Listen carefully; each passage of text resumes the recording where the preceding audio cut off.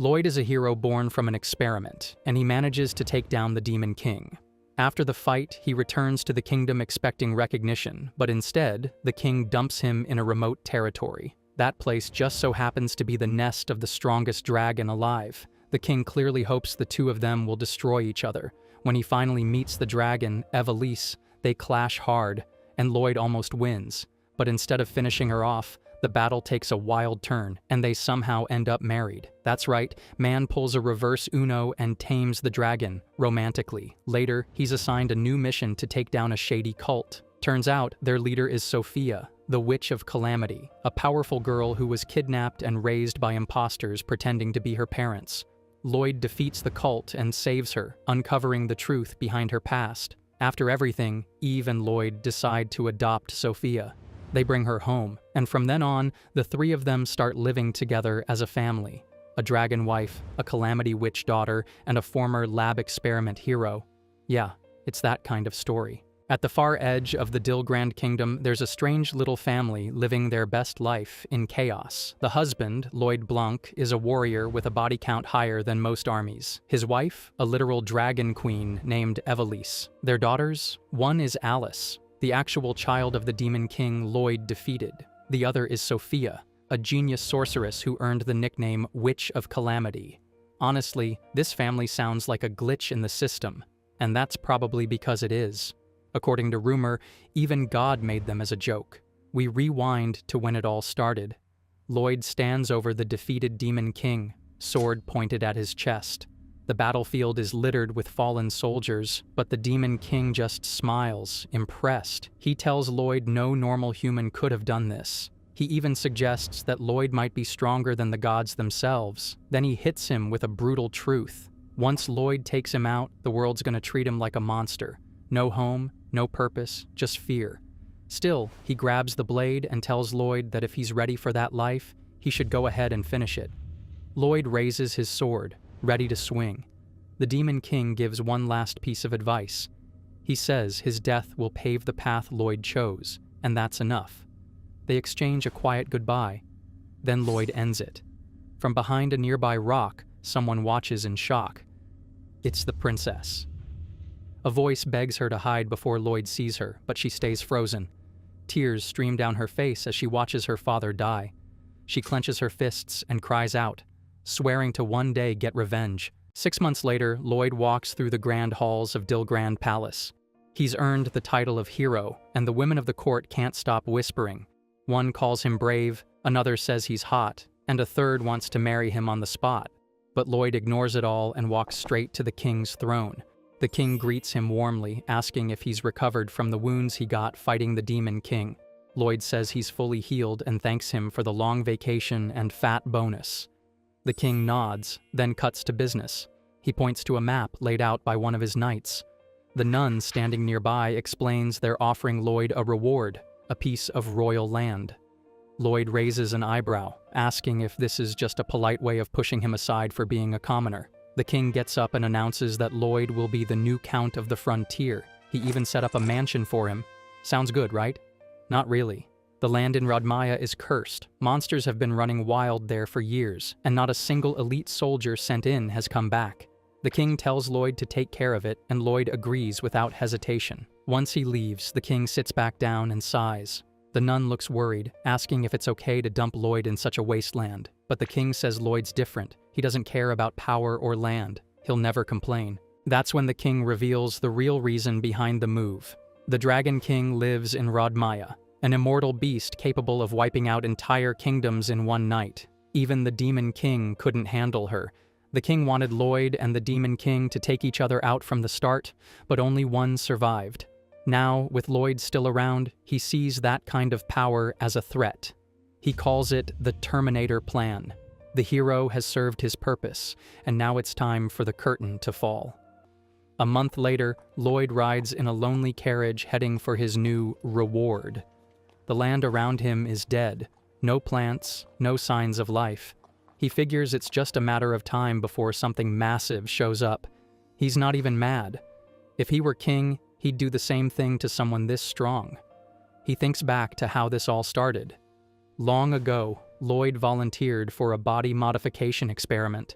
His parents had passed away early, and no one ever treated him like he mattered.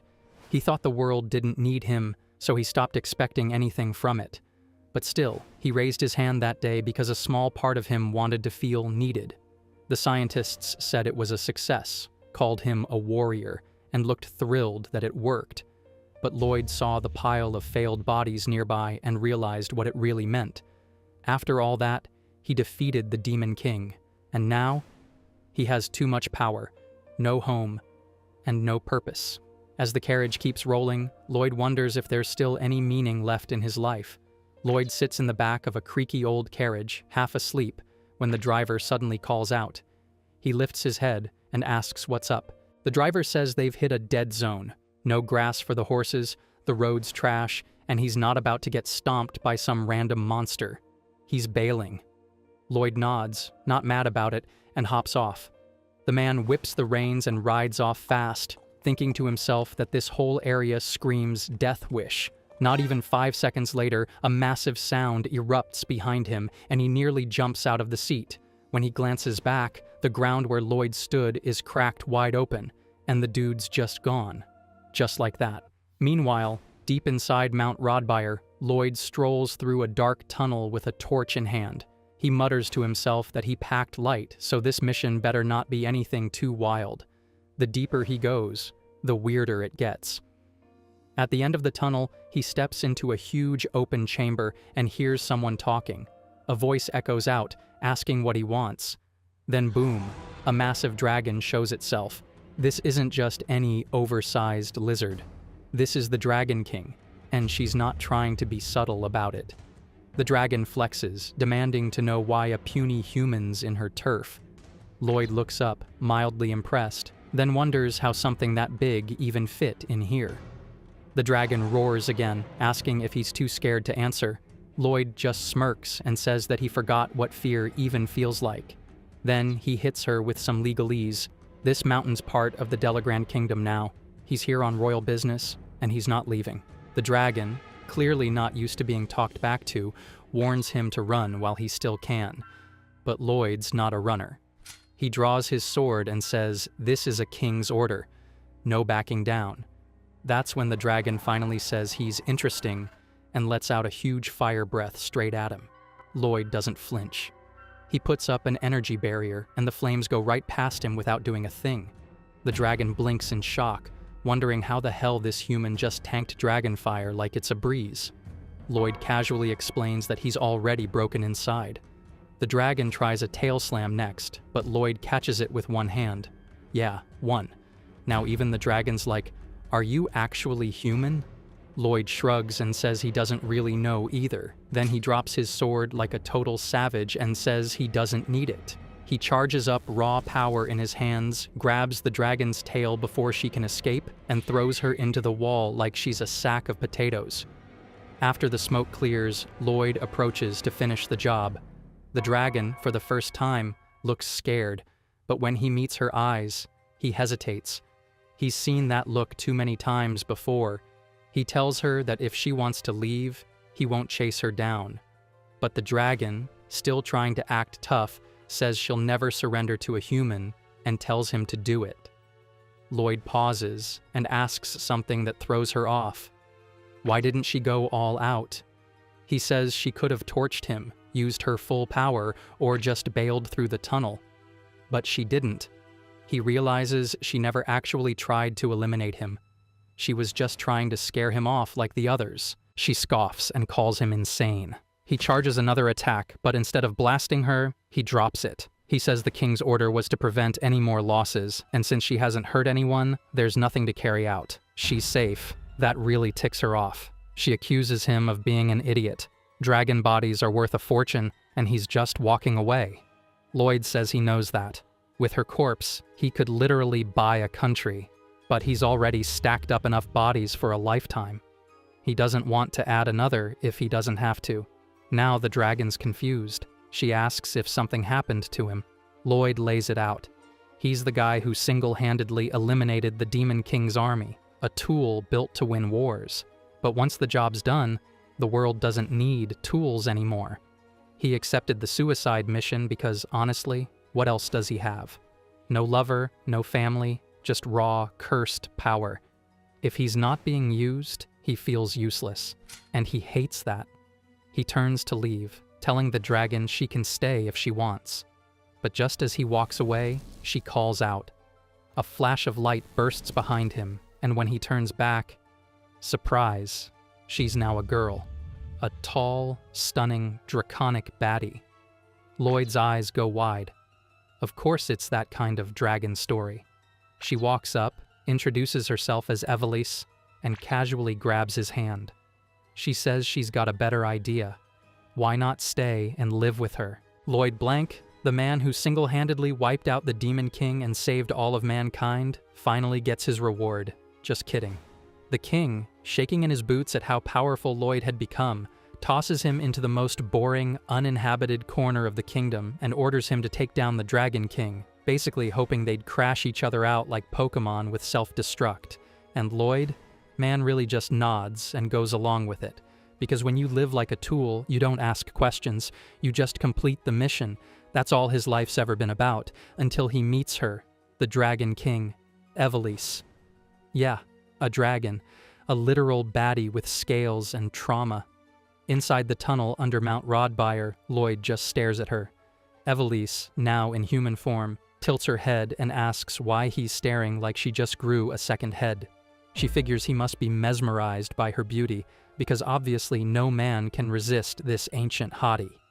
Lloyd, unfazed as ever, just points out that he now understands how she got through the tunnel. She must have shapeshifted to fit. Romantic, right? Evelise tries again, asking if he really feels nothing. Like, zero emotions. Lloyd thinks for a moment, then goes, maybe. Evelise snaps, calls him a liar, and accuses him of being too intimidated by her beauty to admit it. Girls trying to drop hints, and this man is out here speed-running emotional detachment. When Lloyd asks what she even meant by living together, Evelise pauses, blushing. She reminds him that he said he didn't have a family. Repeating that now makes her all embarrassed. He gently tells her she doesn't have to say it again if it's uncomfortable, and he won't pressure her. That just makes her tug on his cape, telling him to wait. She will say it. But Lloyd keeps walking like this isn't a major life decision. Evelise finally blurts it out. She wants to be his mate. Yeah, she said it. Lloyd, the world's most overqualified doormat, shrugs and says, "No problem." Evelise's jaw drops. Man didn't even blink. She double-checks if he knows what mate means, and Lloyd, probably pulling from the medieval version of Wikipedia, says it means husband and wife. Evelise explains that in ancient dragon law, they either swear lifelong loyalty or marry the one who saves them. Lloyd just nods and says, "A request is a request. If this is what you want, then that's the path I'll follow." She tries to stop him again, wanting to explain her story before he signs up for this dragon marriage. Long ago, dragons lived peacefully in these lands. One day, Evelise saved a random passed-out human out of pure kindness. He wasn't afraid of her. In fact, he offered friendship. That friendship turned into political alliances. The humans gained wealth and peace thanks to the dragons guarding trade routes. One day, the humans sent a gift. Precious minerals the dragons loved. They ate them. They passed out. And when Evelise woke up, her entire kin was wiped out. Poisoned. Betrayed. In a rage, she flew to the humans' land. Their betrayal wasn't just war, it was theft. They wanted dragon bodies and dragon land. She remembers seeing baby dragons get eliminated. The next thing she knows, everything's on fire, and she can't even remember what she did. That day, she questioned if even the civilians were part of the betrayal, but deep down, she knew the kids weren't to blame. Still, her power went wild. She burned it all. Ever since, the world calls her a monster, the cruel Dragon King. Her punishment? Exiling herself in a cave for centuries. Now she's tired. She doesn't want to keep punishing herself. Lloyd, someone who's also feared, also alone, also numb to everything, feels familiar. So she asks, if he's not going to eliminate her, will he live with her instead? Lloyd agrees, like she just asked him to hold her shopping bags. Evelise stares at him like, "Did you even listen to my trauma dump?" And Lloyd just repeats his philosophy. He completes what's requested of him. If she wants this, he'll give his life to fulfill it. He calls her his wife, takes her hand, and keeps walking. Evelise blushes hard. He asks if her personality has changed or something, because she's way more dramatic in human form than she was in dragon mode. She confesses she was just trying to scare him away back then. It's been hundreds of years since she's interacted with anyone. Lloyd simply apologizes and tells her that those lonely days are over. They're heading home now. Suddenly, Lloyd picks her up like she weighs nothing and sprints through the tunnel. Evelise yells in shock as he jumps clean over a mountain like it's a stepping stone. When they land, they're standing in front of a massive mansion. Lloyd says this is their new home and suggests they pick out a room. Evelise, now going full honeymoon mode, tells him to call her Eve and asks why he's so emotionally flat. She grabs his face and tells him to act like a real husband and make her smile. Lloyd, confused but cooperative, nods. That night, while he's getting ready for bed, he can't believe he actually has a family now. For someone who once believed his only value was being a tool, this hits different. Still, he wonders if someone like him, who failed to protect someone in the past, deserves this happiness. Then comes a knock on the door. Eve stands there, shy, in her undergarments, asking if they can sleep together tonight. Eve stands in the doorway wearing nothing but her undergarments, cheeks flushed, and softly asks if they can sleep together. Lloyd, as unbothered as always, just agrees. She slides onto the bed next to him and mumbles for him to be gentle, clearly expecting something else. Cut to the next morning. Lloyd is out at the well, rinsing his face like it's just another Tuesday. Meanwhile, someone's been out here playing whack-a-mole with the ground. Still drying off, Lloyd walks up and asks what the noise is about, and that's when she loses it. She yells about how they shared a bed and he didn't make a move. Apparently, just sleeping beside her in silence is the ultimate insult. Lloyd scratches his head, confused, and says he slept great and the bed didn't even feel tight. She immediately flips out, saying she wasn't talking about the mattress. It turns into a full one-sided fight with her throwing punches that bounce off him like raindrops. When he finally grabs her hands and apologizes, he still has no clue what she's mad about. That's when she blurts out that they're supposed to be doing what married couples do.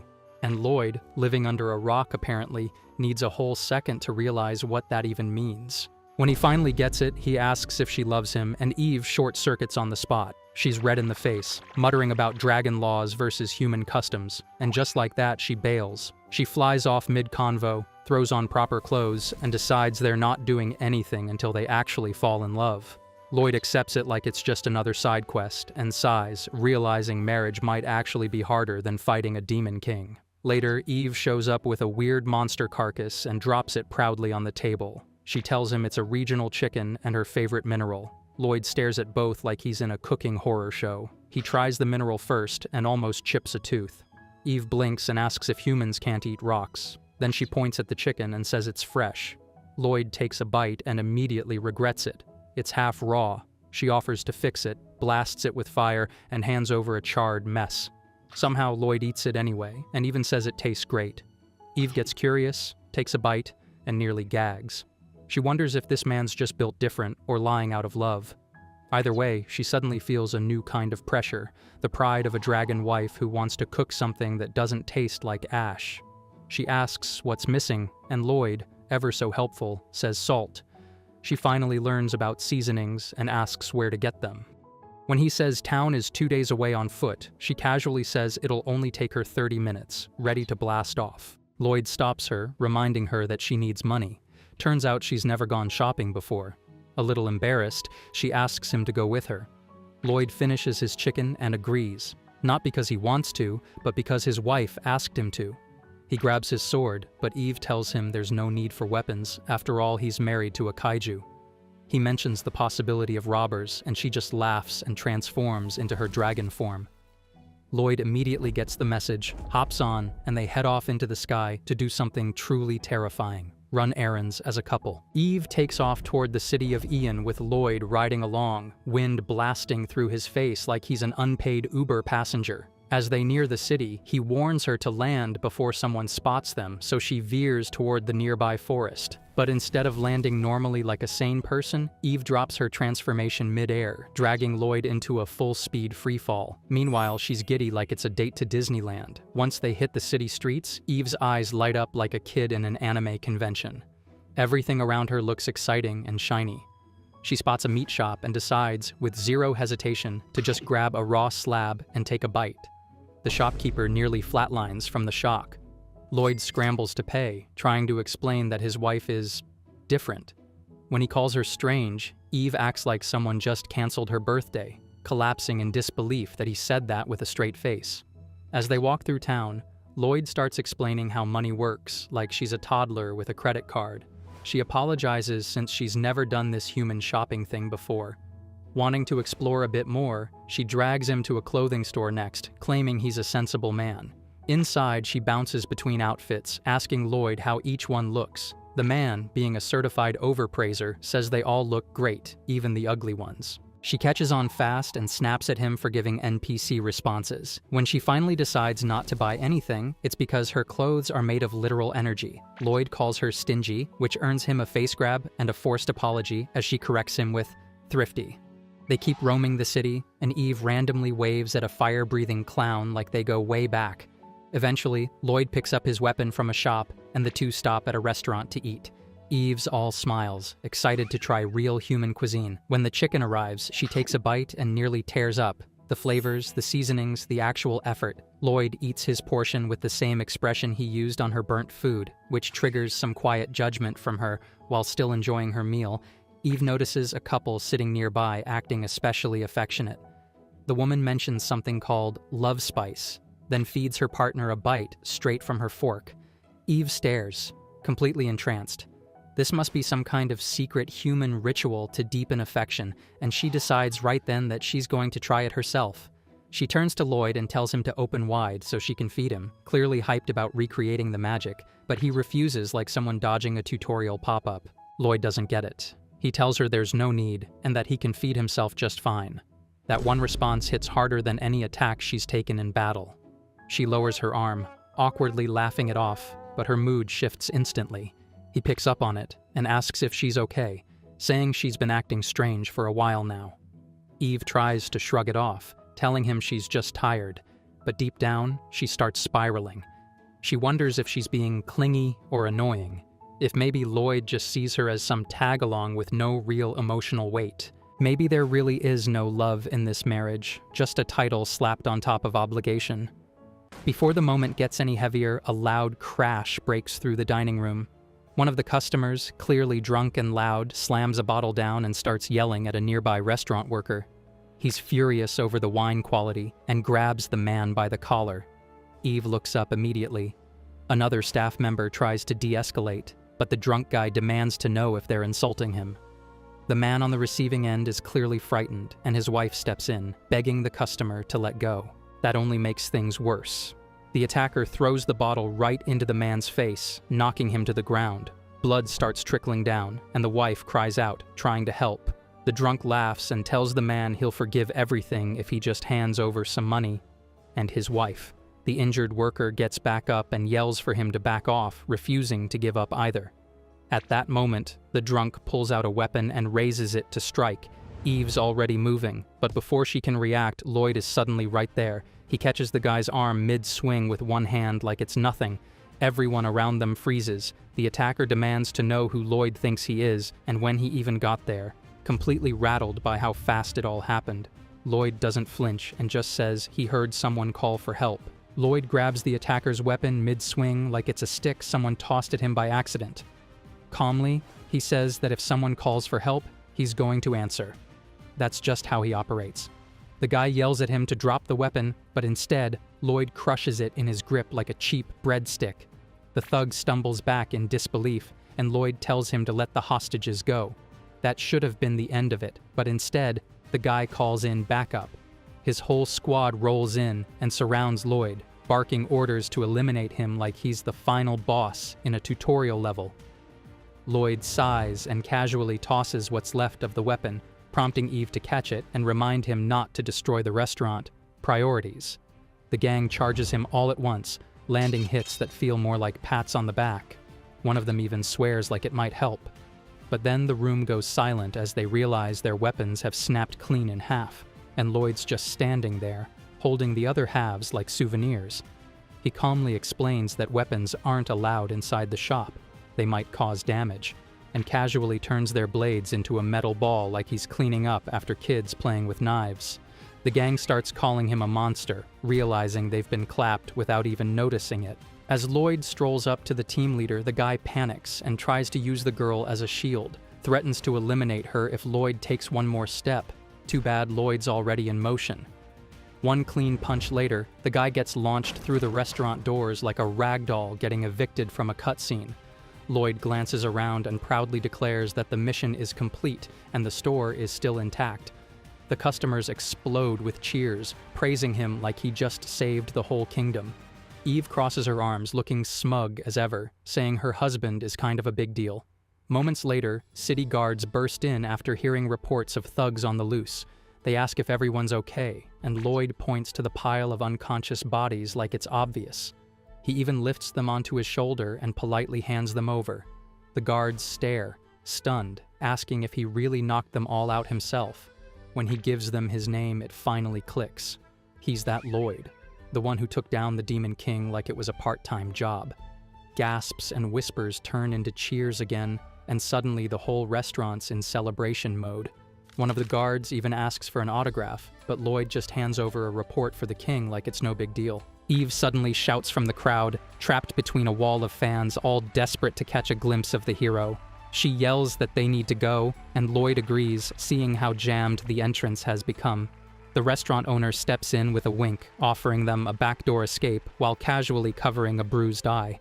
Outside, the owner and his wife thank them for the help. Eve checks if they're okay, and the man says it's nothing he can't handle. Lloyd, ever blunt, tells him not to push himself if he can't fight.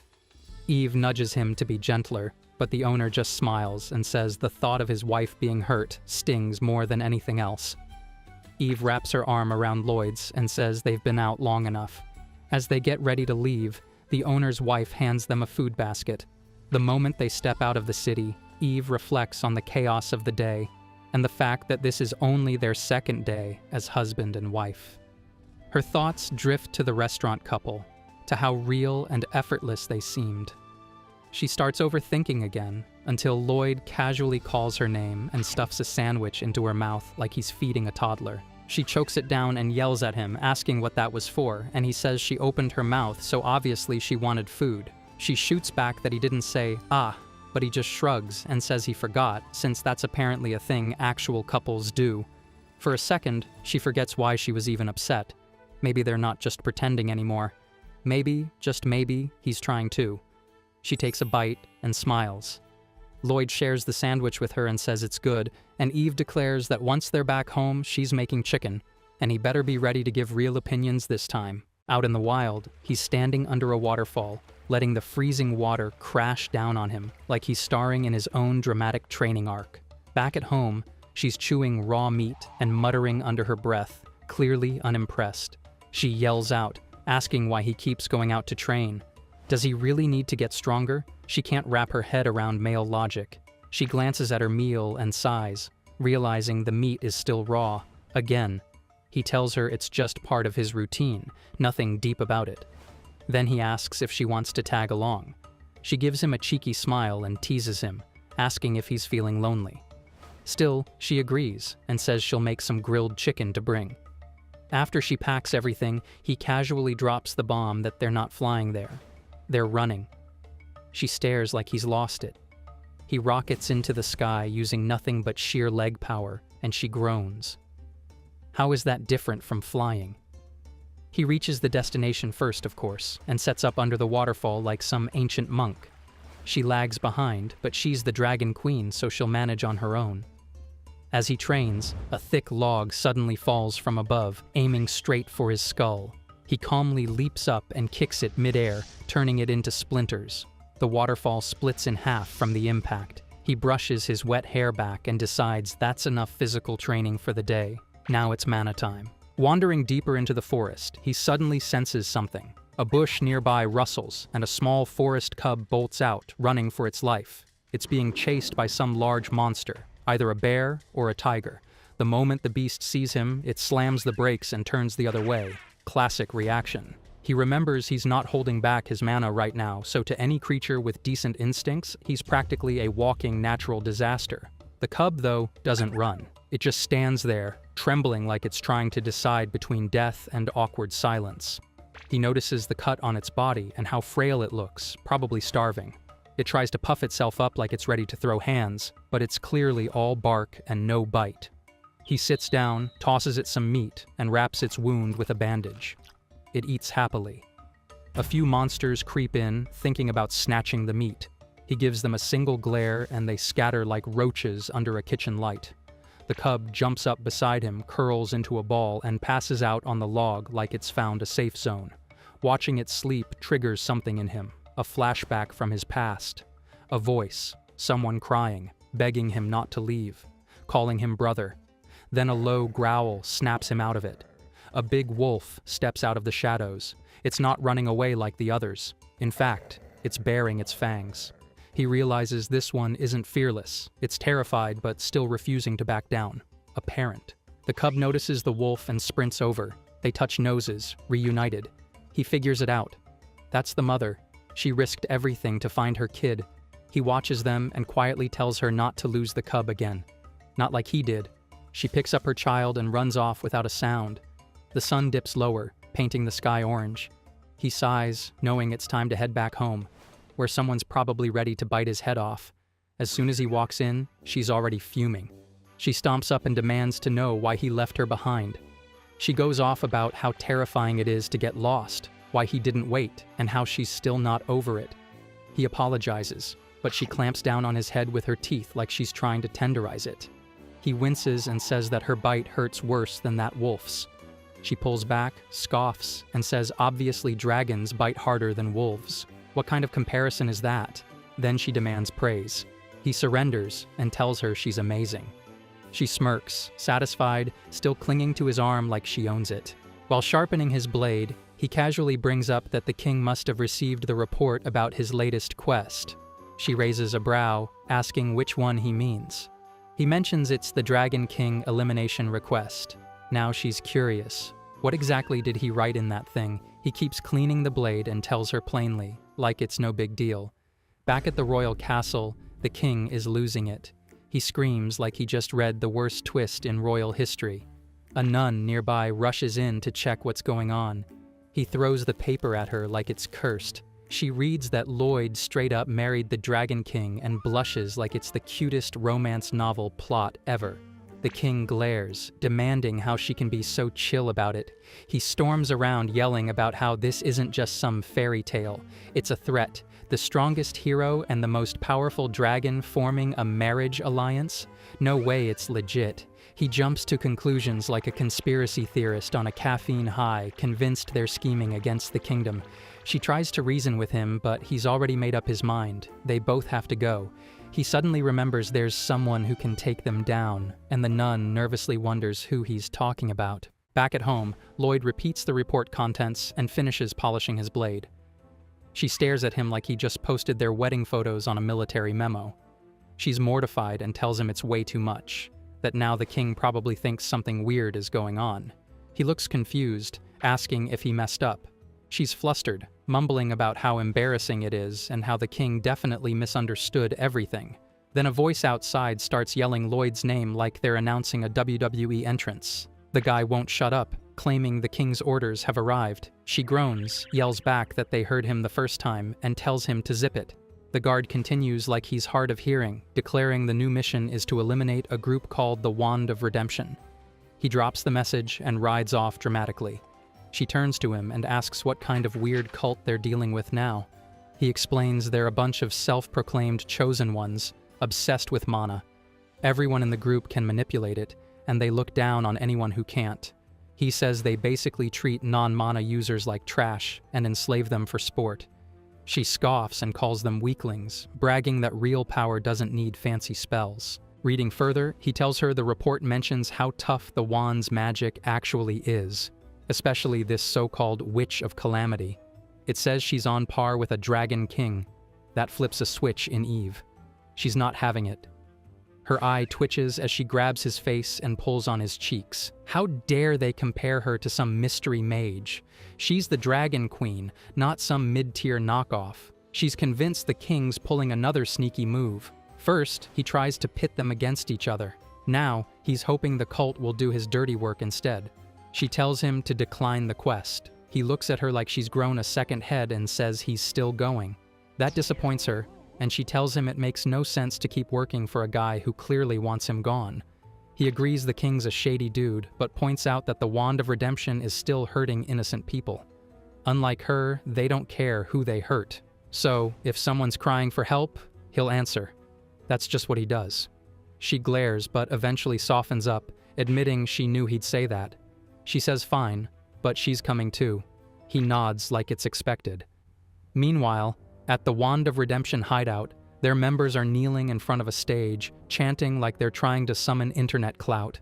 Behind the curtain, a mysterious voice speaks, calling herself the Witch of Calamity, Sophia. She steps out and refers to two people as her mama and papa, while her cult eats it up and starts chanting about mana like they've been brainwashed on a budget. Up in the sky, he's riding on her back like it's the world's most powerful Uber. He says it's time, and she dives toward the enemy hideout. Suddenly, she senses something strange in the air and asks if that's really where the cult's based. He confirms it, but she's skeptical. Something about it feels off, and she warns that barging in might be a bad idea. Flying high above the enemy hideout, he rides on her back as they approach the suspicious-looking building below. He suggests heading in, but she hesitates and says charging in might not be the smartest move. He insists they don't have a choice, so she decides to go full send. She powers up her attack, claiming the mana barrier around it will be nothing against her strength. She launches straight at it like a heat-seeking missile, but instead of blowing it to bits, she just smacks into it like a confused bird hitting a window. Turns out, that mana barrier is way tougher than expected. He reminds her that he's said to go in, not cannonball into it like a dragon-shaped wrecking ball. Before they can rethink the plan, the building activates its defenses and starts shooting at them. She's baffled and asks if that's magic. He tells her it's a set of magic weapons, powered by absurd amounts of mana. She scoffs, saying humans have way too much time on their hands if they're out here building mana guns. He tells her to give him her foot. She tries, but ends up getting hit by one of the blasts mid-pose. Still, she holds position while he jumps off her foot and launches straight toward the building. He crashes through the barrier like it's made of glass and demolishes the weapon firing at them. As more magic weapons get into position, she drops into human form and nukes them with fire, wiping them out in one go. She locks eyes with him, clearly annoyed, then falls over on top of him like she's just gotten off a roller coaster. She complains that he should have warned her before pulling stunts like that. Now she's dizzy and mad. He awkwardly apologizes, says the path's clear, and tells her it's time to head inside. Inside the hideout, a few confused cultists freak out. They shout about intruders and say the weapons are down, then scramble to alert the founder and that so-called Witch of Calamity. He hears them yelling and asks her if that was the equal to Dragon King class mage from the report. She twitches and asks him to repeat that. That question alone has her on the verge of committing magical homicide. Just then, a group of mages appears and starts talking big, flexing their research like they're proud of it. They summon a golem, claiming it's going to deal with the intruders once and for all. She doesn't waste time. As soon as the golem shows up, she shifts part of her body into dragon form and turns it into scrap metal with one magic blast. The mages are visibly shaken, while he's quietly impressed by her shape-shifting magic. She side-eyes him, asking if he's actually praising her or just being sarcastic. Meanwhile, the cultists panic and shout for more golems and backup soldiers like it's gonna matter. She's done playing. She tells him to keep going, and that she'll handle everything back here. He leaves her to it, watching as she nukes every golem like she's taking out the trash. He's not sure what just happened, but decides to follow the path deeper inside. As he runs through the halls, he remembers the mages who mentioned reporting to the founder and tries to trace their steps. Turning a corner, a weapon flies straight at him. He narrowly dodges it, and from the shadows, a man laughs like he's been waiting all day to say his catchphrase. The guy introduces himself as Toma, a swordsman from the Wand of Redemption. He says Lloyd's the one who wrecked the place and challenges him. Lloyd figures this guy must be the founder's bodyguard. He realizes that last attack was a surprise strike and wonders out loud if it's normal for a swordsman to just chuck his blade like that. Tuma grins and tells him the blade's not exactly gone. A strange aura wraps around the sword, and suddenly its shadow splits off and lunges at Lloyd from behind. He tries to move, but the shadow pierces him in the chest. Tuma smirks, claiming the sword's about to erase him like he's just another side character in the wrong dungeon. Tuma keeps swinging that magic sword like he's in a tournament arc, launching attacks with every swing. The sword zips back to his hand like a boomerang, and he proudly calls it 1000, the same blade that supposedly took Lloyd out. That doesn't really land, because Lloyd yanks part of the blade out of his chest like it's no big deal. He quickly figures out it's a mana weapon that can split into pieces, powered by pure energy. Tuma assumes Lloyd must be some kind of elite mana user to have made it this far. He starts ranting about the teachings of the Wand of Redemption, tossing around his usual superiority complex. Apparently mana is divine, the chosen are blessed, and everyone else is basically garbage. Then he pulls off his half mask, revealing a massive mark on his face. Lloyd immediately clocks it as mana poisoning, but Tuma insists it's a sacred badge from the gods or something. Sure, buddy, he keeps preaching about how mana can do anything: heal, destroy, cook breakfast, cure heartbreak. According to him, the world would be better if mana users just ruled over everyone. He says the weak rejected their sacred marks, and that now they deserve to be conquered. After what feels like a whole TED Talk, he offers Lloyd a choice: join them or get erased. Lloyd, clearly unimpressed, asks if he's done talking yet.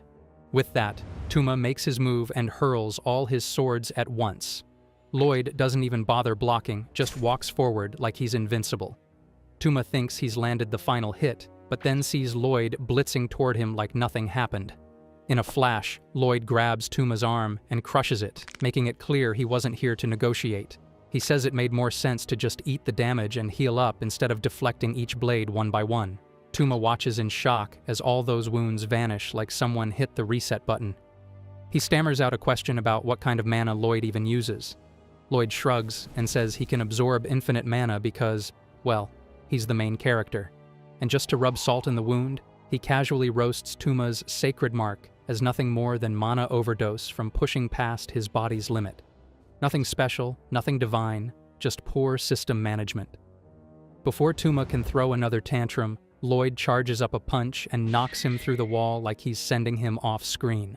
The blow shakes the next room, where the two cult founders, Mama and Papa from earlier, jump to their feet in shock. The mages start panicking when they realize even Tuma lost, and in the middle of their meltdown, a young girl stands calmly behind them. Lloyd walks through the hole in the wall like he just opened a shortcut and asks if this is where the founders and the so-called witch are hiding. His eyes land on the kid in the back, surrounded by a thick aura of mana. She steps forward with a sweet smile, introduces herself as Sophia, and confirms that, yep, she's the Witch of Calamity. Sophia calmly introduces herself as the Witch of Calamity, which makes Lloyd pause for a second. He's heard rumors that she's on par with the Dragon King, meaning she's no joke when it comes to magic. She smiles and asks what she should call him, and he replies with his name, adding that people usually just call him the hero. Everyone around them suddenly freaks out once they realize who he is, the guy who defeated the Demon King. Sophia politely bows and says it's a pleasure to meet him, and Lloyd returns the greeting. One of the cultists asks what the hero is doing there, so Lloyd pulls out the official mission scroll and shows them. He explains that it's from the King of Dilgrand, and lists the Wand of Redemption's crimes: terrorism, kidnapping, and more. The order is clear. He's there to eliminate the cult. But he calmly tells them that if they surrender now, he won't have to go that far. Sophia blinks in confusion and quietly asks her mama and papa what terrorism and kidnapping even mean. She says those words sound scary and wonders if Lloyd is a scary person. Her papa, trying to hold it together, mutters that as long as they have her, even the hero won't stand a chance. Her mama clings to her and tells her that Lloyd's just a bad guy who's bullying them. Sophia nods like she believes them and softly asks Lloyd not to bully anyone. Lloyd, sticking to his mission, tells her he can't do that because this is a royal order. That's all her papa needs to hear. He calls Lloyd an enemy and tells Sophia to protect them. She hesitates but agrees, lifting her hand as her parents bolt away from her. A massive sphere of thunder magic forms above her head, and even Lloyd admits that her power's no joke. Her title isn't for show. Still, he doesn't flinch. He just stands there, and Sophia, totally confused, asks why he isn't running like everyone else does. Lloyd says that he can't just walk away from this. Sophia stacks more magic on top: fire, water, wind, and earth, forming a full spell stack above her. But Lloyd still doesn't move. Her parents crouch in fear behind her, but she keeps watching Lloyd. When she asks, "How about now?" he just shrugs and says he still has a job to do.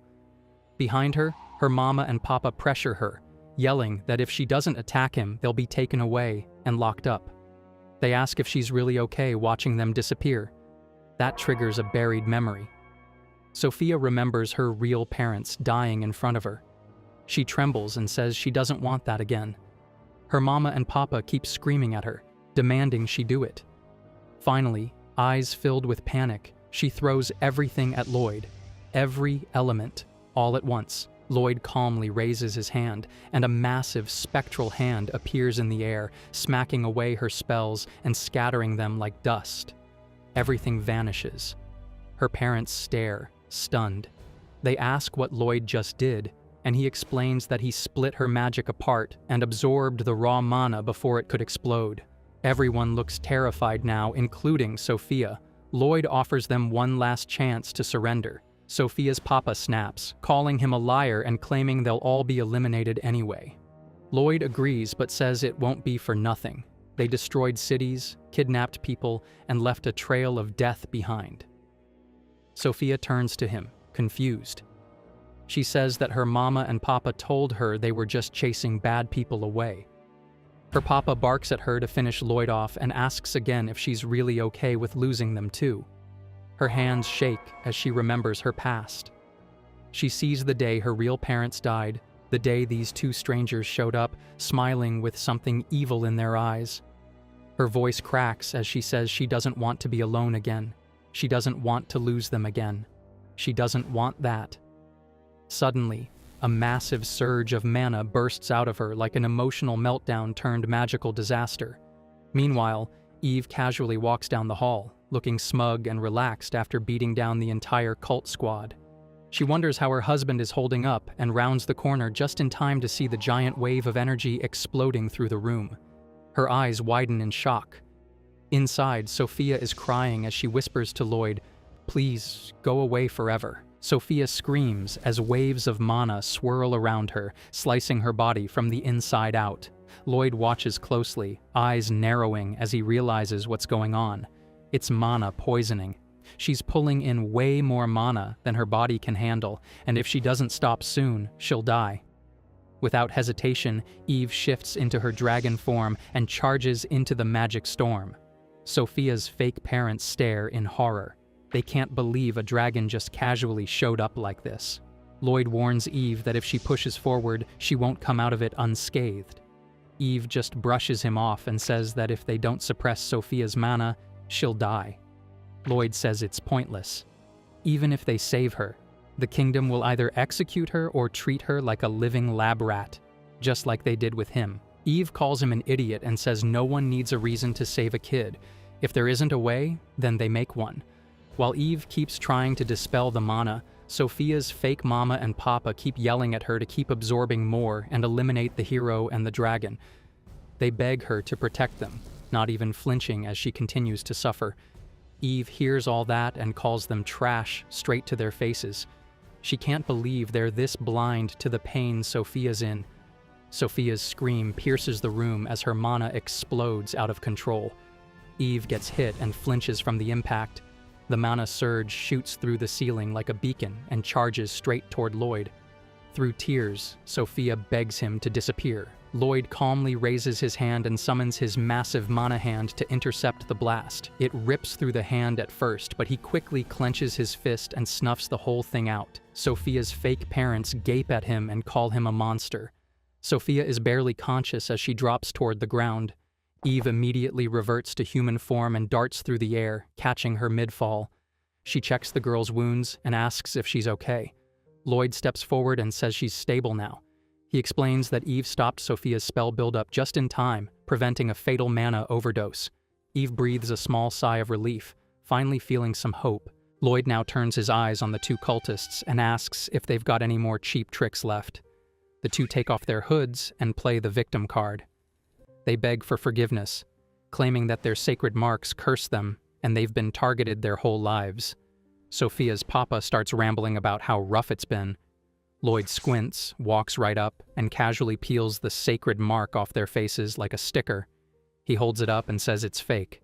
Everyone freezes. Lloyd calls them out for faking sacred marks, fooling their followers, and worst of all, manipulating Sophia. He says they hid their crimes, played the pity card, and used a little girl to cover their own asses. Sophia hears it all, her eyes wide. Eve scowls, her rage bubbling. Sophia tries calling out to her parents, but they just shout back, ordering her to get up and finish the job. Eve is done with them. She yells at them, saying Sophia will die if she uses any more magic. But Sophia still tries. Eve begs her to stop, and Lloyd grabs her hands to stop the casting. As he holds her trembling fingers, he looks down at her and thinks about what Eve said earlier, how if there's no path, then make one. He sees himself in her. Just another tool someone's ready to throw away. After a long pause, Lloyd says it. Sophia will be their daughter from now on. Everyone in the room stops breathing. Eve looks stunned. The cultists look offended. Sophia just looks confused. Lloyd stares at her fake parents and tells them that unless they want to be eliminated on the spot, they better shut up. They both exchange a glance, then suddenly start smiling. Her mama shrugs and says, "Sure, go ahead, take the girl." Her papa adds that she wasn't even their real daughter to begin with. They say they heard about a girl with magic talent, murdered her actual parents, and kidnapped her. Now they're done with her. Sophia can barely speak. Her whole body shakes. Eve isn't having it. She starts trembling with rage as the couple grins like they've won something. They smugly ask if they can go now, since they've traded Sophia. That's when Eve finally snaps. She slams both of them with a blast of power and calls them trash. They scream and accuse her of tricking them. She calls them out for talking with their dumb mouths and tells them to shut up permanently. She rushes back to Sophia and kneels beside her. The girl has passed out from the pain, stress, and emotional collapse. Eve strokes her hair gently and says it must have been so painful. She turns to Lloyd and asks what now. There's no way the kingdom will let her live, right? They'll either execute her or use her. Lloyd calmly says he's already figured that part out. He walks across the room, finds a strange device tucked in the corner, and just punches it as hard as he can. The whole thing shatters into pieces. Eve blinks and asks what that was. Lloyd casually explains that if they wreck the entire system tracking her, then no one will know she survived. Eve looks at him for a second, then says he's an idiot, but a useful one. As the whole floating island begins to shake and crumble, they brace for the crash. Sophia tosses around in bed, stuck in a nightmare loop of everything she just went through. She hears those awful words again, how her fake parents told her she wasn't really their daughter, how they wiped out her real family just to take her, how they called her a monster and threw her away like she was nothing. The memory crushes her chest, and tears slide down her cheeks as she jolts awake, confused and scared. She looks around and sees someone curled up beside her on the bed. It's Eve, fast asleep. The door creaks open, and Lloyd strolls in like it's a normal Tuesday, chewing on some very burnt meat. He sees her up and casually drops the news that she had mana poisoning, but now she's all good. When Sophia asks where they are, he just says this is their home now, plain and simple. Eve stirs and wakes up, immediately tearing up and throwing her arms around her. She asks if it still hurts, if she's okay. Sophia blushes from the sudden affection, softly saying she's fine, while Lloyd stays in the background gnawing on whatever that charred mess is. Sophia's stomach rumbles loud enough to break the tension, and Eve immediately jumps up, saying she's been asleep all day and must be starving. She rushes to make something and returns with a sandwich that looks like it's been through war. She nervously serves it at the table, apologizing for how it looks, but promising the taste is decent. Lloyd, ever the culinary critic, mutters that she actually used the one piece of meat that turned out okay, and she hisses at him to shut it. Sophia takes a bite, and despite its appearance, she smiles. Eve asks if she's just saying that to be polite, but Sophia shakes her head and says it's delicious. After all, her fake parents only ever gave her cold leftovers. This one's warm. This one's made for her. That one comment turns Eve into a waterfall again, telling her to eat as much as she wants. Lloyd, on the other hand, is in the corner chewing on a meat bone like it's a snack. Sophia finishes her food, thanks Eve sincerely, and gets pulled into another hug with tears still on Eve's face. Then Lloyd, in his usual timing, drops a bomb. He casually says he handed Sophia's fake parents over to the kingdom and they're gonna be executed soon. Eve looks at him like he just pulled a punchline out of nowhere. Sophia, on the other hand, remembers how her real parents were murdered, and her eyes fill again. She says that all of it happened just so they could steal her, and Eve pinches Lloyd's face like she's holding back from throwing the whole man out the window. Sophia hesitates, then asks the question quietly, if Lloyd and Eve are going to be her new parents. Lloyd doesn't flinch and says they will if she's okay with it. But the trauma runs deep, so she asks why they'd do that. What if they just want her magic too? Girl, one's a dragon and the other's a walking cheat code. Your magic here is nothing but party tricks here. That's when Eve gently takes her hand and shuts that thought down fast. She tells her it's not about using anyone, it's about protecting kids until they're strong enough to stand on their own. No child should be treated like a tool, ever. Lloyd, being Lloyd, says he's only doing this because Eve asked him to. She instantly smacks him upside the head and calls him an idiot, demanding he give an actual reason. He pauses, thinks, then says it's because when Sophia risked her life back then, she reminded him of himself. He didn't want to let her end up like he did. That confession catches Eve off guard, and she blushes a little. Sophia, still unsure, says they'll just end up getting attacked because of her. But little does she know, she's living under the roof of a cheat code couple. Lloyd, the plot-armored protagonist himself, and Eve, literal dragon royalty, tell her not to stress. They don't just talk tough. They are the strongest couple around. Eve says it with her whole chest, no hesitation. That line makes Sophia finally crack. She starts crying again, overwhelmed by all of it. Eve gently tells her that from today, they're officially her mama and papa. Lloyd flashes back to when he and his sister cried after losing their parents. He walks over, pats Sophia's head, and calls her Cain, just like he did back then. He tells her everything's going to be okay now. He'll protect her. Then, in a rare moment of softness, he hugs her too. Eve stares in shock, asking if he ate something weird. Maybe one of her mystery meals finally broke him emotionally. She starts apologizing for all her past dishes, clearly convinced this hug is food-related. Lloyd brushes it off and just says he felt like this was the right move. Sophia continues crying, her little heart finally cracking open for real. Eve encourages her to cry it all out, and Lloyd says she's allowed to. This is her home now too. No one's going to take that away from her. That night, Sophia lies quietly in her new bed. Earlier, when Eve asked which room she wanted, Lloyd told her to pick whichever one she liked since there were so many empty rooms. Now, looking around at how spacious it is, she hugs her pillow with a huge smile on her face, completely overjoyed. The next morning, Eve catches a chicken and finds an egg, planning to make breakfast for Sophia and Lloyd. As she prepares, she thinks to herself that there's no way she's letting Sophia eat raw meat or burnt food like Lloyd does. She wants to make something decent before the girl wakes up. She heads to another room, calling out to Lloyd and asking if he's awake because she wants him to test her grilled chicken, but when she enters she sees something unexpected. Lloyd is lying on the bed, and right next to him is Sophia. He greets her with a casual, "Good morning," and Eve, wide-eyed, immediately asks what Sophia is doing there. Lloyd shrugs and says she was already there when he woke up. A moment later, Sophia opens her eyes, stretches, and greets them both with a sweet, "Good morning." Eve, still confused, asks again why she's in Lloyd's room. Sophia lowers her head and apologizes, saying the room she got was too big and she didn't want to sleep alone.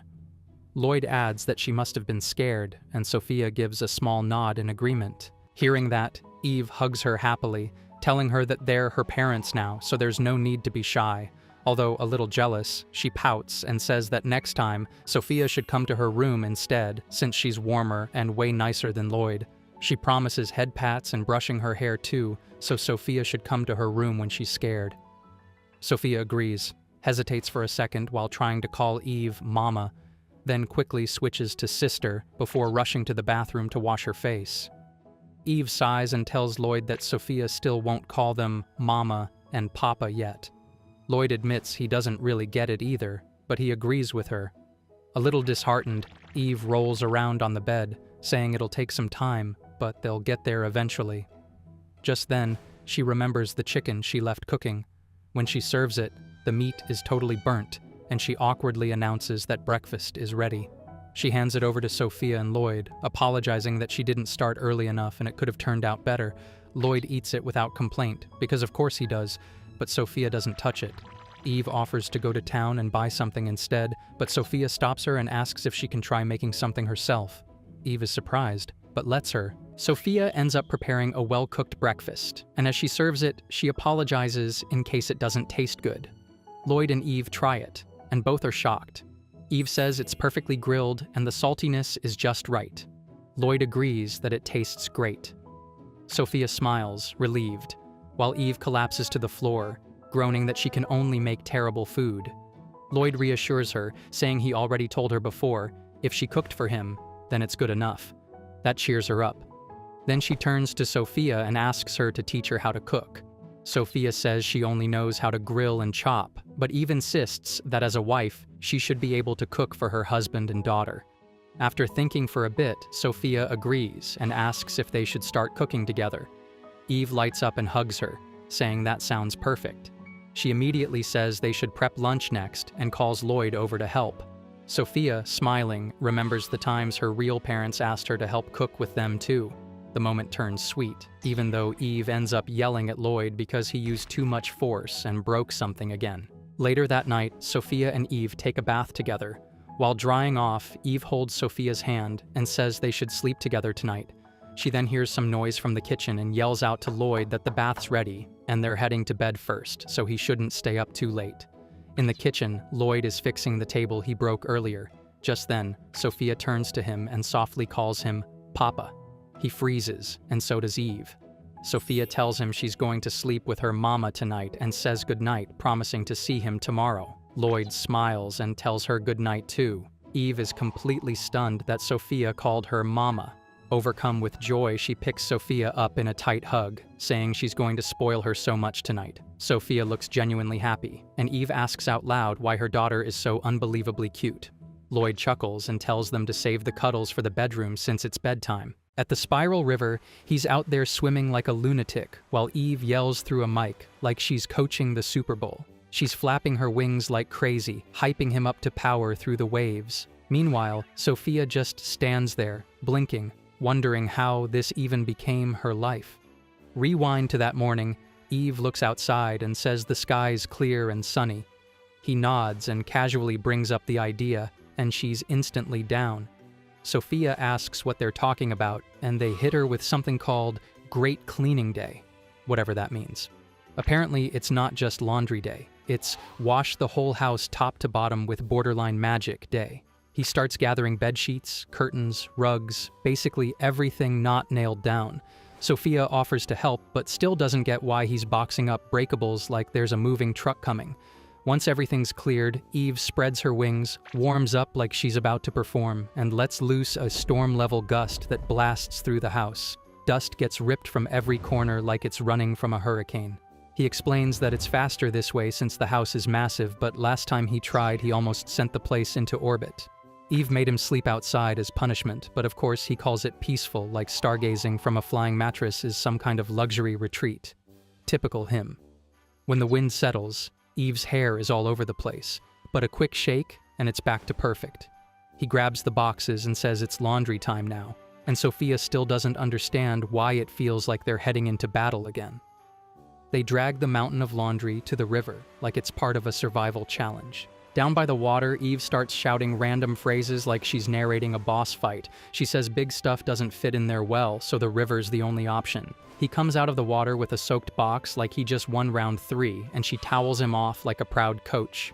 Then they toss everything out to dry and finally get a moment to breathe. Later, Eve and Sophia chill in a hot spring Eve found while flying. She leans back and says it's nice, and Sophia agrees. When asked if he's joining, Eve says he ran off for more exercise, toward the literal horizon. Because why not? At this point, Sophia just accepts that her new dad is built like an anime side quest. As the water warms them up, Eve gets quiet and asks if Sophia's having fun. She hesitates. Eve starts to say something deeper, but backs off and just sighs about wanting an outdoor bath at home. Big enough to swim in, obviously. Of course she wants a full spa. No halfway plans in this house. Later, Eve shifts into her dragon form and carries both of them back through the sky. With clean laundry bundled up, he checks in to see if Sophia's tired. She shakes her head and looks at the stars instead. She says they're beautiful, and he casually says it reminds him of the night Eve kicked him out for overusing wind magic. Not exactly a compliment, but he's unfazed. Sophia, watching the sky, wonders if she ever did something bad. Would Eve be mad like her real parents were? Eve says maybe, but she'd never make her sleep outside. That hits her. She says spending time like this, with both of them, feels like what she wants normal to be, and she actually means it. They both quietly agree. Eve says tomorrow will be even more fun. She even offers to fly Sophia above the clouds. He throws in a warning about the thin air, but seems ready to go. Sophia smiles and says maybe not. Meanwhile, near Ian Town, someone's sprinting through the dirt, clearly running from something. She trips over a rock but pops back up like it's nothing. A figure nearby rushes over and calls her princess, asking if she's okay. She shrugs it off like it's no big deal. After all, she's the daughter of the Demon King, Duke, and her dad, a king among kings. Confidence level, unshaken. Sophia pauses, looking down at her shirt with a confused face. He asks if something's wrong, and Eve checks to see if she's hurt. She shakes her head and says a button is coming loose. Probably got snagged on something. Eve lets out a dramatic breath, thinking it was serious, and immediately volunteers to fix it. According to her, it's just a quick job with needle and thread. 5 minutes later, the shirt looks like it fought a bear and lost. Eve stares down at the scraps she created and just freezes. He raises an eyebrow. Sophia stays silent. The silence is brutal. Finally, Eve bursts into tears and says they should just buy new clothes.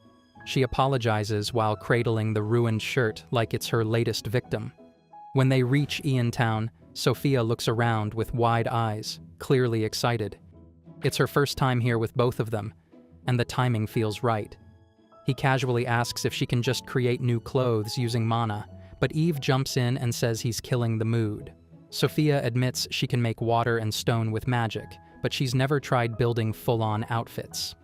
As they grab skewers from a food stand, Eve explains that creating objects from mana isn't easy. The more complex or durable the item, the harder it is to form. She can recreate basic clothes if she's seen them before, but weapons or food, that's a no-go. She even tried to conjure up a meat skewer once, but all she got was a puff of raw mana and disappointment. Apparently, if the creator moves too far away from the creation, it just disappears. Which means there's no way Sophia's walking around in self-destructing fashion. Eve jokes that she could whip up something for him if he wants. He says sure, but in his imagination, the outfit explodes on contact and leaves him standing there in full regret. Safe to say, they skip the magic wardrobe idea. They step into a boutique, and the moment the store clerk sees them, she freezes like she's seeing celebrities. She recognizes them right away. High fashion energy, top-tier model material. Then she spots Sophia and decides they must be a picture-perfect family. In a flash, she's on them, offering help before they even ask. The dressing room turns into a runway show. Sophia comes out in one outfit after another. Eve and the clerk call her adorable, but when she turns to him, he just says, "The size fits." The next outfit gets a "looks easy to move in." And the third one earns a comment about the ornament being detachable, perfect for distracting enemies in battle. She starts to look a little bummed out. The clerk throws in that they've got plenty more to try, and Eve praises her hustle like she's closing a 1,000,000 yen sale. He notices Sophia getting quiet and asks if something's wrong. She says she's just tired. Eve offers to pick out some extras while Sophia takes a break. She asks to step outside, and he goes with her to keep an eye out. The streets are busy today, and it only takes a moment for her to slip into the crowd. Panic kicks in when she realizes he's nowhere in sight. She calls out, turning in every direction until he finally spots her and pulls her back. He holds her hand and tells her to stay close. As long as he's around, she's safe. But if she's wearing anything hard to move in, she needs to stick to him or Eve. That finally gets a small smile out of her. He mentions she's been quiet all day and throws in a joke about cavities and finding a dentist. She says she's fine now. Back at the shop, Eve sees them holding hands and raises a suspicious brow. He explains that the crowd nearly separated them. Then he points at the mountain of bags behind her, asking what's up with that. Turns out Eve couldn't decide on anything, so she bought everything. She hands him the bill and says it's his problem now. She also pouts that it's unfair he got to hold Sophia's hand. Sophia blinks, then grabs Eve's hand too and says they can all hold hands together. That's all it takes. Eve instantly forgives them, smiling like she just won the lottery. That night, they finish eating, bellies full and moods high. Sophia says the food was delicious. He's carrying every single shopping bag like a walking delivery cart. As they get ready to leave, someone runs straight into him out of nowhere. He steadies himself, confused, and says they just bumped into each other. But then the hood falls back. Long ears peek out. Eve and Sophia freeze. He stares at the girl and realizes something immediately. Those ears look exactly like the Demon King's. She's a demon. Sophia's quietly enjoying her first outing when Lloyd, with zero filter, suddenly says the girl who ran into him is a demon. Like, maybe help her up first before dropping lore bombs, my guy. He stares at her ears and thinks back to when he took down the Demon King, which should have ended the whole humans versus demons beef. So what's she doing here in the middle of a human town, acting like it's just another Tuesday?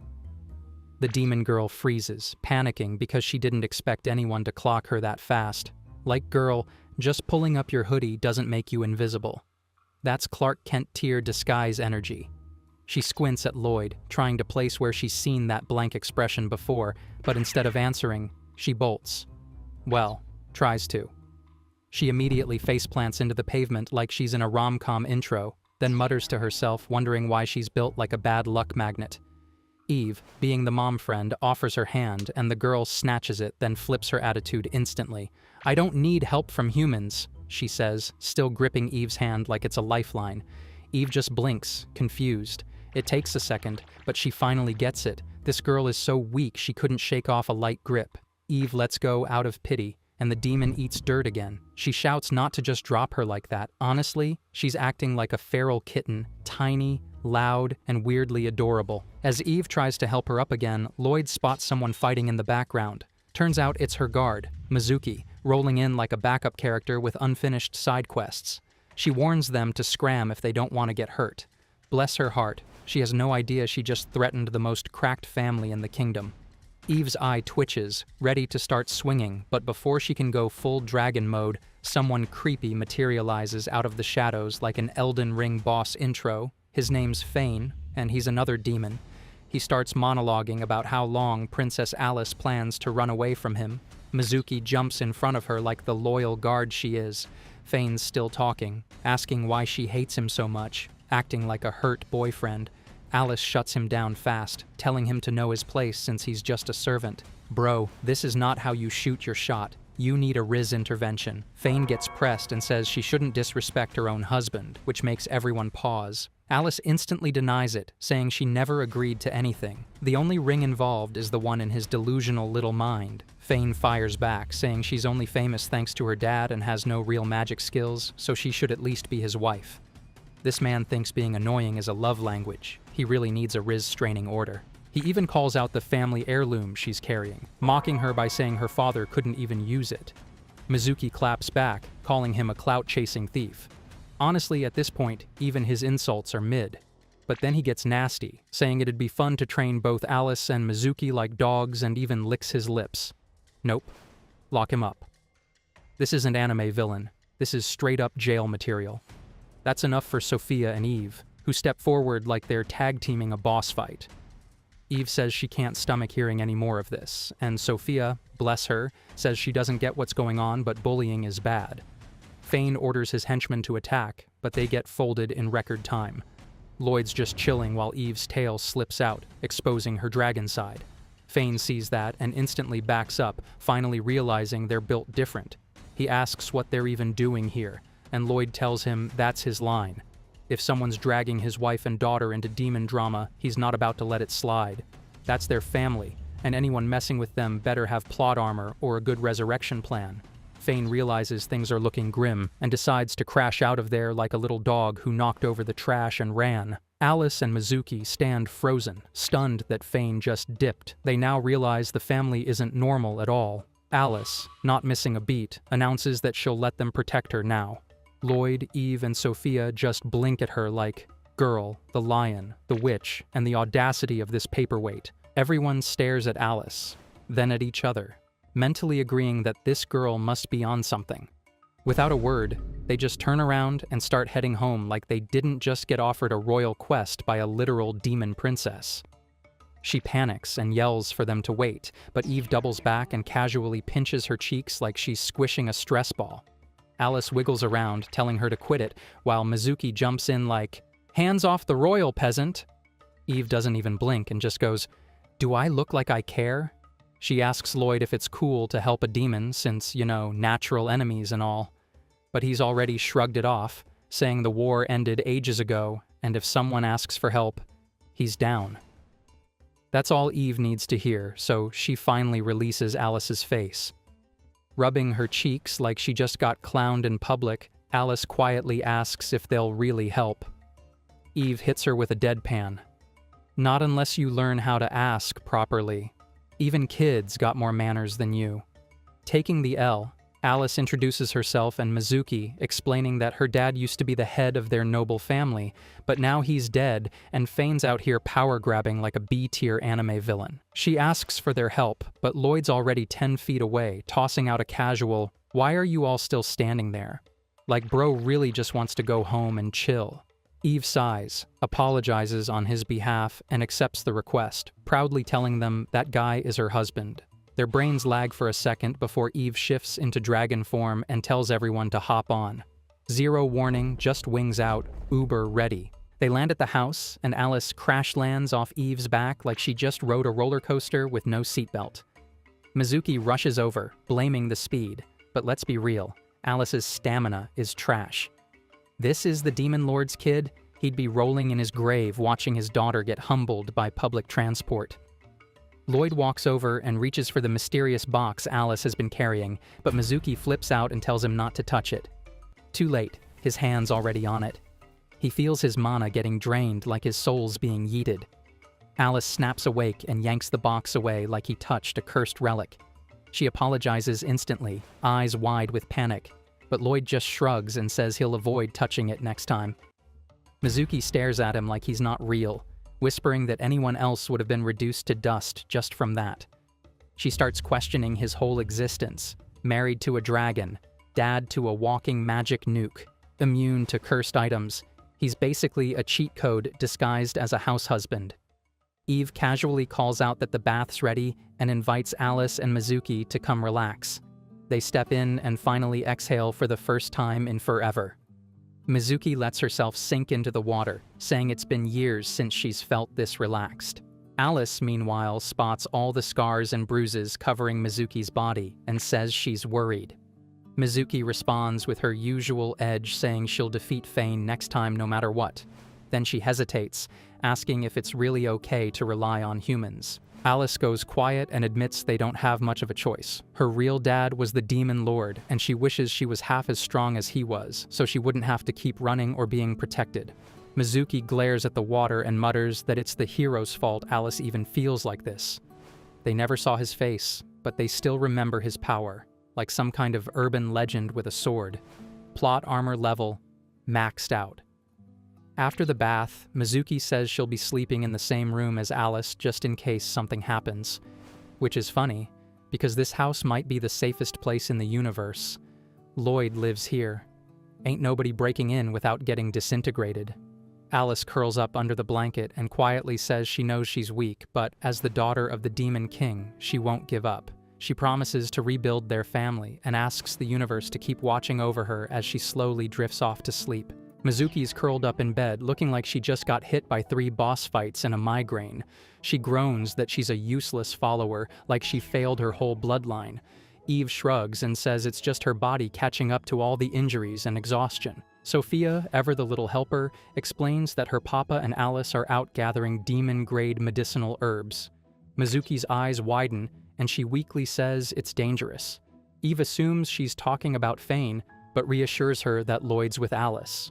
Honestly, she should be more worried for Fane at this point. Mizuki shakes her head and mutters, "That's not exactly the problem." She's more concerned that Lloyd might fall for Alice's charm. Eve laughs like that's the funniest thing she's heard all week. She says Lloyd wouldn't touch Alice even if she begged, and it's kind of annoying because he's got a 10-10 wife in front of him and still acts like a monk. At this point, she's wondering if he's just really noble or secretly into dudes. Cut to Lloyd and Alice halfway up a mountain, where he's literally lying on top of her to keep her from falling off the side. She's panicking, but he calmly tells her he's not letting go or she'll tumble straight into the afterlife. They're walking sideways on this sketchy slope, searching for the herb, and once they make it up to solid ground, Lloyd offers to send her home if she's tired. Alice insists she's the only one who can ID the right herb, but Lloyd's like, "Then let's just rip the whole cliff off and take it with us." Alice loses it, yelling that they can't destroy nature. She's more eco-conscious than vegans who lecture people while eating almond milk cookies. Lloyd shrugs and says searching will take time and nightfall's coming. They still haven't found a single herb, and he tells her it's time to head back. But Alice refuses. Mizuki needs this cure ASAP. Lloyd explains the air's thinning at this height, demon birds are out hunting, and if it gets too cold, they'll have to huddle for warmth. That idea alone makes Alice short-circuit. He gently touches her shoulder, and she instantly flips out, yelling at him not to order demons around. Huge woman moment. She runs away mid-panic, then immediately regrets it, realizing she's the one who asked for help in the first place. Her brain jumps back to when her dad was still alive. She remembers hitting Mizuki when they were kids. Mizuki cried, and her father, Duke, calmly stepped in to ask what happened. Mizuki's dad apologized, but Duke said he wanted to hear the story first. Alice whispered what happened, admitting she got scared and smacked her, and now wants to apologize, but she's afraid Mizuki won't forgive her. Duke told her not to be scared, and that he'd step in if it turned into a fight. One bystander asked why not stop it before that, and Duke said, "Where's the fun in that? Watching kids fight is basically demon cable TV." Snapping out of the memory, Alice stops on a hill and decides to go back and apologize. Too bad karma's quick today. The rock under her gives way, and she starts sliding off the mountain. She grabs a plant, but it rips loose like tissue paper, and she thinks, well, this is how I die. But Lloyd comes diving in like it's a movie climax and grabs her just in time. He tells her to hold on, swears to protect her, and they both crash into a lake to break the fall. Now drenched and cold, Lloyd carries her through the forest. Alice quietly apologizes for being rude earlier. She explains that demons still carry a grudge after losing the war to humans, and it's hard to just let that go. She tells Lloyd to at least let Mizuki stay hidden until she's healed, and if he wants to kick Alice out after that, she won't complain. Lloyd calmly says he'll help. Eve and Sophia already accepted her, so she's not getting kicked out. He holds up a plant and casually says it should work. Alice stares at it, confused, and asks how he even found it. He tells her she was holding onto it when she fell. Her only skill might just be dumb luck. That makes her start laughing for real, like a giggle she didn't expect. When they finally get home, Mizuki blinks at them, soaking wet, and jokes that it looks like they just came back from a forbidden date. Lloyd smirks and says she's definitely looking better now. And yeah, with that imagination, Mizuki might be down bad, but her drama levels are still undefeated. Alice gently places her hand on Mizuki's forehead to check her temperature and smiles when she notices the fever's finally gone. Looks like the herb they risked life and limb for actually worked. Eve claps and says it's a relief, but Lloyd squints and points out her face is still red. Nah, Mizuki's just blushing because her waifu touched her forehead like it's peak romance. girls down bad in 4K. Alice says she's really glad, because if Mizuki had passed like her father, she might not have been able to keep going. Eve immediately throws out the sad vibes like, "Let's go celebrate." Sophia asks where exactly they're going and what this celebration even means, and Eve proudly announces they're having a picnic in a peaceful forest. Nothing screams recovery like chillin' with the strongest dragon, magician, and human on the planet. They follow Eve into the so-called peaceful forest, which turns out to look like the opening level of a horror game. Sophia clings to Lloyd like she's got survival instincts, and Alice mutters that it feels more like a survival trial than a picnic. Eve casually says she walks here for fun sometimes, and Sophia quietly questions both her parents' sanity. Lloyd asks where the food is, since they brought literally nothing, and Eve just laughs and says they'll hunt for it. What is this, Minecraft hardcore mode? Mizuki, surprisingly hyped, says she's got survival experience and wants to collect ingredients herself. Alice stares at her, thinking she's been way too into weird stuff lately, but everyone else is already down for the hunt, so she tags along. They start gathering fruit, swatting monsters, and dodging forest tentacles like it's that kind of manga. Thankfully, it doesn't go full 18+. After chucking out some definitely poisonous mushrooms, they feast on their catch. Sophia eyes Alice's fruit and asks for a bite. They swap pieces, and when Sophia calls her big sis, Alice short-circuits. That's an emotional critical hit. No one is immune to the power of a lowly calling you their sibling. Alice remembers how she used to bug her dad for a sister, probably driving him insane. Mizuki points to herself, hoping she counts, but then awkwardly apologizes for just being a servant. Alice, confused, pats her head. She finds Mizuki cute, not in a sister way though, more like a golden retriever energy. But she wisely keeps that to herself. Sometimes ignorance really is bliss. Eve claps her hands and asks if everyone's done eating. The kids all say yes, and let's be real, at this point they've unofficially adopted Alice and Mizuki into the squad. Eve says it's time to go there, whatever that means, and leads them to some next-level elemental wasteland where ice and lava are straight-up coexisting. Mizuki's trying to figure out if this is a therapy session or a final boss arena. Alice? She turns into a literal ice statue on the spot. Sophia yells that they need to warm her up, but before anyone can move, a hot wind sweeps in and turns Alice into sand. That girl just went full Minecraft item drop. The family stares, trying to figure out what kind of cracked area they just walked into. Eve cheerfully asks if it feels nice, says it's like contrast therapy. Alice croaks that she'll die before it cures anything. Mizuki starts stripping down from the heat, and Alice says a bath would be perfect right now. Spotting a river, she takes off running, but Eve yells for her not to go near it. Too late. A fish the size of a truck leaps out and body slams Alice like it's WWE. This thing could eat bears for breakfast. Lloyd and Mizuki sprint in, tag team rescue mode. Lloyd punches the fish hard enough to glitch it, and Mizuki catches Alice mid-fall. Alice, covered in slime, says she smells like she just walked out of an R-rated manga. Eve snaps and says they're turning this fish into dinner. The fish dips back into the river, but she's not having it. One dragon breath later, the river gets hit with a full-blown blast and erupts in a steam explosion. Sophia screams in protest, but it's already too late. The whole river detonates like a volcano.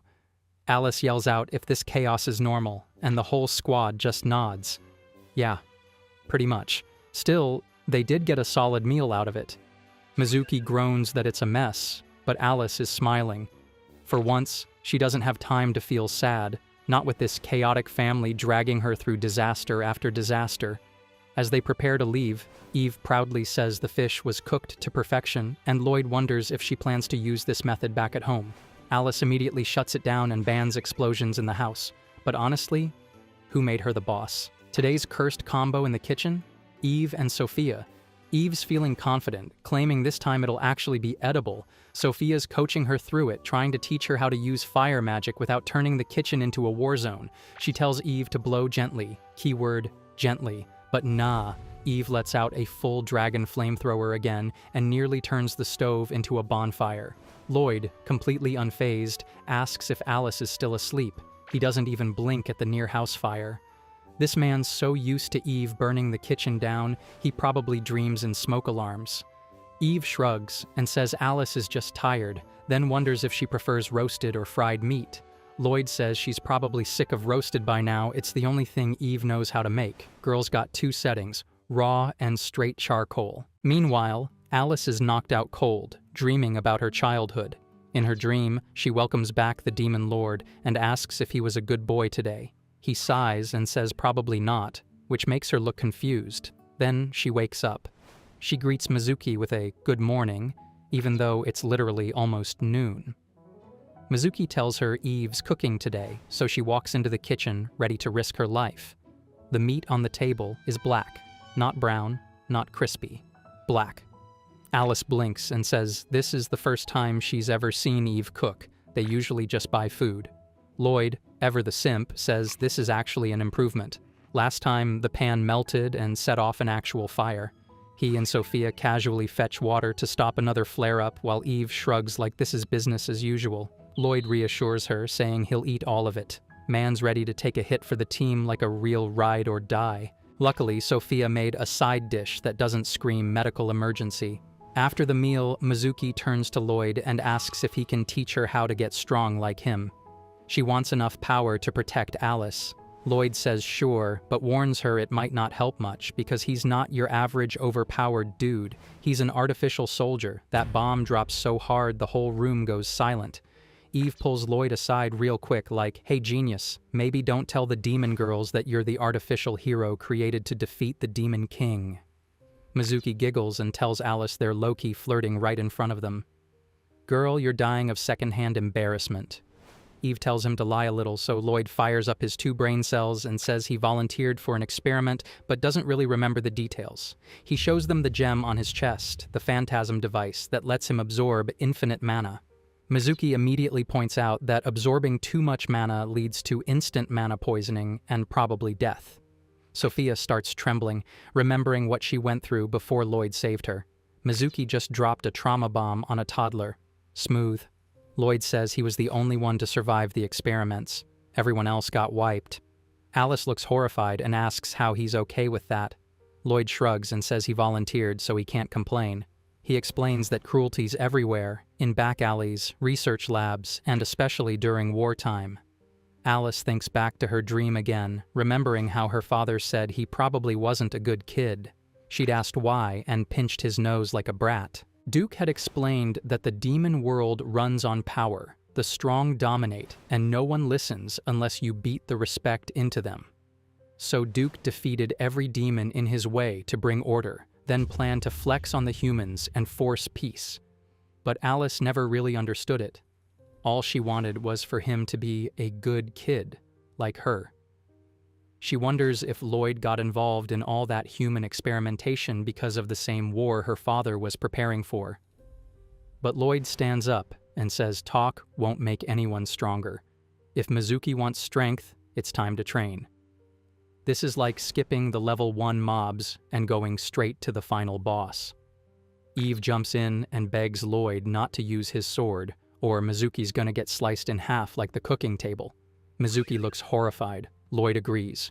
No sword, no fatalities, just light sparring. They head outside, and Alice watches them go, but she can't even see them fighting because they're moving too fast. Mizuki ends up face-planted in the dirt, completely gassed. Lloyd says that's enough for today. The sun's setting. Alice watches quietly. Then her eyes widen. Lloyd. He looks exactly like the person who took her father away. The details line up. He said he volunteered for an experiment. He has infinite mana. He's strong enough to beat even the Demon King. Her thoughts are racing, but she tries to push them down. There's no way it's true, right? Lloyd helps Mizuki up and tells her they'll continue tomorrow. Alice suddenly stands up, her face pale. She reaches for her knife and, with a shaking voice, asks Lloyd if he's the hero. Girl, be for real. If he really did eliminate your dad, what's that butter knife gonna do? You're swinging a paperclip at a tank. Alice stares at Lloyd and asks him directly if he's the hero. He doesn't deny it. He quietly confirms that, yeah, he's the one who took down the Demon Lord. That single sentence breaks her. Memories start flashing in her head. The fun times with Lloyd, her dad apologizing for not being able to protect her, all of it hitting her like a truck. Her face twists in anger and she demands to know why he did it. Right then, Eve and Sophia rush outside, asking what the noise was. Eve takes one look at Alice, holding that little blade, and instantly thinks, "Girl, what is that butter knife gonna do against the dude who bodied the Demon King?" Alice ignores her and points the knife at Lloyd, calling him the enemy of her father, the enemy of the Demon King. Lloyd looks stunned for a second, not expecting that. Before she can do anything, Mizuki rushes over and grabs the knife from her hand. Alice tries to shake her off, yelling that she wants to avenge her father. Mizuki won't let go. Even she knows this is the dumbest idea ever. She tells Alice straight up, Lloyd is the one who took down the strongest Demon King. If you fight him, you're getting deleted in one hit. Eve tries to understand what's going on and tells them both to chill. Alice looks over at a box nearby. She remembers it's something she inherited from her dad. She's never opened it before, but now she's desperate. She closes her eyes and hopes it activates. And it does. The box starts sucking in mana from all around, and Alice immediately feels it. It's the same kind of pressure her father used to have, the kind that devours mana like crazy. But after a few seconds, the box just fizzles out. Alice shuts it and starts crying. The thing didn't work. Even the box is scared of Lloyd. Eve shrugs and says the activation must have failed. Then she turns to Lloyd and asks what he's gonna do now. He walks up slowly and picks up the knife Alice dropped. He hands it to her and asks calmly if she still wants to eliminate him. If she really wants revenge, she can go ahead. He's not stopping her. Eve loses it and yells at him, asking what the hell he's thinking. Lloyd says her revenge is valid. He did eliminate her father, so this is fair. Eve calls him an idiot and demands to know if he's seriously trying to die over this. Lloyd doesn't care. If that's what Alice wants, he'll accept it. At this point, it's hard to tell if this man's a ride or die or just plain stupid. Bro's ready to throw away his whole family over a girl holding a kitchen knife. She asks if he's seriously okay with this. She reminds him how lonely she used to be, how she thought of throwing her life away back then, but he refused to leave her. He's the one who accepted her, made her feel like she belonged. Was all of that a lie? Tears start falling, and now she's crying. That's wife-level heartbreak right there. If divorce papers existed in this world, they'd already be on the table. And just when you think it can't get worse. Sophia steps between them, arms out like a mini shield. She says sorry to Alice, but begs her not to take her dad away. Then she starts crying too. Congratulations, Lloyd. You made your wife cry and your daughter cry in the same scene. You're 2 for 2 in emotional damage. Alice breaks. She falls to her knees and whispers that it's not fair. She doesn't know what to do anymore. That night, Alice and Mizuki quietly leave the house. As they're heading out, Eve grabs Lloyd by the shirt. She looks him dead in the eye and tells him, if they ever meet again, she doesn't want him doing something that reckless ever again. Lloyd looks over at the 2 girls walking away. They're crying, and he opens his mouth to speak but doesn't get the chance. Because just then, a loud noise booms from the field. They all turn. Fane's here, riding a massive snake like some kind of mid-boss with an ego problem. Eve narrows her eyes. She wonders if he's here for Alice. Lloyd doesn't wait. He tells Eve to protect the mansion and Sophia, then sprints toward Fane to punch him into next week. His attack lands hard, but Fane vanishes. It was a fake. The real Fane shows up behind them, holding Alice and Mizuki up in the air with disgusting tentacles while targeting Eve and Sophia. He says he wasn't expecting to find his prey just walking around outside, but hey, free grab. He smirks, says he got what he wanted, and turns to leave. But for no reason, he summons 2 demons to attack Eve and Sophia before he bounces. Like, bro? What's the point? You already won. Why waste time flexing? Classic dumb villain move. Just leave, bro. You're not that guy. Fane summons a whole squad of demons to fight Lloyd, and he already knows what kind of headache this'll be. He wants to end it fast, but turns out half these demons are just illusions. Great. The battlefield looks like a clown convention, and finding the real ones is like playing Where's Waldo with your life on the line. And if that wasn't bad enough, he knows they might even copy Eve or Sophia. That's the kind of fake-out that could mess everything up. So Lloyd makes the smart call. He decides to hunt down the illusionist first, hoping Eve and Sophia can hold it down while he's busy. Turns out they've got their own problems. Eve tells Sophia to stay back, ready to go full beast mode on the incoming demons, but Fane drops a rock wall between them, isolating Eve like it's a 1v1 ranked match. He smirks and says he'll leave the rest to the demons since his main target is Alice. Then he reaches out to touch her. Bro, someone please call Chris Hansen. This man's giving off to catch a predator energy. While Eve's distracted, a demon creeps up behind her, trying to land a sneak attack. Bold move for a side character. Unless you're a god-tier villain, don't even try. Eve dodges cleanly, and the demon's thrown blades slice straight through the rock. Eve narrows her eyes as the blades start to curve back toward her. The demon starts running her mouth, flexing that her blades are made from the hardest dragon scales. She asks who's tougher, Eve or the dragon those came from. Plot twist. Eve is that dragon. Eve doesn't even flinch. She smacks the blades away with her tail like she's swatting flies. The demon's jaw drops. Eve looks at the blades and squints. They seem familiar. Curious. She gives one a lick, because apparently that's how we ID materials now. Boom. Confirmed. It's one of her old scales from when she was molting as a kid. She puts it all together. That time she tossed her old skin into the ocean. Some rando ancestor of this demon must have fished it out and spun it into a whole myth. Our clan defeated the strongest dragon and claimed her scales. Nah, sis, you picked up dragon dandruff and built a personality around it. The demon looks shook. That scale was supposed to be her clan's greatest pride. Eve couldn't care less. She charges up her breath, and the demon panics. But instead of going full scorched earth, Eve just burns the oxygen around her. It knocks the demon out cold without even touching her. Eve sighs and says she'll let her live, since her people hyped Eve up as the goat anyway. Respect where it's due. Then Eve's mind drifts to meat. Not that demon, actual grilled meat. She's thinking about how hard it is to burn it just right. She's basically about to write a TED Talk on cooking when she suddenly freezes. Wait, she has a child, bro. Not her forgetting Sophia like she left her in a Walmart parking lot. She slaps herself back into mom mode and bolts to go help. Meanwhile, inside the rocky trap Fane left behind, Sophia's having her own anime moment. Her opponent? A jacked demon that looks like it drinks protein powder like morning coffee. He laughs and calls her a tiny piece of meat, telling her the fight's already over. Sophia stares up at this steroid demon and wonders what she's supposed to do now. One wrong move, and she's about to get suplexed into next week. The demon puffs out his chest and starts trash-talking, claiming this is the big showdown between Fane's elite and the so-called Witch of Calamity. He charges Sophia and throws a punch, but she activates Wind Dance and flies up like a feather on crack, dodging him effortlessly. He chucks a boulder at her, thinking he got a clean hit, but she responds with Rock Avalanche, dropping a bunch of rubble on him. When she can't hear him anymore, she figures it's over. Rookie mistake.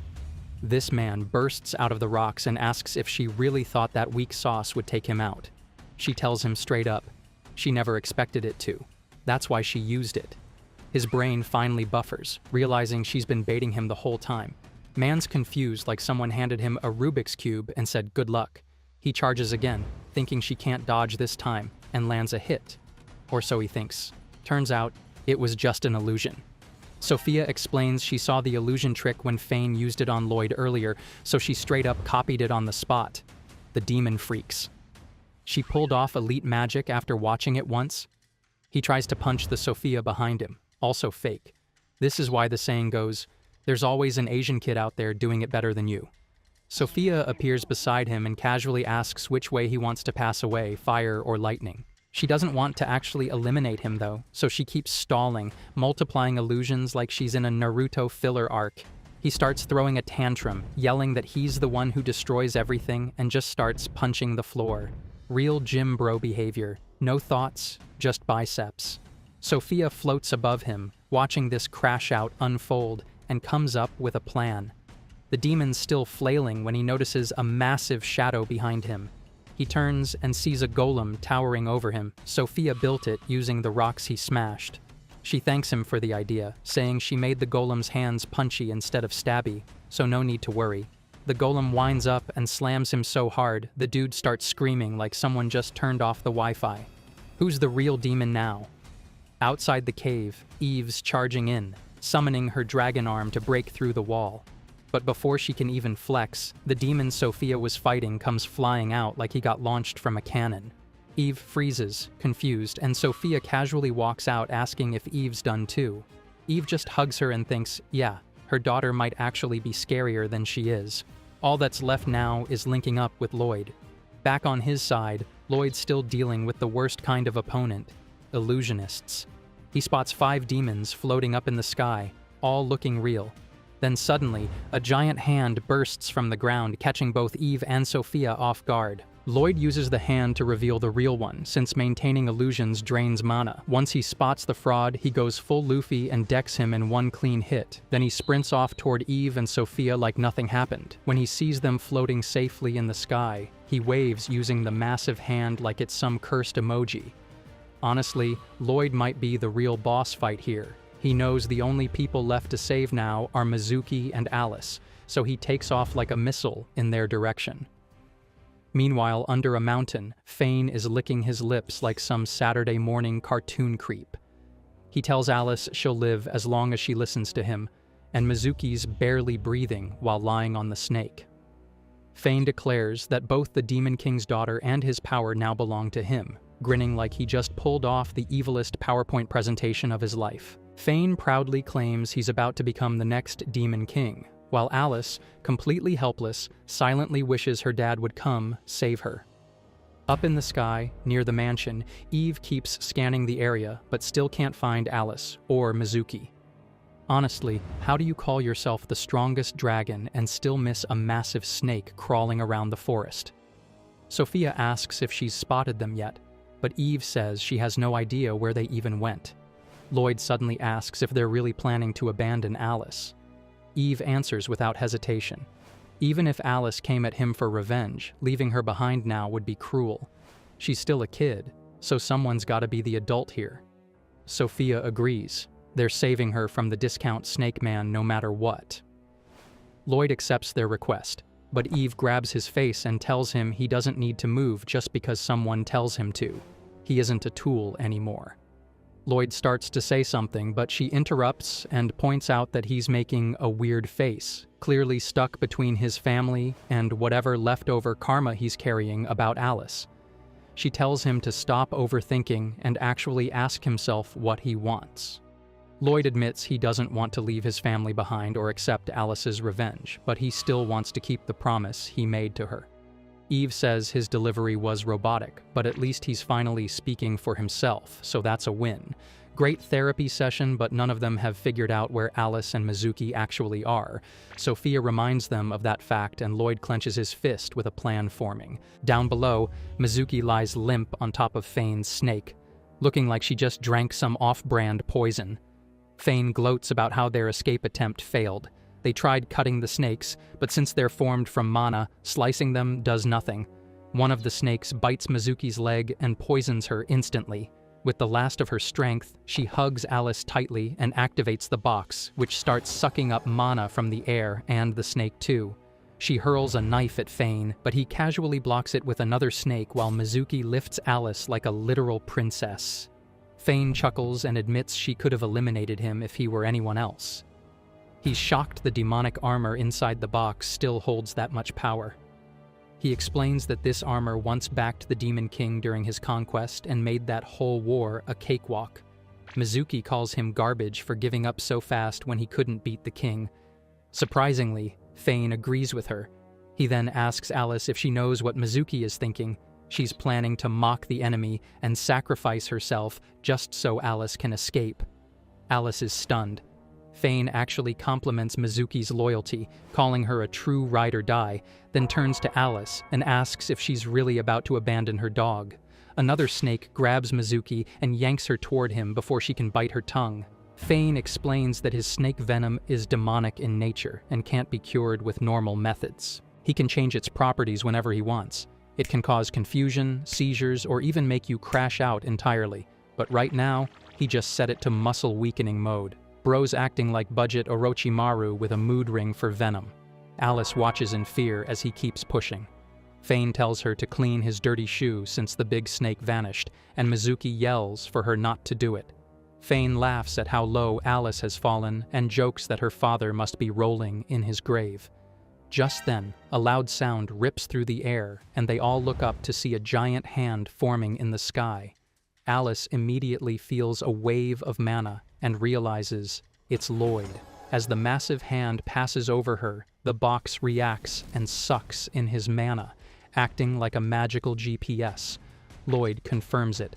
His mana is being drained, so that means he found her. Eve watches from above and can't believe how reckless his plan is. Honestly, man just turned raw power into a tracking spell. That's both genius and concerning. Lloyd uses the massive hand he created to lock onto Alice's location, since the box she carries absorbs mana like a GPS beacon. Eve and Sophia look genuinely shook by how wild that move is and immediately fly toward her. Meanwhile, Fane notices the giant arm in the sky and realizes there's no way it came from one of his underlings. That level of magic can only mean they've been wiped.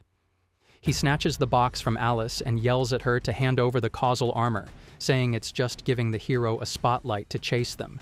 He thinks that if he equips the armor, he can cancel out the mana drain function, but Alice refuses. She clings to the box, calling it her father's legacy. Before she can say more, one of his snakes bites her on the shoulder, and Fane decides that even without the Demon King's name, just his power will be enough. Poison rapidly spreads through her body, making her limbs heavy and her strength fade. She spirals into self-doubt, calling herself foolish, useless, and too weak to hold on to what her father entrusted her with. Her memory flashes back. Before her father's final battle, he told her that he'd challenged the hero and might not make it back. Alice, clearly distressed, begged him to stop jinxing himself. To her, he's the strongest being alive. How could he lose? The Demon King calmly explains that no one has ever survived a duel with the hero. Based on how the others were defeated, this guy is on another level. She offers the box to help him win, but he tells her it's already hers. He wants her to keep it safe as a memento, not a weapon. She doesn't have much mana, so the box isn't something she can use in battle. The king tells her she doesn't need to succeed him as ruler. Instead, he urges her to follow Mizuki to the Oni village and live a happy, normal life. Alice cries and pleads with him to run away with her, but he refuses.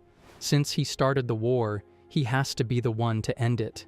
The hero won't stop until he takes out the Demon King, so this is the only way. He promises he's not just accepting defeat.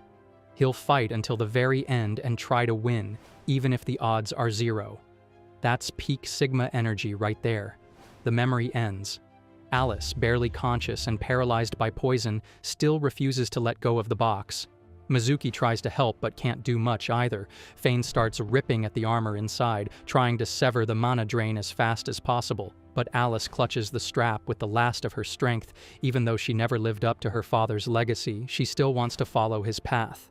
Fane finally rips the armor free, triggering a massive light burst. Somehow, that light clears the poison from Mizuki's body, and she bolts upright, immediately looking for Alice. She's stunned to see that Alice is standing, now fully wrapped in armor. Fane staggers back and says this has to be a joke. There's no way the armor reacted to a girl with 0 mana. Then it hits him. She was poisoned. He tries to shut down her body using the venom, attempting to stop her heart and lungs, but it's not working. Mizuki notices it too. The poison's gone. Fane looks like a clown because he completely forgot that the armor absorbs mana, and demonic poison made from mana gets nullified too. It's giving L moment. Fane rages that the armor should have been his, but Alice finally speaks. She tells him the Demon King never used it as armor, which catches him off guard. She explains that the armor was never meant to be worn the same way by everyone, since the king and her have totally different builds. Instead, the causal armor adapts to its user. As she speaks, a blinding light shoots down from the sky and slams into the ground like a meteor. From that light, Alice emerges wielding the armor's true form, a giant blade straight out of an Iron Man final upgrade. Yeah, this girl just went from crying to rizzed up warrior real quick. Alice flips the causal armor into blade mode and tells Fane to brace himself. Finally, she gets a proper power-up. The family's about to go from pretty strong to don't even bother challenging us levels. She charges at him and he panics, throwing out a bunch of giant snakes like that's going to help. She slices through them so fast it's like they were made out of wet paper. The blade even absorbs the giant one, which just makes him more desperate, so he spawns another batch. She chops those too, but then she stops, looking wobbly, and instantly thinks, great, poison. Fane smirks like he just pulled off a genius move and says, she's not poisoned, just running on empty. She barely had enough mana to flex the armor in the first place, and was piggybacking off his snake's mana. He sent out snakes with the mana capacity of a dead AA battery, so she's basically running on fumes. He gets ready to finish her off, but then a voice calls out, "Finally found you," and he freezes like he just got caught shoplifting. He turns and sees Lloyd, Sophia, and Eve on a mountain peak, posing like they're about to drop the hardest diss track of the year. Alice asks why Lloyd is even here, and he says he came to help. She immediately refuses, so he turns to Eve like, well, she said no, but Eve tells him to man up and keep his word.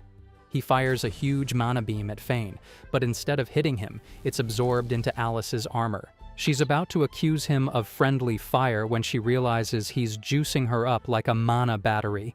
He says he's fulfilled his promise, while she's still standing there wondering, what promise? Fane starts looking nervous, and Lloyd says he's just lending her his strength. Eve asks if he's sure, and Lloyd says this is Alice's fight to finish. With her mana topped off, Fane tries to slip away like no one will notice, but she catches him instantly and switches her weapon into a massive bow. He charges her like he's about to land the finishing blow, but she smacks him with the bow so hard he gets sent to the Shadow Realm. He's screaming mid-air before ragdolling across the battlefield, and Mizuki rushes over to catch Alice before she tips over. Then the air gets heavy. Fane's still alive because apparently the man is contractually obligated to milk his screen time, and he starts screaming about how he's the future Demon King. Bro couldn't beat the last one, but now thinks he can take on the hero who did. That's like losing a fist fight and immediately signing up for the heavyweight championship. He pulls out his trump card and summons a massive Hydra, while Alice admits she's tapped out. Lloyd steps up behind her and says he'll take it from here. Time for the MC to remind everyone whose name is on the title screen. Fane summons his so-called ultimate weapon, a poison snake king Hydra. Apparently, this thing's a legendary monster he's been training for years, which is a wild way of saying he's been raising a giant murder noodle in his backyard. Alice is shocked it actually exists, while Lloyd just looks at it and says, "So, a big snake with extra heads. Cool." Sophia explains it's not some mana construct, but a real snake pulled here with summoning magic, which somehow makes it sound even more unhygienic. Fane goes full villain monologue, bragging that he raised the Hydra to wipe out the Demon King. The only reason he served under the guy was so he could unite all demons, then backstab him and take the crown. Too bad the hero already bodied the Demon King, which saved Fane the effort. He asks Alice if she's mad, like that's going to make his plan sound better, and then orders the Hydra to smash them. One of its heads slams into the ground, and Fane thinks he got them in one hit, but the dust clears to show Lloyd holding the snake's head with one hand like it's a misbehaving garden hose. He even asks if this was really his plan for beating the Demon King, looking visibly disappointed. Mizuki tosses Lloyd another dagger, but he says it's useless, only the Demon King is worthy of the hero's sword. Fane's hamster wheel brain finally spins fast enough to realize Lloyd is the hero, and before he can process that, Lloyd punches both the Hydra and him with enough force to send them rocketing into the sky. Fane gets launched so far he might need a boarding pass, screaming about how he was supposed to be the Demon King. Eve notes he's flying toward demon territory. Lloyd says he should go finish him off, but Alice points out that a hero strolling into Demon Land again is basically asking for World War II. Sophia checks if Alice is hurt, and Alice thanks Lloyd for saving her before asking about his fight with her dad. Lloyd says that before they clashed, the Demon King told him his eyes looked empty, like a doll's, and that he didn't give off any true hero vibes. Lloyd agreed. He's just a tool built to kill the Demon King, no purpose after that. He even suggested they both die there, but the Demon King refused, telling him to survive and keep his will if he's a warrior. Then the duel got interrupted by demons trying to gang up on Lloyd before he could win. The Demon King couldn't stop them, so his entire army plus him went all in. Lloyd wiped the floor with all of them, beat the Demon King, and got a parting message. His death would give Lloyd a new path in life. Alice tears up, realizing her father never hated Lloyd and that holding a grudge would only disrespect his memory. She thanks Lloyd for saving her and passing on her father's last words. Honestly, how is the Demon King more decent than half the good guys in this story? Lloyd thanks her back and admits he's glad he could save her. Alice is inside a dungeon, tied up against a wall, while Fane tells her that she has caused him a lot of trouble. She cannot move her body, realizing he must have been defeated already, and starts screaming before waking up from her sleep. Relieved it was only a dream, she quickly notices she still cannot move. Her entire body is wrapped in bandages like she just got cast in a low-budget Baymax cosplay. The family walks into her room and notices she is awake, wondering what happened to her body. She tries to speak, but her voice comes out muffled. Eve realizes her mouth is covered and pulls the bandage down. Lloyd asks why she is wrapped like that when she was not even that badly injured. Mizuki enters the room and casually admits she did it while Alice was sleeping. Alice demands to know why, and Mizuki says she only did what was necessary. Eve points out that Alice was not that injured to begin with, but Mizuki explains she thought Alice would not sleep well without being tied up like that. Girl skipped the nurse training and went straight to mummy making. Alice tries to move and asks to be released. Mizuki tells her to prepare herself before cutting the bandages loose. They fall off her body like armor, and Alice instantly feels a wave of pain. Mizuki explains it is muscle pain because even though the causal case gave her a ton of strength, she never actually trained with it, so the backlash is brutal. Alice tries to move, but her body refuses. Sophia uses magic to cool her down, while Mizuki tries feeding her. Eve comments that she really is a noble, and Alice corrects her, saying it is royalty. Lloyd notices her usual fiery attitude is gone. Eve asks what her next move is, and Alice says she will carry on her father's will and become the new Demon King. She plans to reunite the demon race, explaining that even though it seems peaceful now, bad actors like Fane are still causing chaos, so leaving the Demon King's position empty is dangerous. Eve asks if she will fight humans again. Alice explains that her father fought humans to protect the demon race, but there is no need for that now. Lloyd points out that their home is safe and spacious for just the three of them. Alice tries to refuse more help, but Mizuki cuts in, telling her to accept their kindness this time. Mizuki admits she is not strong enough to protect Alice or take her to the Oni village safely, so Alice should stay here instead. Alice asks if Mizuki will go alone. Mizuki explains she will train in the village to become stronger, so they both must grow.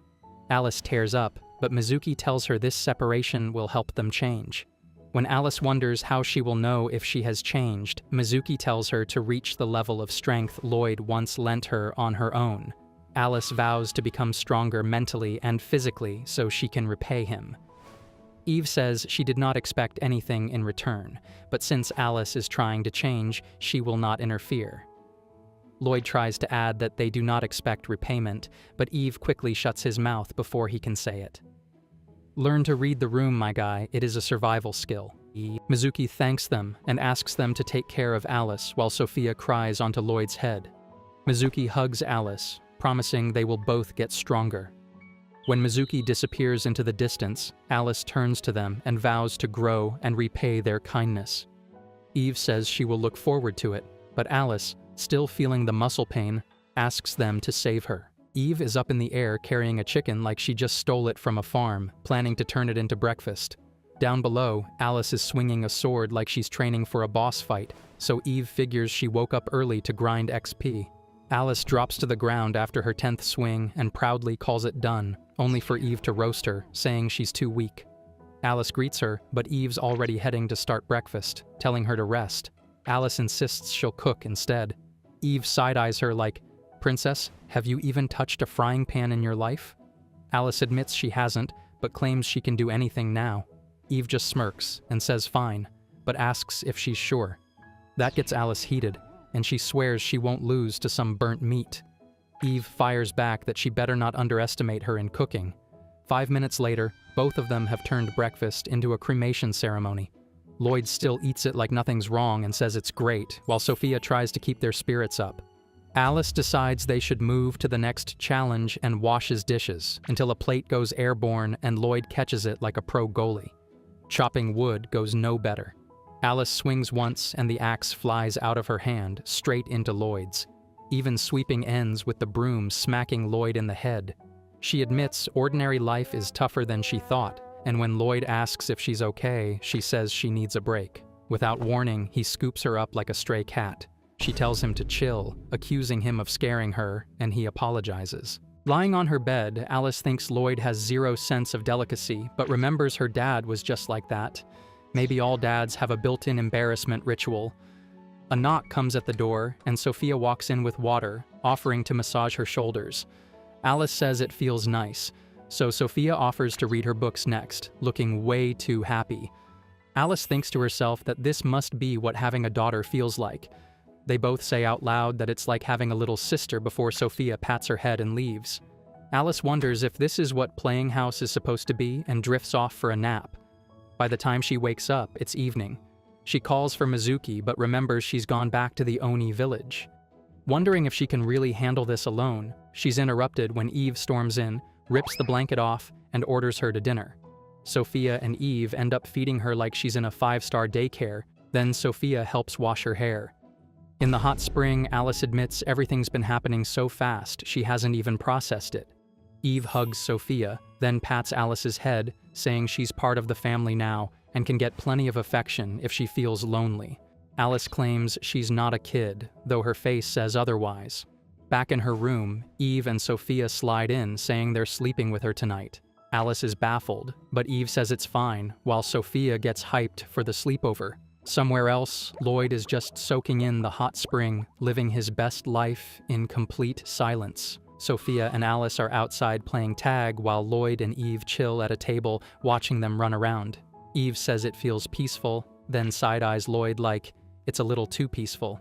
She's hinting hard, but Lloyd keeps ignoring her like he's speedrunning the oblivious husband category. She knows he cares and doesn't regret marrying her, but she's wondering if he even realizes she's his wife. She remembers telling him that since her partner was decided by dragon law, they'd follow human rules about mating and wait until they fell in love. Now she's blushing just thinking about it. She stands up, deciding it's time to charm this brick-headed man with her body instead.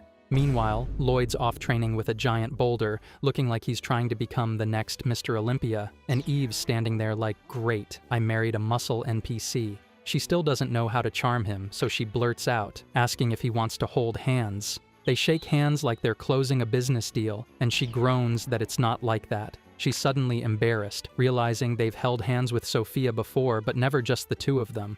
Lloyd asks why her face is red, and she yeets herself into the air like a flustered anime girl. Holding hands in public? Peak indecency. Better save that until after their first kid's born. Eve says it's too early to touch like that and decides to try something else. Lloyd's on the ground chopping wood with his bare hands because apparently axes are for peasants, and Eve flies over, calling him. She tries acting cute, but it bounces right off him like Wi-Fi in a bunker. Then she leans in, showing off her melons and asking if he's fallen for her yet. Lloyd gives her the blandest answer in history, and she realizes she just took an L. He asks what she's even trying to do, and she folds, saying she's going to rest. She lays her head on the table while Sophia and Alice ride golems like it's a theme park. Sophia wonders if something's wrong with her mama, while Eve's thinking it's been a while since the wedding and this guy still hasn't made a move. She's happy now, but wanting more feels selfish. Lloyd walks over and asks if she's okay, then suddenly grabs her face and pulls her in. They touch foreheads, which turns her brain to static, and he reminds her about the time she pulled him close when he was deciding whether to help Alice. Sophia and Alice gasp, thinking they're about to kiss. Eve says she remembers, and Lloyd says he's been thinking about what he wants. He wants to know what she's worried about and to learn more about her. Somewhere in the back of her head, she's hearing a soldier from her past say something similar. Lloyd says he's already fallen for her, but before he can finish, she explodes from embarrassment and dragon breaths him like a crash-out who got caught lacking. Lloyd says it was fiery, and Eve snaps that it's too early, telling him to save it for later before flying off. He turns to Sophia and Alice, asking if he messed up, but they both get embarrassed and stay quiet. Eve's heart is going crazy, and now she's realizing she might be the one getting charmed. And yeah, happy wife, happy life, but right now, happy wife, confused husband. The family's chilling in the living room when Alice glances around. She says she ran from Fane in such a rush she didn't have time to pack, so her clothes are trashed. Eve straight up forgets who Fane even is, which tells you exactly how important he was. Side character energy so strong he could vanish from the plot, and no one would notice. Sophia offers to let Alice try on some of her clothes, but Alice says they'd be too tight because, well, she's built like a milk factory. Eve suggests going to the city for clothes, but Alice looks nervous. Being from the demon race, her ears will get people talking. Eve asks if she can hide them like she hides her tail, but Alice says no. Sophia gets an idea, uses magic, and suddenly Alice has normal human ears. It's just an illusion though, so Sophia pokes them, making Alice squeak like she got jump scared. Eve's already smiling like a cartoon villain, thinking about what to dress her in. Lloyd, seeing the shopping mission forming, immediately guesses they'll come back buried in bags because women treat shopping like a sport. He goes to grab money, while Eve asks if he's ready. They arrive at Ian Town, and Alice is surprised at how alive it is during the day. Lloyd wonders where Eve went, only to find she's already buying food. Of course she is. This woman treats shopping as code for snacking with extra steps. Sophia hurries them to the clothing store, looking excited, but Alice points out the shop isn't going to run away. Turns out the shop is closed. The owner explains she overstocked after their last visit and can't pay rent. Eve pats Alice on the shoulder, and the owner takes one look at Alice, thinking she's some noble supermodel. She begs to dress her up, Eve gives the green light, and suddenly the store is back in business. They make Alice try on outfit after outfit, hyping her up. Alice looks at Lloyd, who assumes she wants his opinion like Sophia did last time, so he tells her it suits her. Sophia's face drops, like she just saw him hand over her favorite toy to someone else. When he asks what's wrong, she just says, nothing. Yeah, sure. Totally not brewing villain origin energy. Eve says they're not done yet, and plans to buy everything that catches their eye. Lloyd checks his bag again, realizing their funds are basically on life support. They still go around enjoying food and entertainment, though. At night, Eve says the city's fun and they should come again, but Lloyd asks for a word. They're broke. After becoming Margrave, he stopped getting soldier pay, and since he has no territory residence, there's no tax income either. Money makes the world go round, but theirs is running on fumes. Eve brushes it off, saying she's been getting food herself, but Lloyd points out they can't buy clothes or treats without cash. Sophia says she'll hold back, and Alice says she doesn't need expensive stuff. Eve feels bad, deciding there's only one option: sell her body, or in this case, her scales. She tells Lloyd to rip one off and sell it for money, even if it hurts. Lloyd declines because apparently he's allergic to quick solutions. They're wondering what to do when a piece of paper slaps Lloyd in the face. It's about a mysterious incident where a family vanished at sea, but their ship came back loaded with treasure. Lloyd thinks it's fake, but Eve says if it's true, they could score big. She declares they'll take a family trip to Treasure Island. Sophia's already buzzing about swimming, and Eve says good thing they bought swimsuits earlier. Lloyd's family is broke, so they decide to hit Treasure Island hoping the rumors are true. Eve's already daydreaming about stacking gold and living rich, honestly, same. Sophia's just hyped to travel and see the ocean, while Alice admits she's surprised dragons are this into sightseeing. Lloyd says even if the treasure's fake, at least it'll be a vacation after everything that's happened. The newspaper claimed that in the port town of Porneft, all the ships left, then one came back stuffed with treasure after losing contact with a family on board. Alice wonders what happened to the passengers, but Lloyd says they were fine and somehow got back on the ship without noticing. Eve could not care less. Her plan is simple: get money first, think later. When they arrive at Porneft, Eve notices lots of families with kids, wondering if they're all heading to Treasure Island too. She also spots a group of old guys drinking together and laughing like it's happy hour every hour. Sophia says watching them makes her crave juice, and Eve nearly tears up because she can't afford to buy her any. She promises Sophia that once they score treasure, she'll give her a juice bath every day if she wants. Eve says they should board the ship immediately, but Lloyd hits her with the bad news: they have no money. She's shocked, asking why they need cash when they're not buying the ship, pointing out that riding an emperor dragon was free. Lloyd even says they could probably make money charging for that. Eve sinks into depression, realizing human society really is just pay to play. Alice asks if there's another way, and the old guys over here, asking if they're going to Treasure Island. They explain that no ships are going right now since it could be dangerous, so the search is on hold. Their big plan was to find it together, but so far all they've managed is getting drunk. Lloyd picks Eve up off the ground while she's acting like the world just ended. Sophia asks if things would be fine if they had a ship, then casually creates one from ice.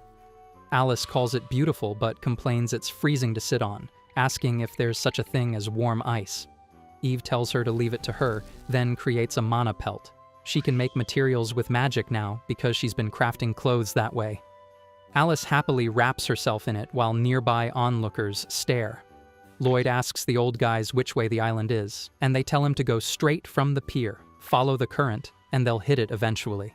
They warn that in such a small boat, they could drift away forever. Lloyd says he'll be rowing. They set off, and the boat kicks up so much water that people on the bridge get splashed, making the old guys decide to drink more. The little ship speeds through the sea until they lose sight of land. Alice says they're shaking a lot, then Eve spots a massive wave ahead. Alice almost falls into the water, but Lloyd yanks her back just in time. He wonders if the boat can handle it, and they pull back so Sophia can make adjustments. Eve asks if she's fine to keep going, but notices Sophia is asleep.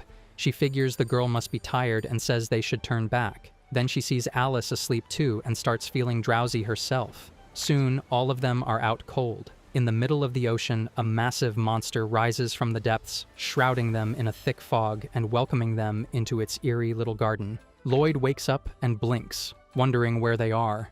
Eve and the others are fine, but still out cold, so he figures they must have made it to the Treasure Island. After a while, the girls wake up and ask if this is really the Treasure Island, though it looks like nothing more than a regular patch of land. Honestly, they look like they're about to find the One Piece before Luffy even shows up. Sophia frowns, saying she can feel something strange about the place, but Lloyd gets distracted asking why they've already changed into swimsuits. Eve grins and says it's for the mood, insisting they enjoy it while they can, then tells Lloyd to change too. Eve announces it's time to play, but Lloyd shoots her down, saying they need shelter first because rain and wind won't be fun for Sophia or Alice. He checks the seaweed to figure out the high tide line and picks a safe spot to build. Eve asks how he even knows that, and he says it's army training. Alice wonders if there's already a building from past visitors, and Eve decides to scout from the air to find water and food. Lloyd goes for firewood, telling Sophia to look after Alice, but she fires back that it should be the other way around. They split up, and Eve quickly finds a water source, some food, and notices the island isn't very big. Still, something about it catches her eye. Lloyd comes back with enough firewood and materials to set up a home. Sophia asks if they found any buildings, but Eve says there's nothing, so they'll have to build. Sophia lights up at the idea and starts brainstorming house designs, while Eve says they should make something nice. Lloyd wants a quick, simple place, but Eve pinches his face and tells him a vacation deserves comfort. Alice cuts in, telling them to stop flirting and start building. Sophia suddenly suggests a competition to see who makes the best house, and Eve agrees. Alice tries to build one, wanting to make her race proud, but when they check on her, it's just a tiny sandcastle only big enough for a crab. Sophia presents her ice golem house that can even walk, which Eve praises, though Alice worries about it melting. Sophia assures her it's fine as long as she's awake.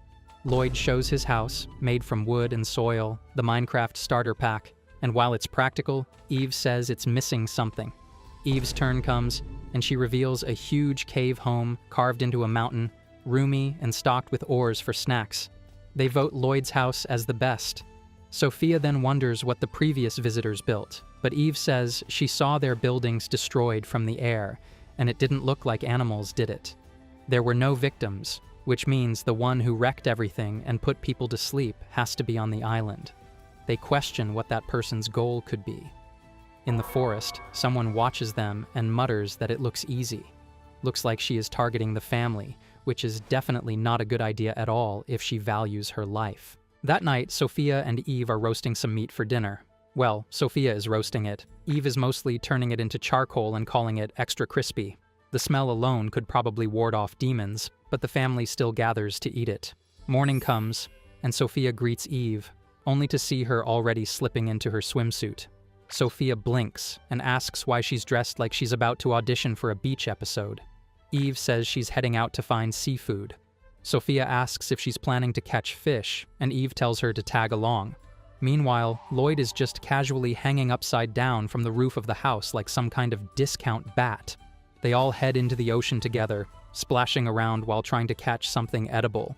Alice almost drowns at one point because apparently swimming lessons weren't in her skill set, but they manage to save her before she becomes fish food. Lloyd manages to haul in a massive clam, but there's a problem. Nobody has any clue how to cook it. Sophia tells him to toss it back since choking on raw shellfish isn't on today's menu. Eve's eyes widen when she sees how much they've caught, and she insists they start cooking right away.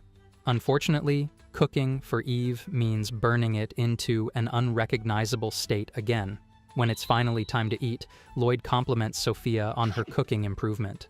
Eve, fishing for praise, asks about her own food, only for Lloyd to say that about 10% of hers is edible. That's not a compliment, that's a health warning.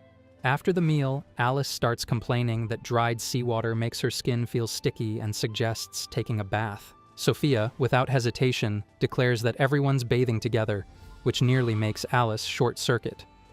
Lloyd quickly volunteers to wash the dishes instead, proving once again that he is a master of strategic escapes. The bath location turns out to be a waterfall Eve found while flying. The family plays around, enjoying the fresh water, completely unaware that someone is watching from the shadows. Suddenly, the watcher bolts, but Lloyd is faster. He catches her and realizes she's the one who has been tailing them since they arrived. To top it off, she's from the demon race. She even slipped extra fish into their earlier catch, but none of it was poisonous, which just leaves Lloyd wondering what her deal is. Before he can get answers, she takes off again. He chases her, warning about the dangers of running without being able to see ahead, and makes it to the top of a mountain, only to find nothing. She's gone, and he wonders if she fell into the sea. Heading back, he tells the others that a kid fell in and asks them to help search. They get ready, but Eve comes up empty and wonders if the waves took the kid away. Lloyd decides to check the ocean floor personally and casually splits the sea like he's Moses on his day off. The girls stare in shock as the seafloor is revealed. That's when Lloyd spots two figures underwater who look like mermaids. The older one quickly says not to hurt her little brother. And just like that, it hits him. The girl from earlier was actually a trap. Truly, the ocean is full of surprises, and most of them are scams. Lloyd hauls up the kid who fell into the ocean and realizes the girl and her sibling are actually mermaids. The two look terrified, begging him to spare them, but Lloyd waves it off, saying he doesn't blame them for anything and even thanks them. That catches them completely off guard, especially since they're the ones who put the group to sleep, dragged them onto the island, and then stalked them the whole time. Alice points out they confessed in record time. These two could never be criminals, they'd fold during the tutorial level of a police interrogation. The older mermaid bows in apology while Sophia practically sparkles at the fact that mermaids actually exist. Alice asks why they never mentioned meeting before, and the mermaid admits she doesn't remember. Alice explains that during the Demon King's coronation, she attended as the mermaid representative, and the mermaid is shocked to see her here. Eve smirks, teasing that they basically kidnapped the Demon King's daughter. The mermaid quickly says she didn't know. Turns out she's shy, avoids eye contact, and is terrible at remembering faces or names, so basically a walking social anxiety meme. Alice formally introduces them as Merma, princess of the mermaid race, and Idi, the prince. Lloyd asks why the royalty of the mermaid race have been spying on them. Merma hesitates, asking if they'll be mad if she tells the truth. Lloyd glances at Eve, who says it's fine, and Merma admits she's interested in little kids. Immediate red flag. Someone check her browser history before she ends up on a watch list. Eve and Alice waste no time yanking Sophia away like she's in immediate danger. Merma explains that her brother started acting strange, like he was terrified of something. He wouldn't answer her questions, always ran away, and after a few days, a human ship wrecked nearby in a storm. She brought the survivors to the island and noticed there was a boy Idi's age. She thought watching the boy might help her figure out her brother's problem, so she returned them to the port after a few days. From then on, whenever a ship passed with kids aboard, she'd bring them to the island just to observe. Eve asks why she didn't just talk to them, and Myrma says she's too shy, especially with strangers. While on the island, Myrma actually took care of the people, protecting them from storms, sickness, and hunger, even gifting them treasures before sending them away. Now they finally understand where all the treasure stories came from. As for why she destroyed their shelters afterward, she says it was just to see how they'd work together, rebuilding classic noble mentality, creating problems just to watch people solve them. Heidi is completely lost, having no idea what's going on or what role he played in all this. With the truth out, Lloyd says the problem can be fixed if they figure out what's scaring Heidi. Eve expects some elaborate plan, but Lloyd just asks him outright. Since they gave him food, Heidi agrees to talk. He reveals there's a monster. The mermaid race has a strict rule about staying away from the deep sea blockade, but he broke it to explore. There he found a massive creature with a gigantic body. He bolted, terrified his mistake would cause his sister and everyone else to die. Lloyd listens, then agrees to take on the mission to eliminate the monster and help Heidi face his fear. Long story short, the world's most powerful family arrives at Treasure Island, and after being through a lot, they've now decided to throw hands with the monster to once and for all solve this little misunderstanding. Lloyd stands at the cliff edge, telling his fam that they'll be going into the deep sea where the monster lives. He turns to look at Alice, who's shivering like a leaf, and wonders what's wrong. Alice takes it as a remark on her warrior spirit, if she has one. She yells that it's not that she's worried, but she can't swim, though Lloyd didn't even say anything. Myrma tells her that it's fine. She can breathe underwater just fine. The epic boss fight is underway. Lloyd versus the sea monster. They swim peacefully through the deep blue ocean, and Lloyd realizes that there's a big cave ahead. Maybe they should go into it. Eve explains that once they go through the cave, Myrma picks up, saying that they'll arrive at the forbidden territory where no mermaid swims. It's called the Deep End. Lloyd cautiously looks around and wonders where the big, bad monster is. He can't see anyone inside, but all of a sudden, a strange shape wriggles around Myrma, and she starts making lewd voices as invisible tentacles move all over her body. Alice wonders what the hell is going on. Is she trying to get their attention? But Lloyd realizes that it looks like she's being tied up by something invisible, and it looks like it's a tentacle. He uses the Ultra Instinct and tries punching the air behind her, and sure enough, he feels his fists connect with something, and something flies away. Lloyd spots a whole crowd of squids that either love death metal music too much or have too much free paint on their hands or tentacles. Alice and Myrma look around, realizing that there are octopus-like monsters. They wonder if these are the monsters that scared Ida, but Ida yells that they aren't the monsters he's scared of. He's not scared of a little tentacle. Lloyd wonders what in the lewdness is this boy saying. He then grabs hold of the mermaid and swims past the octopus, slicing it in half. Ida can't believe that Lloyd just put an end to the monster in the blink of an eye, but Alice yells that there's something else lurking in the darkness. Sure enough, numerous serpentine heads wobble around them, surrounding them from every side, and they realize it's a hydra. The hydra looks at them in confusion and hisses, but as soon as they spot Lloyd, who responsibly took care of them when they were serving Fane and threw them sky high, their PTSD gets triggered and they start trembling in fear. It's good that they remember how Lloyd treated them like a sock puppet. Myrma and the others look at it trembling, and Sophia says that she's scared of her daddy, and honestly, every sane creature would be scared of Lloyd. He's basically a walking magical nuke. Alice wonders if Fine has sent this monster after them, and if they should blow it away again. The monster desperately tries to fight for its rights. He shakes his head violently, saying Hydra life matters, and tries to clear the air. Sophia realizes that it's because the snake guy was beaten up by her daddy that it went back to its senses. Now it hates its old owner. Lloyd understands it as Sophia explains that maybe because of summoning magic, but now she can understand it. The Hydra was separated when they were blasted off, courtesy of Lloyd, and now the Hydra can't be summoned ever again. Lloyd realizes that now it has no more ties with that slimy little demon. They ask the Hydra why it's here, and the Hydra explains that they just fell here and decided to stay because they liked it. They realize that the Hydra is not much of a problem, but a victim of Lloyd's clueless strength. Lloyd just blew the Hydra away, even though it's a chill guy, and it decided to stay after falling low. Idy just saw it and got scared out of his head, which led to Murma starting the Treasure Island incident. So basically, the Treasure Island incident is all because of this OP family. All members of the family realize that they are the real reason. Travelers are seeking out this island. Alice wonders what should they do. The Hydra doesn't seem dangerous. It's as harmless as a puppy, and Alice wonders if they should try to get it to leave. Sophia finds it really pitiful, and Lloyd is as emotionless as a piece of cardboard. Nothing unusual here. This spot, Idy once again in trouble, this time trying to save himself from a little tentacle fun time. Murma realizes that her little brother is in trouble, and instead of throwing hands, she starts singing, telling them not to touch her baby brother. She yells sleeping waves, and instantly all of the octopuses get even more active.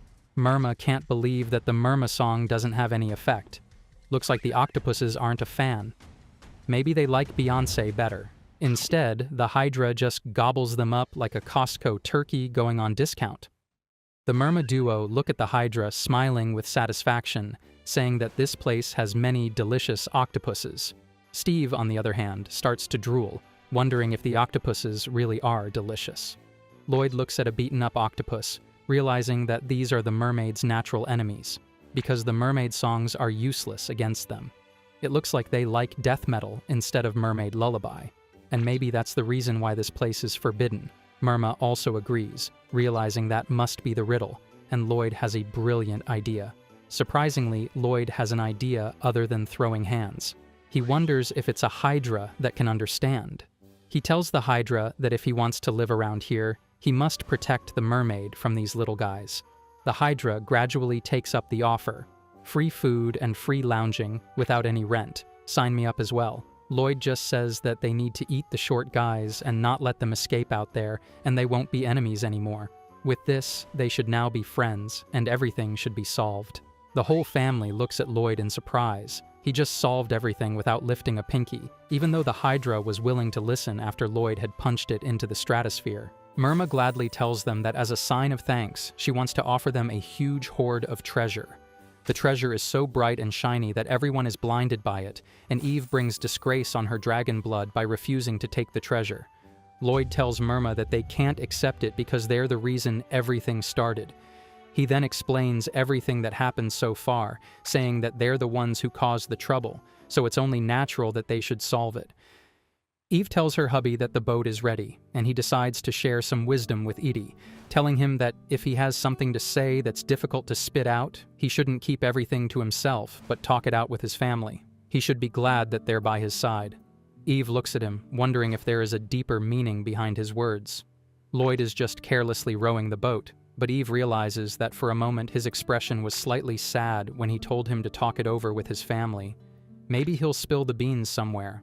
All of a sudden, everyone starts to get sleepy as Idy looks at them with a pouch over his head. When Eve regains consciousness, it looks like they've been transported to the port town. They wonder what the hell, and they just look at three drunkards smiling that the OP family is back. Eve calls them the Booze family in return. They can't believe how they were put to sleep, even though they were supposed to stay away. They then look at a small pouch of treasure in the boat and realize that it looks like the mermaids wouldn't let them leave empty-handed. Later, Lloyd's daughters have a fun pool day, while Eve asks Lloyd if he is doing okay today. It looks like Sophia is teaching Alice to swim, and she has created a little makeshift pool. Eve smiles, telling Alice that she is doing a good job, and also tells Sophie that she is being a good sister. Alice, desperately trying to stop herself from drowning, yells that she is the big sister. Lloyd wonders about the siblings, and Eve wonders what's wrong, what's bothering him. He pauses for a moment, saying that he was just thinking about the mermaid siblings, and then reminds him of something that he's forgotten from a while back. Eve sits up in surprise, wondering if it's finally time when Lloyd will spill the beans about his mysterious past. She asks Lloyd to tell her more, and it's okay if he doesn't.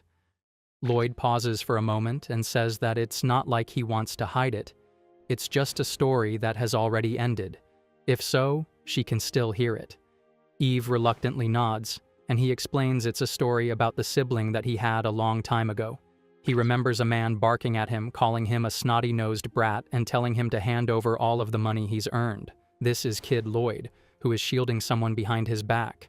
The old grumpy guy just grabs his money and tells him that today's dinner is served. He should eat it without complaint and go to sleep. Because their parents died, they had to live with their aunt, and there was also a family member that he had that was close to his age. He remembers the little girl coughing and apologizing for being so troublesome. Their aunt didn't just want to mooch off them, but she also wanted them to pay for everything, and because Cain was a young and sick child, he had to work for them both. He remembers telling Cain that she's got to build up her strength and she needs to eat. They were in a state of constant hunger, and he worked without any breaks. When he turned 15, he finally made a decision to become a trainee soldier. Cain couldn't believe it as he explained that living in the barracks, he would get paid with salary and with food, and because his aunt couldn't come to the barracks, he could build up his savings, and with that money, they could leave this house together. Lloyd explains that it will take 3 years for him to turn from a trainee to a real soldier, and during that time, they'll have to live separately. But if Cain gets anxious, then he won't do it. Cain just wants to make her big brother happy and smiles, saying that that's a great idea, and Lloyd decides that he'll do his best to support her, and Cain also decides that she'll support him no matter what. The next few years were a grind. He was constantly sweating, eating, and training, and sometimes he wrote letters to Cain. It was a hard time, but after a year he got some time off and returned. But surprisingly, Cain was not there. His aunt just said that she didn't do anything. She needs Cain to receive his money. Cain was feeling unwell for the first 2 years and disappeared before she knew it. With fury burning in the pit of his stomach, he yelled at her and asked the people around, but it was true. So he used up all of his savings to hire people and search for Cain all over the kingdom, but nothing turned up. To him, Cain was the only reason he was living by, and now he was empty without a purpose, destined to become the world's greatest tool, and here they are now. He still wonders why Cain disappeared, what she was thinking that she was alone, and maybe he shouldn't have dreamed of anything and stayed behind, and he can't help but think about a what-if scenario. He notices Eve sobbing her eyes out, apologizing for ruining his mood. After the history's greatest trauma dump, Lloyd concludes no chance of survival, so she shouldn't worry. Like he said, it's a story that already happened. The heavy mood is cut short with Alice excitedly yelling that she can swim now. Her eyes are full of excitement, and Sophie smiles, telling her to go for it. She smiles in amazement as she can finally swim. Though in reality, instead of her swimming, the invisible water field that Sophie has created is moving. She is just hitching along. Eve looks at her, realizing that their daughter isn't too bright. At least they won't have to worry about college. Alice is so overconfident that she says she can swim faster, and Sophie likes what she is hearing. She speeds up that water beast, and all of a sudden, they are swimming around and around. Eve realizes there is a bit too much, but she laughs. Lloyd wonders that even though he couldn't protect Cain and he volunteered in the experiment to become a hero, he's sure that the lives that he took, that of Demon King Duke and his subordinates, were worth more than his, and maybe he doesn't have a right to live this carefree life, but at least he can protect his family. Meanwhile, in the kingdom, the king is about to lose his mind and his mustache. That damned hero, he mutters as his advisor wonders if he is okay. The king crashes out, yelling that the more he thinks about him, the more anxious he gets, but it's the end for him. He has made special preparations to take him down. This time he will be using a special weapon. Someone is tied up in the dungeon with a strange glowing stone lodged in his chest. Either the king got hold of Iron Man, or he was trying to copy his fit in a sweatshop. The day is beautiful with the sun bright and warm, and the breeze just right. But this day is the polar opposite of what is in store for this family. Eve smiles, saying that the weather is great, maybe they should go out. But a voice hurriedly calls out to him, wondering if he is here. A soldier arrives, saying that the king's order is here. Lloyd turns to leave. Like the most accommodating doormat, he is ready to be stepped on again by the king. Alice wonders what the king's order is this time, and Eve just tells them to be careful. They gasp in surprise, realizing that the king is after their dad's life. The soldier is about to reveal the king's order, but all 3 of the girls in this house bark at him to shut up. Lloyd is no longer alone. He has 3 baddies ready to throw hands if anyone lays hands on their precious father and husband. Lloyd asks for the orders, and the knight says that he has to come and visit the king alone. But the three baddies are about to throw hands and bully him. The knight is about to cry. Lloyd tells them that the knight doesn't know anything and shouldn't be targeted. He vows to visit the king at once, and this time it's his turn to be bullied. Everyone wants to accompany him. Lloyd comes up with a clever little loophole that the king wants him to visit alone, but he never said that he may go there alone. So they will go to the capital together, and maybe Eve can give them a ride. After all, she is the world's best Uber, but the knight desperately tries to button, saying that they have a carriage ready, and they also have travel expenses. Eve starts drooling, wondering about all of the delicious dishes that will be waiting for her, and decides that they should go with the carriage. The girls look at their mom being swayed by food. Alice realizes that such a dreadful king, who created a medieval Captain America and sent him to die in a wasteland, must not be a good guy. Even a blind goblin could come up with that conclusion. Good going, Alice. They embark on their journey, and it takes them a couple of days.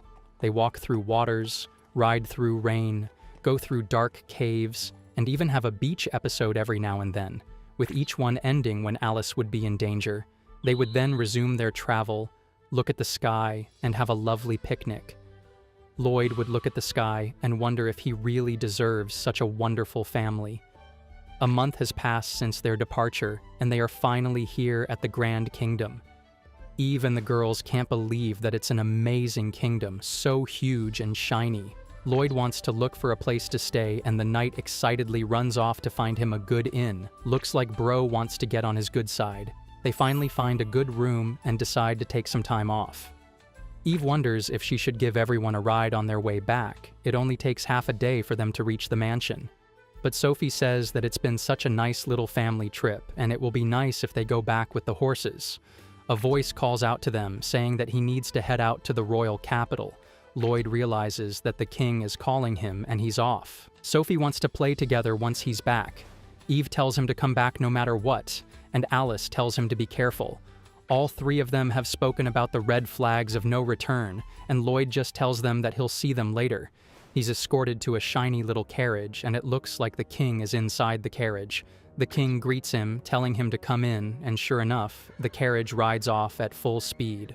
Lloyd says that he's living peacefully, and the king smiles, saying that that's good. Does he have anything to report, like his family? It looks like he bagged a dragon baddie, adopted the world's strongest magician, and even took the demon lord's daughter under his wing. Then he's saddened. He has no choice but to doubt his loyalty. However, he's not the devil. If he obeys this order, he can trust his loyalty. His new mission is to cut ties with his family. Lloyd's eyes widen in surprise as scenes of his newfound family flood his mind. He apologizes as he can't do it. But he also clears that they aren't scheming anything, they just want to live in peace, and he wants to prove his loyalty in any other way. But the king was just looking for an excuse to brand him as a traitor and tell everyone that the rebellion was confirmed. The carriage smashes open and someone barges in. The king smiles, saying that repeated wrongdoing and disloyalty and distorting orders. The hero is now dangerous to everyone, and their new mission is to execute the hero. The mysterious figure flies towards Lloyd, ready to throw hands. Maybe he doesn't know that his opponent is a magical nuke. The king has some confidence in these weird new characters, telling him to go on with the execution. Lloyd wonders if there is really someone in this world who can kill him. It looks like Lloyd has found his match because the newcomer punches him in the face and sends him flying. Weird enough, he even draws blood. Lloyd looks at him in wonder as the king is excited, realizing that it's working. The hero can be defeated. Has the enemy really appeared that can surpass the hero? Meanwhile, Sophie is excitedly looking at the city, and Eve nervously wonders if they should go out to see the city. She asks Alice what they should do, and Alice says they should go together. Although the city is in high spirits and high budget because of her father's death, maybe she can learn a bit and bring those changes back to the demon realm. They look at the city, and sure enough, it's in high spirit. The crowd is thick, the buildings are beautiful, and the street food is to die for. They look at the hottest topic right now, which is, according to the hero. They wonder if Lloyd is really popular, but it looks like things are getting out of hand. Lloyd has made the headlines as the hero who has demons under his control, who has killed evil and was promoted to the rank of Margrave. But now he has forgotten the king's kindness, and the frightening dragon emperor, the witch of calamity, and the demon have become his allies. He is now starting a rebellion, and the hero has become a threat surpassing the demon lord. They look at the headline in horror, wondering how this can be. Their lovely little Lloyd didn't do anything wrong. His only curse is being too powerful. They look at the crowd starting to panic, and Eve realizes it's the king's scheme. He is trying to tarnish Lloyd's image so that he can use it as an excuse to execute him. They can't believe that the king intends to settle everything this time. Though she doesn't think that Lloyd would lose, only Alien X could kill him, but the king doesn't have an Omnitrix. She prays for Lloyd's safety.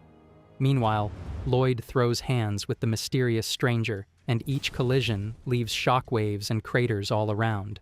The mysterious figure grabs hold of a gigantic boulder and throws it at Lloyd. Lloyd wonders about this weird strength, and who is this person? He decides to see what's under his mysterious clothes, and it turns out there is not a he, but a she.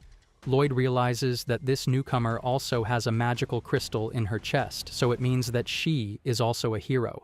She attacks Lloyd with a magical chain, and it turns out Lloyd can't gather his strength. The king reveals that this chain can seal away his device, and he won't be able to use his unlimited mana. He smiles, wondering if he is curious about the person's identity, and though it took some time to adjust, the person is the one who survived the very first experiment. The prototype. The king smiles, saying that she has unlimited mana like him, and she has a chain that can seal him. So he is finished. The newcomer slowly takes off her hood, and it turns out to be a blast from the past. Lloyd's eyes widen in surprise as a voice tells him that he is fine. With this, they will be together forever. It turns out it's Cain. Meanwhile, aftershocks of this epic collision shake the entire kingdom, and everyone starts trembling. Eve realizes that Lloyd is in battle, and the fight is still ongoing, so it looks like he can't defeat his opponent in one hit. Sophie innocently wonders if her papa is not One Punch Man anymore. They quickly soar through the air, ready to back him up. There's no way that Lloyd would lose, but she has a bad feeling about it. The hero's sister is also a hero now. Cain smiles, telling Lloyd that she missed him. Lloyd can't believe that she is alive. Cain wonders if he really thought that she had died, but she didn't leave a note or anything, so it's only right. Lloyd looks at her body, even though it's light, but she still has a bit of muscle. She wonders if she's been missing the whole time, and what kind of environment she's been living in. Cain wonders if he's worried about her, but she's sorry, and the past doesn't matter anymore. Lloyd looks at her in surprise, and the king is still celebrating his imaginary victory, so he must be shaking with fear and in need of new pants. The king is just glad that he has the upper hand and tells him to repent. This is what happens when he gets angry. He tells Cain to execute him, but Cain outright refuses, saying that he's just going to be taken by her. The king can't believe what is happening. His mind is about to be blown away to Mars. How come Lloyd can win against any overpowered enemy over? If Lloyd was even a little bit fruity, he did not doubt that the demon lord would also have taken him as a family member.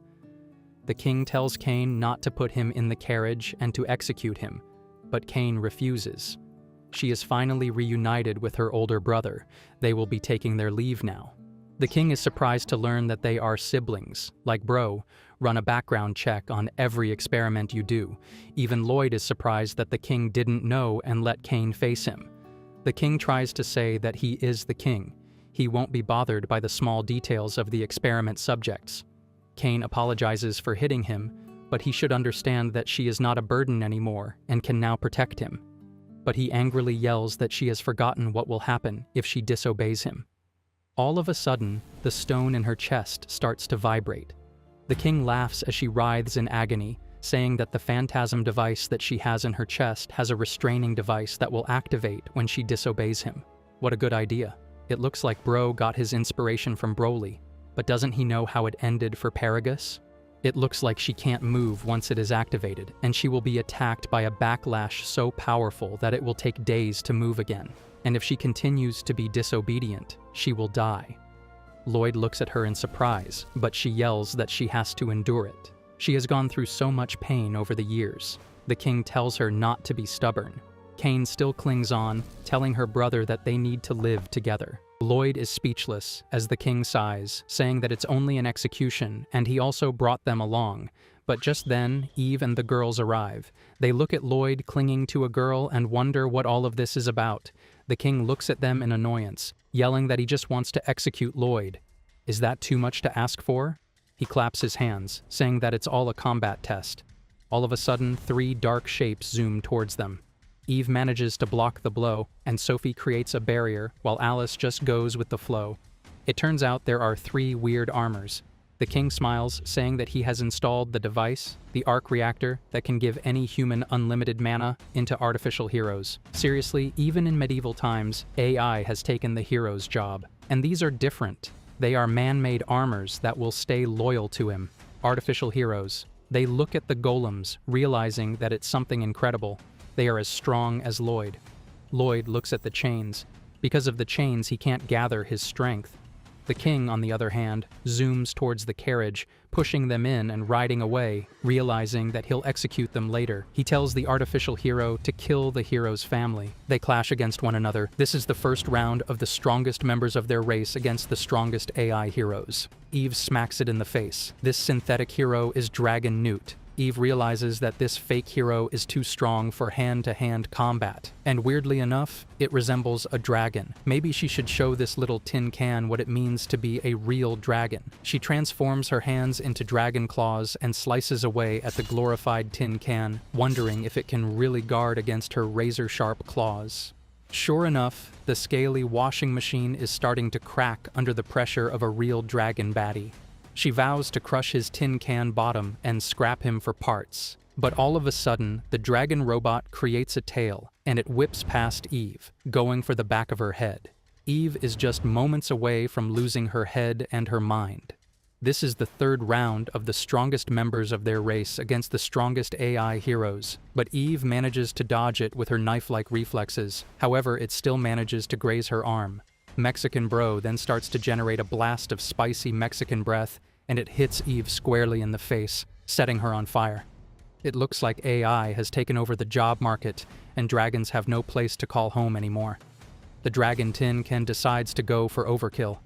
He grabs Eve's arms and blasts through the sky like a supernova, hitting the ground and crushing everything in a 10-mile radius. The weird dragon toy starts laughing as it's about to behead Eve, but Eve has had enough of this sci-fi nonsense. She tells the tin can that it doesn't know who it's up against. She chomps on one of its blades, and the tin can looks at her in surprise, backing away. Eve calls it an unpleasant little toy, wanting to burn her down with such half-hearted flames. She starts chewing on the blade and decides to show her what its tail is really worth. She turns the little scrap of its tail into molten lava and spits it right into its energy core, blasting away its arm. Eve smiles as it couldn't even catch the little bolt of lava. The poor little dragon toy tries to punch her, but its arm starts to melt away in her intense heat. The dragon baddie is packing flames no one but Lloyd can touch. She is at the peak of the dragon race, and her opponent is a poor imitation. And compared to Lloyd, the little toy is nothing. Meanwhile, Sophie is against a weird golem that is a magician just like her. The magical golem looks at her, and she wonders if she can hold her own against this. They both try to create numerous portals around them and start firing away. The whole battlefield is in chaos with vortexes flying past them. Sophie can't believe that their magical power is about the same. The golem is really strong, and it will take a lot more to destroy it since it's man-made. She wonders what a way to destroy it, but all of a sudden, a beam walks past her and destroys her. It looks like the golem has killed her effectively and starts laughing creepily, but it turns out it was only illusion magic. Sophie then fires away her own version of Kamehameha, but the golem is ready and quickly whizzes past her. It went back to the smoke after running around, and she couldn't believe how fast it was. She fires the gust of wind towards the monster, and the monster is hit this time, but it quickly vanishes. It looks like this AI is learning on the fly, and it can already use illusion magic. The magical trash can then hits her with a bolt of lightning, and she freezes as lightning is the only thing that works on her. The golem smiles and looks at her, crying. She couldn't fully protect herself, and the golem smirks. She can't believe it can show emotions. Sophie starts pouting. She doesn't care if it's magic or if it's about hands. She's supposed to be stronger. She's the hero's daughter after all. The golem starts to create a lot of illusions and creates copies of itself. Sophie realizes that the real one must be mixed in with it and she'll blow them all away. She creates a tornado that blows everyone away, but it turns out that the golem is nowhere to be seen. The golem emerges from the ground under her and pierces her with its metallic arms. Sophie also arrives behind her little copy, wondering if it likes sneaking up. It's time for a taste of its own magic. The copy turns into another golem. Sophie explains that she was wondering where the tin can would sneak up on her, and she blended with the surroundings by using illusion magic, creating a golem behind her. Sophie smiles, promising to break her little toy, and is ready to take it on a test run. Numerous rocky hands emerge from the ground as she says that, unlike him, she's coming at him from the front. She yells, "Thunder King, descend," and a gigantic spirit bomb arrives above her. Seriously, Sophie needs a DNA test. Is she related to Goku or something? She smiles, telling the trash can that her papa could have stopped with no difficulty. Meanwhile, Alice is facing a version of her own, and it looks like it's stronger than her. Alice has a difficult time against this demonic little toaster. They clash against one another. The demon came towards the demonic little washing machine. Their blades collide, darkness against light, and Alice can't believe that she's losing in terms of strength. What will Lloyd say? She dodges another dimensional strike and realizes that the blade is weird. Be it physical strength or sword technique, she's no match for this Lloyd GPT-powered demon doll, and she also realizes that this hero is strong. She borrowed magic from Lloyd back then, but that disadvantage lies in how weak she is. She wonders if there's a way she can win it by using the box left by her father, and if that's the case, then maybe she can't use the usual case.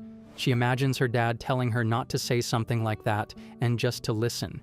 It's a formless object, and the shape and the power and the function are decided by the imagination of the user. So she needs to use each part with a bit of mana, and they will take shape according to her imagination. She remembers wondering if it means that her imagination is key, and it looks like it will use a lot of her brain cells. The Demon King would joke that does she even have brain cells to begin with? She's so clumsy, it looks like there's only porridge instead of her brain. This would cause her to pout, saying that a clumsy person shouldn't be using this thing. The Demon Lord will tell her that it will work out, because the case devours mana from whoever is touching it. It's life-threatening, but she has endured it since she was a kid. But Alice, with her historically low self-esteem, wonders if it's because she doesn't have any mana. He would tell her to stop thinking like that and remember that the most important thing she can do is have imagination. That's where she can beat this AI-powered imitation. Even if she's weaker in terms of strength, she can make it up with her imagination. Sure enough, she parries one of the blows with her sword and decides that she'll defeat it and come up with her own solution. But all of a sudden, her sword is disarmed, and it looks like the Demon Tin Can is about to claim victory. But Alice has a different idea. She uses her sword and uses the cube to turn it into a sword, controlling it with her mind. This is a blade mode, and she then disperses all of the components and uses them like rollerblades. She then uses one of the parts to create a hand cannon, striking away with air bullets at the monster. But the monster is unfazed, and it ignores her hand cannon. She can't believe if it's going for the finishing blow, but she uses the killer mode, Bola, and also uses a hand cannon to create a gigantic cube of pure energy. It turns out it's a hammer, stronger than Mjolnir. She has used her imagination to the max, the mana, the arm, and everything that belongs to others, and it's completely different from before. Even though it's a shameless way to fight for the weak, she'll still use it, because she needs to save her new daddy. The golem looks at her in surprise as she crushes it with her gigantic mallet, saying that even if she's weak, she will make up for it with shamelessness. Someone who will become the Devon Gain will have to lose to a half-baked hero.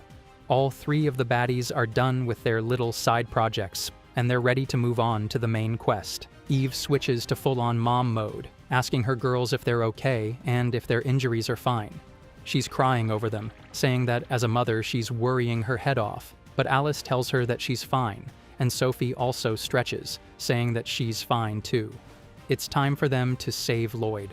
Lloyd, on the other hand, is still chained up in a cell. The chain seals his mana, and he's getting used to it, but it's pretty strong. Kane is waiting next to her. Lloyd looks at Kane and realizes that she's awake. Is her body all right? She says they're just like old times, when she would wake up and he would check on her condition. Lloyd is much different from his childhood version. He doesn't have any emotions anymore. Cain wonders if they need to get out of here, even though they've been reunited. She promises to convince the king, but Lloyd bluntly tells her that he has a family now. Hurried footsteps echo in the dungeon. The king recalls his advisor saying that he needs to give the hero a trial, or else his stock will plummet to the ground. Now he will have to execute him for a crime that no one will complain about. Cain angrily yells if it's true that Lloyd has a family. The king looks away as if he's been caught. He says that he has the AI heroes on it, and they should be dead by now. And speaking of the devils, well, the devil, the dragon baddie, and the mage of calamity. They burst through the castle, yelling that they're here to rescue Lloyd, or they will take down the castle. The king is shaking in his boots, realizing that the synthetic heroes are no good. They should have been strong, and this is a perfect rebellion against the country, so maybe it will be okay to kill him. Like, bro, get a life. He tells Cain to kill all of them, Lloyd's family. Lloyd suddenly bursts through the dungeon. They wonder if Lloyd has escaped and is coming to meet them, but it turns out it's Cain, in full psycho mode. They wonder what is going on with her. She's the one who captured him, the girl who was clinging to him. Cain introduces her, saying that she is Lloyd's only family. Eve looks at her in surprise, realizing that's the family member Lloyd told her of, and it looks like she's alive. Numerous chains emerge from her cloak. She says she will die if she disobeys the king's command. That's why she'll have to put an end to them. The chains zoom towards her, but Eve manages to grab them with her dragon claws. She can believe that she stopped the chains, but she still begs her not to put up a fight and hurry up and die, so that the brother and sister can be reunited at last. The epic showdown is about to go down between Cain and Eve. Eve refuses to yield because she intends to hold up her position as best girl for Lloyd, and she knows they will save her no matter what. She immediately melts the chains binding her, and the girls stare at her in shock, realizing that she is a smoking hottie right now. Cain can't believe she melted her chains just like that. Maybe she really is the dragon who can react to her attacks. Cain decides to start with the girls first and lashes her chains at them. Talk about an abusive auntie. Sophie can't believe that a single hit took down her barrier. Alice, on the other hand, barely manages to block it with her sword, and she only got lucky because the sword happened to be in the way. She knows she won't be able to block the next hit. Cain prepares for round 2, but just as she's about to whip the girls again, Dragon Mommy suddenly arrives in front of them, deflecting the chains with her hard, scaly arm. She tells the girls to back down because she'll handle her sister-in-law. Cain looks at her in annoyance, calling her a troublesome little lizard. Eve only grabbed and stopped the chains, which means she can't melt them at the same time. Cain then shoots several more chains toward Eve, and Eve grits her teeth in frustration. She would rather die than let even a single chain hit her beloved daughters. The girls look at her in horror as she yells in pain. One chain manages to slip past her, but all of a sudden she transforms, whips out her tail, and grabs it before it can touch them. In the process, though, she accidentally reveals her cake. Cain stares in surprise. Bruised and battered, Eve tells her that she shouldn't dare set her eyes on her nieces. Cain grits her teeth, furious at how desperately Eve is protecting the girls, as if showing off that she really is family. That pisses her off so much that she shoots another volley of chains. Eve manages to stop most of them effortlessly, but a few slip by and are about to strike her daughters until Lloyd arrives, proving once again that he really is the hero. He punches all the chains away, shielding his family in the nick of time. Everyone looks at him in astonishment, while Cain can't understand how he's even here. His mana was supposed to be sealed off by her chains. He shouldn't have been able to escape. Lloyd looks at her calmly and reveals the truth. He simply adapted to the chains by pouring all his power into them, kind of like Maharaga. All the girls can't believe he came up with such a brutal solution, and even Cain is caught off guard. Still, that's exactly the kind of thing she expects from her big brother. She tells Lloyd to move aside, insisting that she doesn't want to kill him. If he defies her, he will die, and if she disobeys her orders, she will die. Besides, he doesn't need something as worthless as a fake family to keep him going. Lloyd pauses for a moment, then finally answers, declaring that this is not a fake family. Every one of them is real, and he won't let her hurt them anymore. Eve feels her heart flutter at his words. They came here to witness him, and now it looks like the tables have turned. Cain, however, is furious. She can't believe he's choosing his fake little family over her. She realizes that, aside from them, he has no one else. And suddenly, she loses control. Chains erupt violently from her body as she goes completely berserk. As the chains lash out towards Lloyd, Cain orders him to come over, saying that she is his only family. The only reason she was able to live every day was because of her little wish to see Lloyd again. Lloyd punches the chains away. Sophie and Alice support Eve, helping her move away from the battle since she has lost a lot of blood. Lloyd realizes that a chain has slipped past him by going underground, so he stomps the ground and manages to catch it. Distractions like this will not work in front of a walking calamity like him. He calmly tells her to stop, but she only spirals, yelling that she is supposed to be his only family and that whatever happens to that fake one should not matter. Lloyd looks at her in pity and begins asking the real questions. Who is she really mad at? She yells that she is mad at his fake family, but he presses her, wondering why. They only met for the first time, and she does not even know them. Something felt off when she clashed against him. When she hit him, she smiled, as if she were a completely different person. Why did she endure the hero experiment for longer than he did? That was a hellhole where most people would die. The device implanted into their chests gathered mana and poured it into their bodies beyond the limit. Flesh burned, bones broke. It was basically steroids with a ton of side effects. Each time they were injured, they healed by mana. Either the subject adapted or died halfway. And when she finally came out of that experiment, she found out that her brother had not been looking for her and had made a new family for himself. So, is she really pissed off at him? Cain is speechless. She remembers enduring that hellish training over and over again. She remembers holding a letter and thinking about Lloyd day in and day out. It had been a year since he became an apprentice soldier. It was a letter telling her that they could go look for a home and talk about what kind of place they should live in. It was also an apology, telling her that he was sorry. Cain starts trembling and yells that she does not know, calling Lloyd a stupid little brother.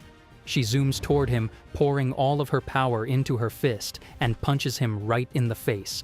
Lloyd does not even bother to block it. He tries to accept her beatings. Sophie looks at her daddy being punched to a pulp by her aunt, and Alice wonders why he is not defending himself. She wants to help him, but Eve tells them to stop, saying that she is in the same position as they are. Lloyd, bruised and battered, asks Cain if she is done, but she is far from over. She creates a gigantic fist out of chains, using the Gomu Gomu no pistol. Lloyd just wants her anger to pour out on him. He was not able to do anything for her, so it is the least he can do. The entire city shakes to the core, and Cain looks at the mess she has created in horror. She desperately prays that he has not died. All of a sudden, he emerges from the smoke and grabs her in his arms, saying that this is the least he can do. He will accept all of her feelings and all of her anger. Cain whimpers that she was dreaming about this every day, dreaming that he would be there to save her. And although it did not turn out that way, she cries that it is not fair. She cannot beat her big brother. Sophie wonders if it is over, and Alice tells her that indeed it is. Eve looks at them, saying that her husband is an awkward man. It is a miracle he managed to pull a dragon baddie like her. The girls look at Cain, wondering if she has fallen asleep. The king, on the other hand, is still up to his evil schemes. He is on the verge of a stroke, wondering how Lloyd can make an ally out of everyone sent to kill him. Does he have talk no jutsu or something? But then the king just smiles, because he still has 2 other trump cards. The girls look at Lloyd, bruised, battered, and tattered. Lloyd also notices that they seem injured, especially Lily, who looks like she needs a healing session. Eve just asks if his sister is fine, and Cain is sleeping soundly. It seems she's not used to fighting, and her body has shut down so that she can regenerate. They sigh in relief, and Eve says that she will die if she disobeys the king's orders. That is what Cain told her. The king arrives, telling them they are too naive, because that was only his first trump card. There is an elimination mode in the device he installed in Cain. Her mana will go berserk, and she will basically self-destruct. He starts laughing, But all of a sudden, Lloyd whips out the device he was talking about and crushes it, saying that he pulled it out earlier. With that, Cain is free.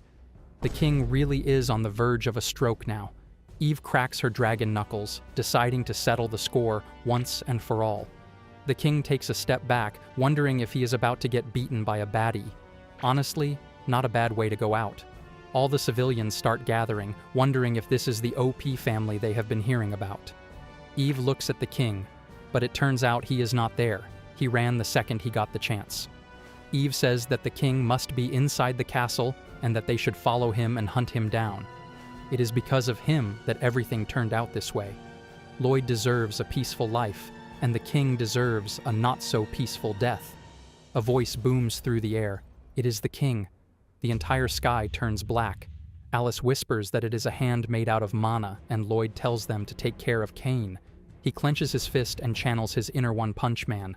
He clashes head-on with the gigantic fist, sending shockwaves that terrify all the civilians. Alice wonders what is going on, and Lloyd explains that he is getting pulled in by the fist. She asks why, but he tells her that when mana is too dense, it has a gravitational field of its own.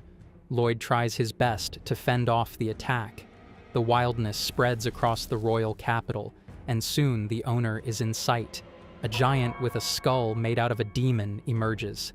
They look up at the mana giant, and judging from the voice, it seems the king is inside. The bones belong to the demon race's giants. The king laughs. Bro really conducts inhumane experiments like Orochimaru. Whenever he feels threatened, he summons this magic that activates the giant. He laughs, declaring that he is the strongest hero, the ultimate hero. Lloyd wonders if he should end this man's career right here and now. As soon as Cain wakes up, she angrily asks why Eve is carrying her.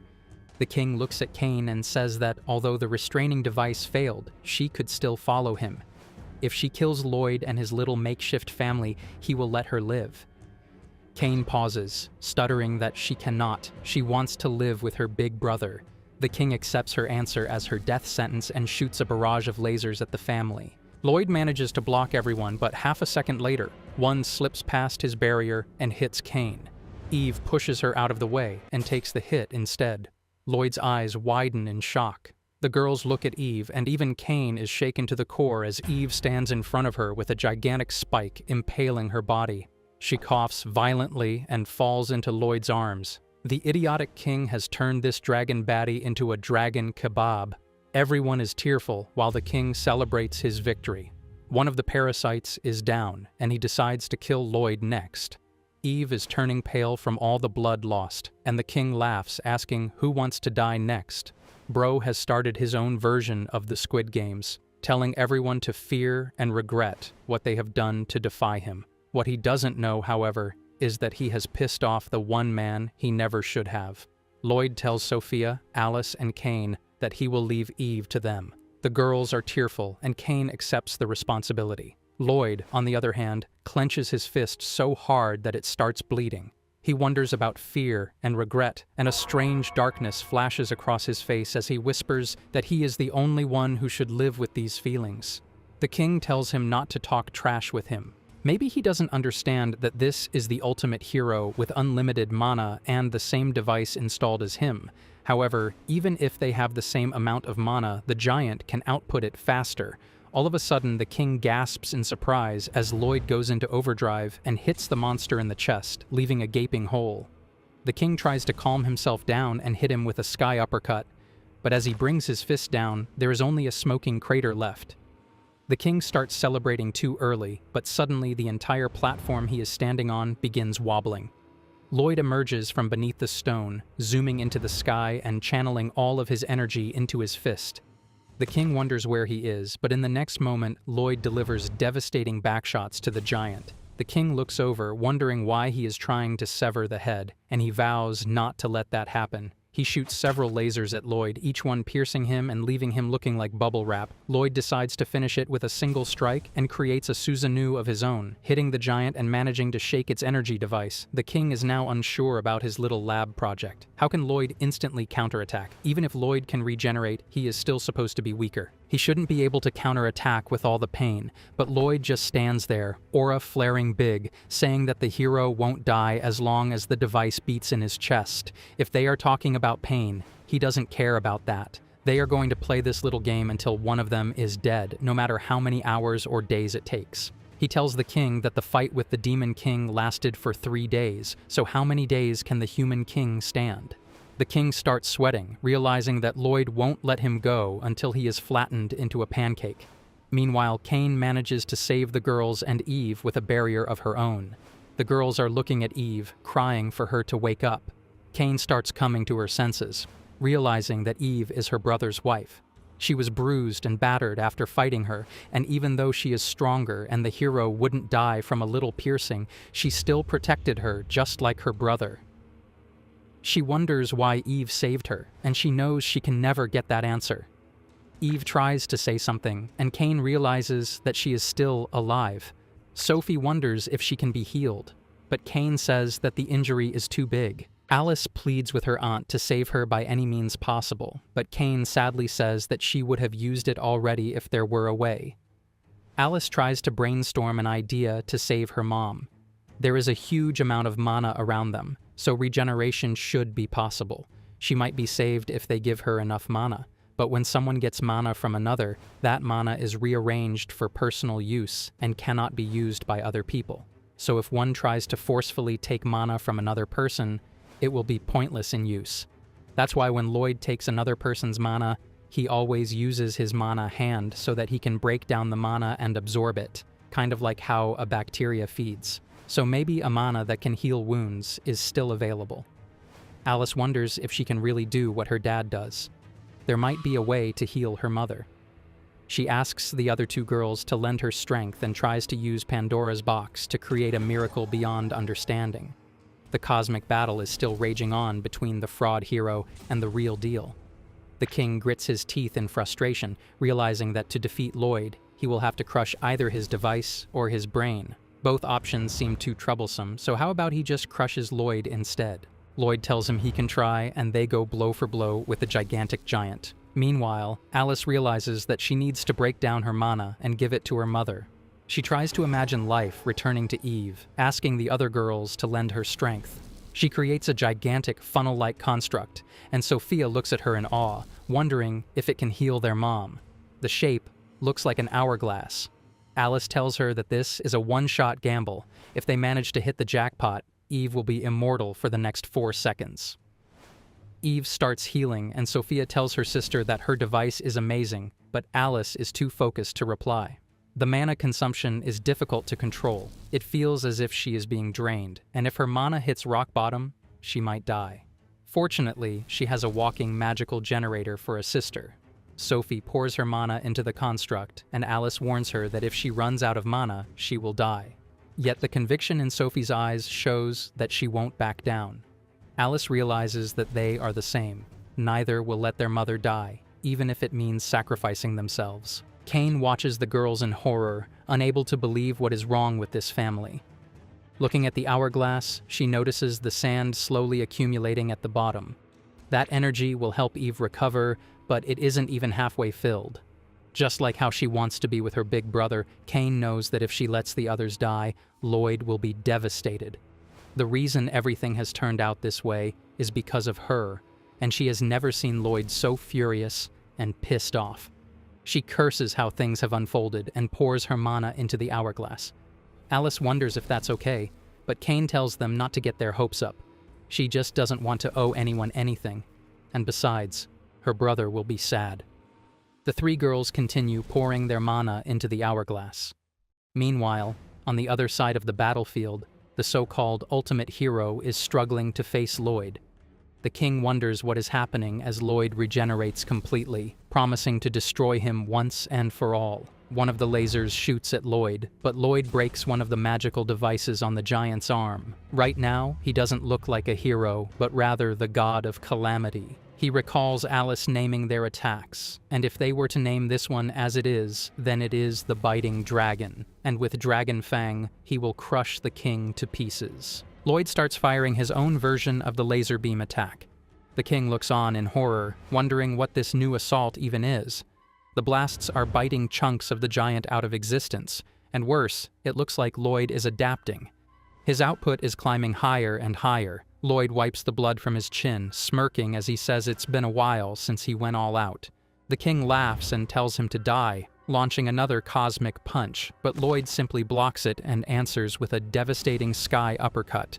The king reels, disoriented, wondering where he even got hit, only to realize that his entire chest is gone. The cockpit is exposed, floating naked in the air. Lloyd clenches his fists, ready to go another round.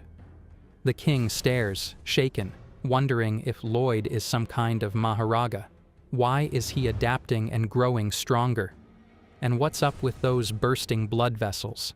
They've been flaring ever since Lloyd started using that technique. The so-called ultimate hero is supposed to be ultra-dense, so why does it look like Lloyd is biting the mana out of the giant, devouring it like a starving beast? Worse, he seems to be poisoning himself with mana, yet somehow thriving. Lloyd explains. He's been through this routine since the experiments. His body would get destroyed by mana poisoning, and he would forcefully heal it. By repeating the process and refusing to die, his body grew accustomed to the poison. His raw output might have been lower at first, but his supply line was ironclad. By overloading it with mana again and again, he broke the limiters and forced his body to adapt. Now, he's stronger than ever. Lloyd has evolved from being a glitch in the system into an unexplainable error in the code itself. Suddenly, the king finds himself floating like a lantern, sweat dripping as the realization hits. He's going to lose. He tries to use the reverse curse technique, transforming the giant into a blazing lava monster by going for maximum absorption. If Lloyd can adapt, so can he, or so he thinks. The king hurls a barrage of fireballs, screaming that no matter how much Lloyd acts like a hero, he's still a weakling who can't stand in front of him. But then the mana in front of him begins to crack. The king freezes, horrified as the air itself fractures. He reaches out to touch it, only to recoil in agony, mana poisoning. The excess pressure is tearing the construct apart, breaking the cockpit from within. That's the flaw in his plan. Lloyd is a living being who can adapt, while the giant is nothing more than an energy puppet. It's absorbed too much mana and is about to explode. The king panics, debating his final move. He can either release the mana and lose to Lloyd or die like a hero. Choosing desperation, he decides to vent all the mana into one final strike. He charges a hyper beam of black energy and screams for Lloyd to die as the colossal blast rips across the battlefield. Lloyd doesn't flinch. He faces the beam head-on, choosing to absorb it. That's his answer to any opponent who has more mana than he does. For this, he decides to borrow a certain forbidden technique, the late Demon King's trump card, Devourer of Souls. Back inside the energy bubble, Alice tries to resolve this situation. It looks like her mother is finally healed up, but she is still unconscious. Kane wonders why she is not waking up, and Alice desperately prays to the heavens not to let her mother die, calling her mother for the first time. Back at the reality-warping battle, Lloyd is going blow for blow with the dying magical engine. The technique was originally made to exploit the opponent's opening, and right now, this unending Kamehameha has no openings. If he can't stop it, his mana poisoning will get to his brain, and he will die. The king is also suffering. For the first time in his life, he is suffering from so much pain. The mana is constantly seeping in and causing poisoning. He wonders if he is going to die. If the strongest being is not under the king's control, isn't he dangerous? Such a dangerous element can't be left alive. He vows that his kingdom will achieve absolute peace, and he will not die and be the victor. The king starts breaking through his defenses, and the mana poisoning is speeding up. All of a sudden, memories flood into his brain. All of the great times he had with his wife. He wonders what if he dies. He will be falling them soon. He won't let any of his family die again. He yells like a true father that he won't let his children die. If he is the one, he has to die. Then so be it. A voice echoes in his mind, calling him an idiot and telling him that no way he is allowed to die. Before laying the pipe on his wifey, he looks at the sky, and Eve arrives in her dragonic majesty. Apologizing for making him wait, Lloyd looks at her in surprise as she creates a gigantic dragon claw in front of his magic hand. She swipes the giant, creating an opening for Lloyd to attack. The beam is interrupted, and Lloyd realizes that this is the opening he has been waiting for. The Demon King's attack once hit the hero, and he had to use both of his arms to defend himself. But then again, if he grabs the mana that can't be absorbed, he can do a lot of impossible things. He decides to unleash all of the absorbed mana in a single go, and uses Dragon Fist, Devourer Fang to hit the gigantic golem with a giant energy fist that slams through it and clears the sky of all the clouds. The king drops from the gigantic monstrosity. He is bruised and bleeding and on the verge of death. Eve wonders, why is this scumbag still alive? How can he avoid that? Is his superpower good luck? The king looks at Lloyd, wondering if he is going to die now. He tries to come up with a trashy excuse that he just wanted to protect his kingdom. He had to do the unthinkable to save his people. Lloyd wonders, what bull ash is he spewing? He shouldn't give half-assed excuses about protecting his kingdom. He should take a look behind him. If Lloyd hadn't dodged that attack and had not stood in its way, the royal capital would have been erased from history. The king looks at him in surprise and horror as Lloyd says he has been protecting the people since day one, and he was willing to cooperate and support him till his death. But he shouldn't lay a hand on his family ever again. Lloyd clenches his fist and hits him in his disgusting triple chin, sending the king flying, but his beatdown is far from over. Lloyd leaps into the air and hits him in his face.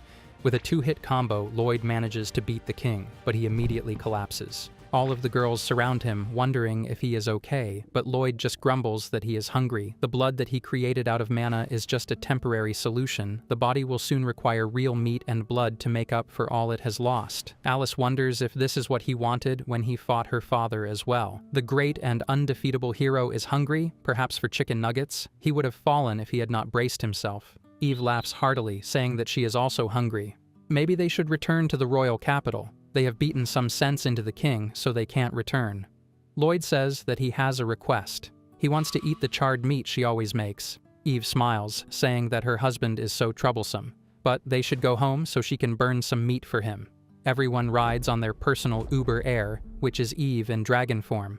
Lloyd, meanwhile, is busy enjoying a delightful selection of burnt meat made by the love of his life. Kane watches and tells her brother not to eat weird stuff, but she has no idea that this is actually his kink. They finally arrive at Lloyd's mansion, where he formally welcomes his sister into the family.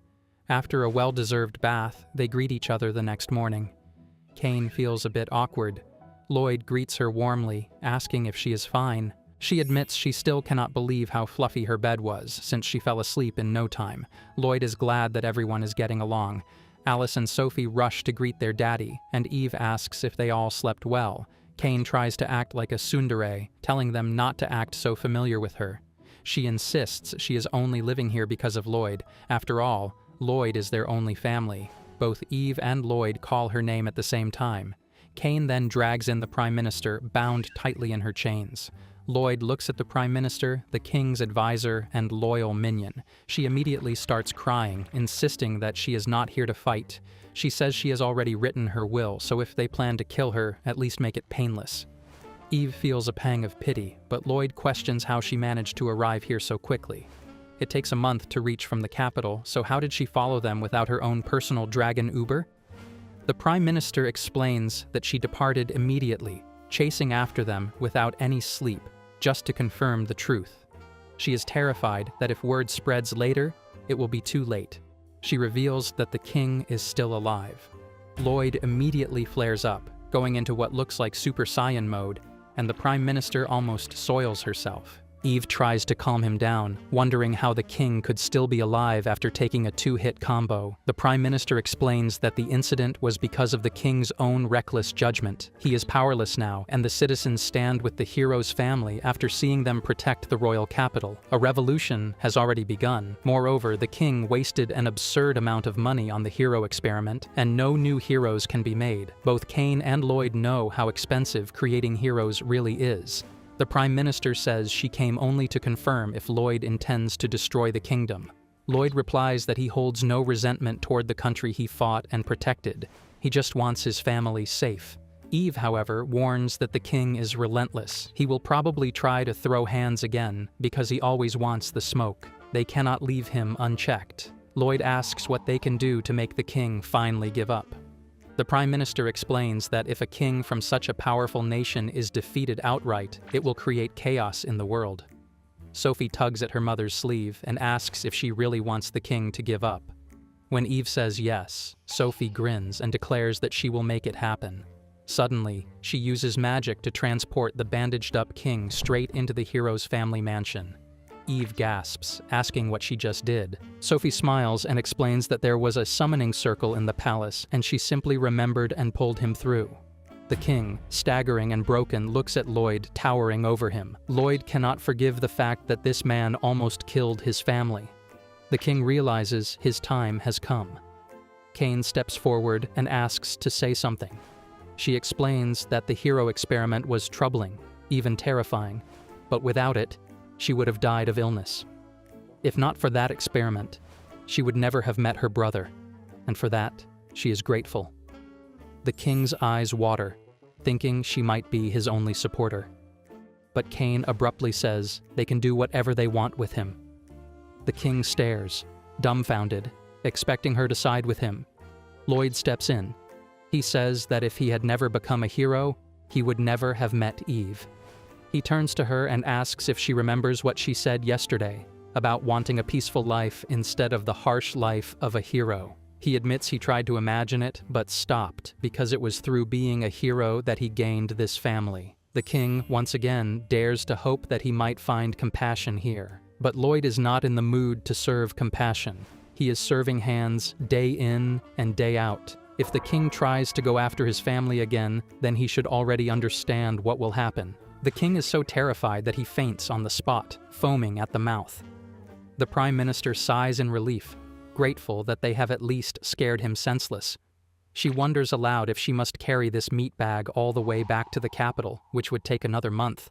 Later, Eve enthusiastically offers to make breakfast. Everyone except Lloyd is horrified at the prospect of another burnt meat buffet. At the frontier of the kingdom now lives the world's most broken family. The father is the hero, basically a walking nuke. The mother is a dragon baddie who can level a country with her Mexican breath. Then there is Eve, the Demon King's eldest daughter, Alice, and the walking magical tornado, Sophie.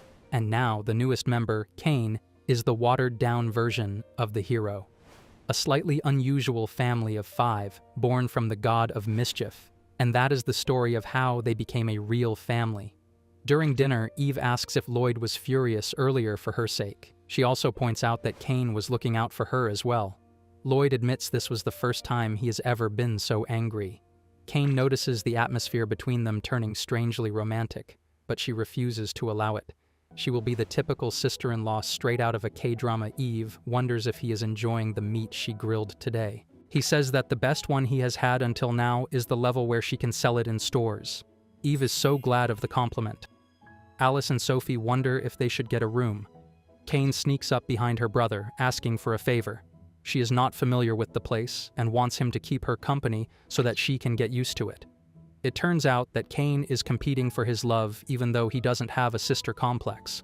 But if they are compared in terms of melon sizes, she doesn't hold a candle to Eve. Lloyd and Kane are busy bonding by chopping firewood, gathering giant rocks and wood, and resting together. Even Sophie is a little jealous. She wants to be pampered by her daddy like that. But Eve tells her to be a little understanding. They have met after a long time, so instead she will play with her. The girls are busy playing by creating a giant robot. Alice accidentally falls and is hurt. In the next moment, Lloyd basically teleports away from Kane right next to Alice, asking her if she is okay. She says she can't practice because of muscle pain. Lloyd tells her not to force herself. He will take her back to the house if it's okay. Alice nervously tells him to be gentle, and as he is about to scoop her up, Lloyd tries to get her to come closer. He is about to scoop her up. A thick chain shoots out of Kane and binds Alice. She volunteers to carry her. She is trying her best not to let her have a princess-style carry, and Lloyd basically carries her like a backpack and runs away to transfer her to her room. Later, Sophie comes up to Kane, introducing herself, saying that Alice is fragile. She shouldn't be so rough with her. Kane looks away, saying that she only wrapped her with chains. That won't hurt anyone. but she angrily says that Lloyd is the family's head and Kane can't hog all of his attention. She pouts, and Kane starts pinching her cheeks and runs away, teasing her. She turns to look at Sophie, saying that she will not acknowledge them as family. Lloyd is her only family. Sophie is basically on the verge of crying. She runs into her mother's arms. Eve realizes it will take some time to get her into the family.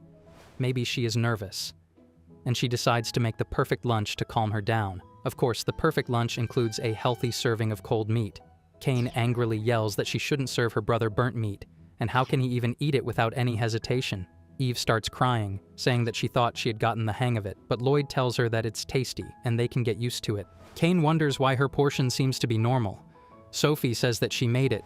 Eve roasts meat only for Lloyd, and it looks like she is improving. Eve is touched to the core. While Kane can't wrap her head around why her brother has a thing about burnt meat. She nervously wonders if they flirt in this way, and she must protect her brother at all costs. Later, Lloyd is sleeping, and Eve slips into his room, asking him if he is awake, but it turns out he is sleeping. She wants to apologize for making him push himself like that. When she almost died, he became a walking calamity. He was so angry that he could take down God himself, and it just shows how much he cares for her. She believes that the vow for marriage in human language is to stay together until death parts them, but a human and a dragon have different lifespans. Someday they will move to the next world before her, and she shouldn't be saying this since she almost died herself. But he should stop rushing through life. They should enjoy every moment and live together, because she is counting on them. She gently pecks him on the cheek. Kane hears her little declaration. She is sleeping just next to him under the covers and can't interrupt this little touching story. But she doesn't seem to care. She is sleeping just next to him under the covers and can't interrupt this little touching story. If she thinks about driving her out, she will be exposed as having a soft corner for her Lloyd. And if she stops her now, she will be the bad guy. Kane tries her best to stay awake, but all of a sudden she dozes off. When Lloyd wakes up, he finds both Eve and Kane on either side. He wonders what they are doing in his bed. Kane angrily wonders why she didn't leave after saying goodnight.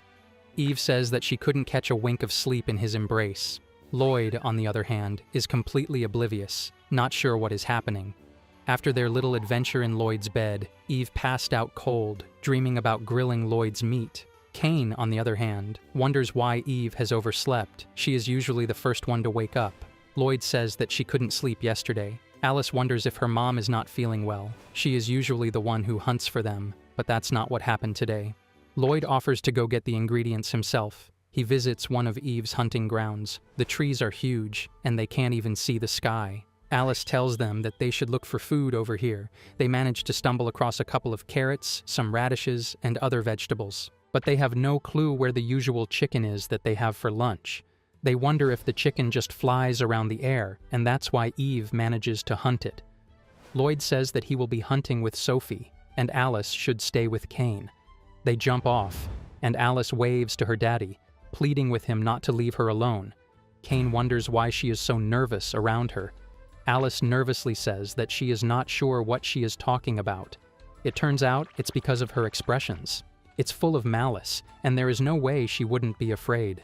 Kane binds her all of a sudden and asks what if she kills her right now, but it turns out she is just teasing her like a normal ant. She is not under the king's control anymore, and Lloyd would be too pissed off, so she won't be killing anyone. She is even amused by how ticklish Alice is. All of a sudden, they find a sky eel slithering around. The sky eel can help anyone recover, just like a sensu bean. It is a high-grade food, but they wonder why it's living here. Kane finds it delicious and tries to catch it with her chain. But it's so slippery and slimy that it slips out of the chain. It's getting away, and Alice tries to grab it, but it just slithers away. Kane also decides to help her. A few seconds later, both of the girls are breathless and full of slime. Later, Lloyd, who is carrying the mountain chicken on his back, runs into Alice and Sophie, who are full of slime. They look away, saying that they got into a little situation. They also have the eel tucked away in a wicker basket. Lloyd says that they have the ingredients for a 5-star gourmet meal. They should head back to the mansion. Later, Eve is furious that they left without even telling her. She is so furious that she starts chomping on his head. and Cain angrily tells her not to bite and eat her brother. Lloyd says that he left a message, but his message was more like an encryption. He only told her that they are going out and she shouldn't look for them. Sophie, being Mama's girl, excitedly says that they got some food. She looks at Alice, asking her if she got eaten by a fish again, as if it's something normal she does. She says that they caught an eel. It's a very invigorating food. Alice starts worrying about the food. She says that they are going to eat it. It's a very invigorating food. Alice starts worrying about Eve. It looks like she couldn't sleep last night. And is she unwell? She almost died during that battle, and they had to heal her with the unusual magical device, so there might be side effects. Eve realizes that she was worrying about her mommy and says that she was fine. She just stayed up last night. She is sorry for making them worry. Alice tells her that she has to repay the favor and wants her to stay well, calling her mom. This is enough to reduce the once proud dragon baddie into a blubbering mess. She starts crying because Alice finally called her mom. Alice tries to tell Eve that she will get slimy too if she doesn't keep away, but she doesn't care. She also wants to hug Cain, but Cain tries to keep away. Lloyd feels left out and grabs the eel to become slimy himself so he can join them in the bath later. The three girls are smiling devilishly as Cain tells them to stop. In the next moment, she is wearing a girly dress and the manager is smiling, basically having a nosebleed after dressing another pretty girl up. Lloyd and the others are digging her new look. This is Ian Town, the town they usually visit when they are short on supplies, and right now they are playing Dress Up, Darling with Cain. The girls are dressing her up, and Alice says that she is adorable if she just stays quiet. Cain wonders what she says, and Alice says that she is scary when she talks. Cain has been telling them that she doesn't need new clothes. Her potato sack works well. She asks Lloyd if it suits her, and Lloyd wonders if she wants to try other ones as well. She decides to try another dress, and they finally have her consent to dress her up. Lloyd later carries the entire shopping haul on his back. The salesperson tells them that she has new articles and that he should tell her if they want them. Eve wonders what's wrong, and he tells her nothing, and they start on their little shopping trip. They stop for kebabs, and Alice wonders if it's nice. Maybe not so amazing since she was born in the capital, but Cain says that she couldn't go outside since her body was as weak as a wet paper bag. She was imprisoned after becoming a hero, and aside from her parents, she had no one. Right now, Eve and her daughters are showering her with love, crying at her miserable childhood and promising to hang out together. Lloyd is just glad to be included. Cain looks at children smiling and laughing. Eve wonders who they are. It looks like they are going to school. Sophie agrees, and Lloyd wonders if she is interested in going to school. Sophie says that perhaps she can make some friends. Ever since she was taken by the cult, she has been out of school for a long time. Cain volunteers to go to school as well. She doesn't know about Sophie's past, but right now, no one will get in her way if she wants to do anything. Eve, on the other hand, is a blubbering mess. Even though she is a helicopter mom, she will put up with the separation if that's what Sophie wants. Alice tells Sophie that she can talk to her about anything. If they are bullied, she will punish them. Cain says that if there is someone who wants to bully her, they will have to go through every one of them. Sophie smiles. She is blessed to have a family like that and wants to go to school and make lots of friends. Lloyd tells them that they will return to the clothing store then. Right now, the manager had handed him a flyer for school uniforms. Later, they are standing at the gate to see her off, and Sophie smiles as she goes to school. But it turns out, the family is ready to stalk her. They try to keep up with her as she blasts off to school with high hopes of making new friends. As sweet little Sophie has decided to go to school, the wholesome family has decided to watch her from a distance, ready to throw hands if anyone dares bully their little girl. Eve wonders what kind of place a school is. Lloyd says he's never been there himself. After all, he's been working ever since he was a kid. Alice says that he studied for a while with a personal instructor, and as Cain was bedridden all her life, none of them has been to school. They just proved that one doesn't have to go to school to be successful. They just need to be born different. They start feeling anxious about Sophie. Sophie finally arrives and looks at the gigantic school building, realizing that she's going to start studying here. Later in the classroom, she introduces herself to everyone. While her family is peeking from behind a tree, she nervously introduces herself as Sophie, someone who's good at magic, which is a huge understatement, and wants to make friends and be nice to everyone. The instructor smiles, wondering about the good at magic part. He explains that this is going to be her homeroom, and there's still some time until the first year, so they should prepare. But all of the other kids are swarming around Sophie. Eve wonders why they're gathering around. Is this some kind of bullying ritual? Alice is ready to throw hands and charge, but Kane says that they just want to chat with her. They ask Sophie where she lives, and she says, "Beyond the wasteland." That's not the kind of answer the other kids were expecting. They wonder if people are living there, and she says she has never heard about anyone else living there. They then ask her if she went to a different school before this one. She honestly tells them that she was in a cult and stayed at home. They wonder what a cult is. Maybe it's a snack bar or something. It turns out that Sophie is a bit different than the others. Eve starts blaming herself. Maybe that's because they're not a normal family. Lloyd notices some weird movement and wonders if the guys are troubling her. A couple of rich-looking kids try to greet her, saying that they're the class president. Sophie tells them that it's nice to meet them, and the class president is really enthusiastic to know about her. She explains that Eris Osama is the school's founder, and this guy is her son. The class president enthusiastically says that Eraso is the best in magic in his grade. Sophie is excited, wondering if someone else is really good at magic. Eraso smiles, saying that if she's troubled, she can rely on him as her senpai. The first period is a magic test, and she says that she was good at it, so maybe they can show off their magic. Eraso even decides to show his magic so that she can look forward to her real ability. Sophie is excited, but the poor little kid doesn't know that she's about to end his own whole career. Even the family can't believe that he's thinking about being her rival in magic. They decide to change their hiding spot as Sophie is escorted to the magical testing ground. A few targets are lined up, and Eraso tells them that they will test their magic on the target. The instructor tells Eraso to go ahead. The test is starting. Next up, Sophie is ready to go and show everyone how it's done. She enthusiastically points to the sky, and instead of a little fireball appearing, an inferno made out of hell flames appears. Eraso wonders what is going on, as she basically nukes the entire training site. She enthusiastically tells everyone that she hit all the targets, and this should get her a perfect score. The teacher is unsure how to react. She enthusiastically walks back to Eraso, wondering how her magic is. The family is proud to look at her firepower, and Eraso apologizes for getting ahead of himself. It looks like his spirit and confidence are both long gone. Kane wonders if this is going to make it difficult for her to make friends. Sophie is eager to make friends and has enrolled in a magic school, but everyone is shocked that she has a magical arc reactor on her fingertips. Lloyd says that the power of the output was too strong and it will scare people away. Sophie smiles as Kane wonders if she will be able to make friends at the school. Eraso apologizes for getting ahead of himself. Sophie innocently wonders if she did something wrong. Later, the first period is languages. Sophie is sitting on the front bench, and her family is looking at her from behind a tree. Just a normal day for them. The second period is history. The third and fourth are math. Sophie is starting to get tired. Kane wonders if she is familiar with the subjects. Alice tells her that even though she is a prodigy, these things need experience.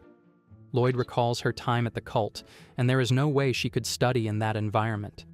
Everyone starts feeling sorry for her, wondering how she will deal with the situation. Lloyd also has a request of his own. Lunchtime arrives, and Sophie looks around, wondering why there are so many people.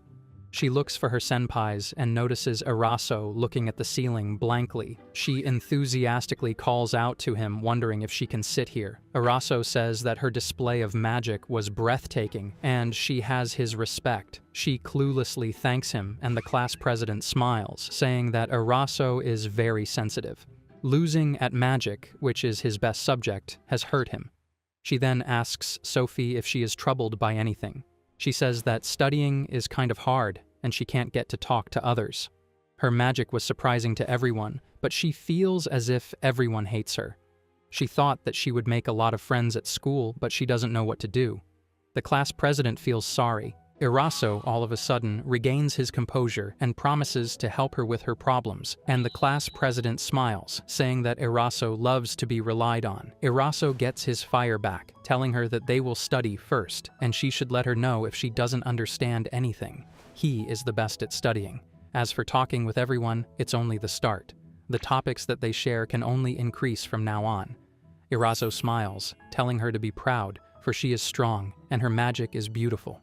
Sophie is glad that she found a kindred spirit, and Eraso takes the L like a sport, turning it into a W. He is surprised that someone is out there who can best him at magic, and Sophie smiles, thanking him, and he tells her to stop thanking him. Meanwhile, Lloyd and the squad are roaming around the school, wearing bandanas and school uniforms that they probably stole. Lloyd says that they don't need to encourage her. It looks like things are under control. Eve is just glad that she got to make the school uniforms. She is glad that her little girl is smiling. As they are about to pull out, the security arrives. After all, they are too old to look like students. Sophie is enthusiastically carrying her bag with a bit of wind magic, saying that school is fun and the feeling of freedom is addictive.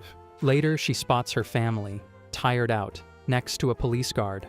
Sophie looks at her mother, wondering what is going on. She tearfully says that they are her guardians, and the security guard calmly tells her that even if they are guardians, they shouldn't be stalkers. He will let them off the hook this time.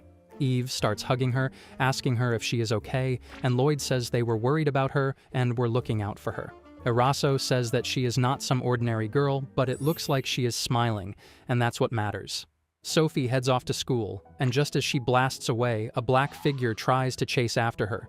Kane quickly restrains her with her chains, and from the way she places them, it almost looks like she has a kink for tying people up.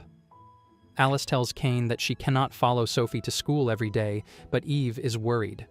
She wants to see if Sophie is enjoying her school life and cannot bear to take her eyes off her even for a moment. Lloyd still cannot believe Eve even allowed Sophie to enroll in that school. Kane warns that if Eve is too clingy, Sophie will come to hate her someday. Eve's eyes widen in horror as she imagines her sweet little girl turning into a delinquent, yelling that she hates her. Kane smirks, realizing she can tease her with this little thought. Lloyd starts pinching Eve's cheeks, telling her to cut it out. Alice assures Mama that Sophie would never act like that, and Lloyd also says there will not be a problem. But Eve has already spiraled into overthinking, now imagining Alice as a delinquent too, calling herself the Demon King's special hit woman. Back at school, the kids are chilling together when Sophie greets everyone, saying she had a good morning. She apologizes for not catching the class president's name earlier. The class president introduces herself as Mika, leader of Eraso-sama's fan club. The emo kid introduces herself as Quota Magica. Sophie is glad to finally know them. Quota points out that they have already been together for a while since she sat next to Sophie in class and at lunch, but Sophie never noticed her. It looks like she failed to make an impression. Quota explains that she loves creating magic. Yesterday, when she was experimenting with spells, she managed to invent telepathy. Eraso wonders if that means she can communicate without speaking. Quota confirms it, and Mika immediately suggests using it to spread Eraso's greatness.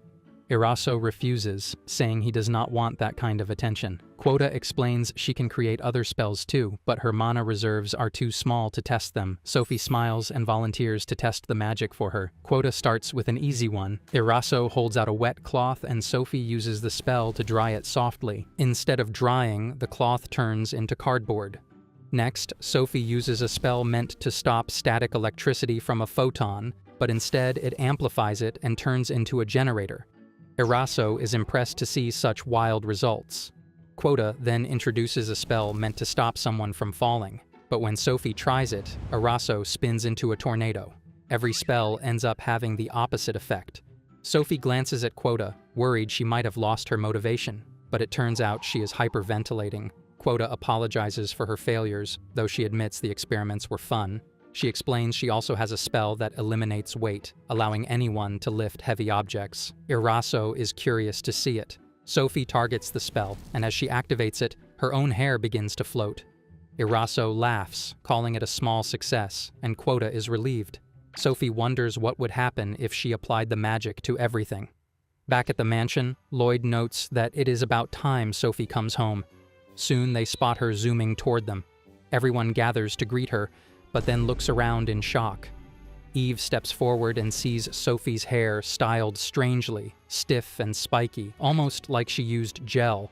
Sophie smiles proudly, saying this is a new magic she learned from her classmates. Alice and Eve immediately faint, convinced Sophie has become a delinquent. Lloyd mutters that maybe they really should follow her to school every day, but Kane tells him to stop being so overprotective.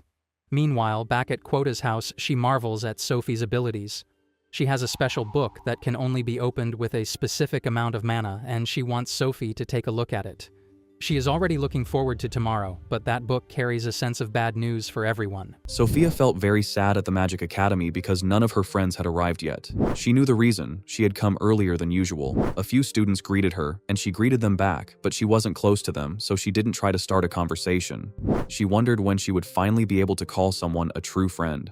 Finally, Mika, Quota, and Araso arrived and greeted her good morning. Seeing them, Sophia's face lit up as she happily thought of them as her friends. Mika was busy wiping Araso's face while he explained that a dog had jumped on him, which caused the mess. He insisted that he could clean it himself, but Mika ignored him. Quota then told Sophia that this was the reason they were late. She showed Sophia a book and explained that it could only be opened by someone with a large amount of mana, and that Sophia should be able to open it. As soon as Sophia touched the book, it suddenly flew into the air and emitted a bright light. Everyone was confused as they were pulled into it and instantly transported to an open area. Sophia looked around, confused about where they were. Quota panicked when she realized the book had disappeared. Mika found the situation ridiculous and wondered if they were actually inside the book. Feeling guilty, Quota apologized, blaming herself for bringing it and causing everyone to end up there. Suddenly, a boy noticed a small ball-like creature approaching. As it came closer, he raised his hand, and a force pushed the creature back, knocking it down.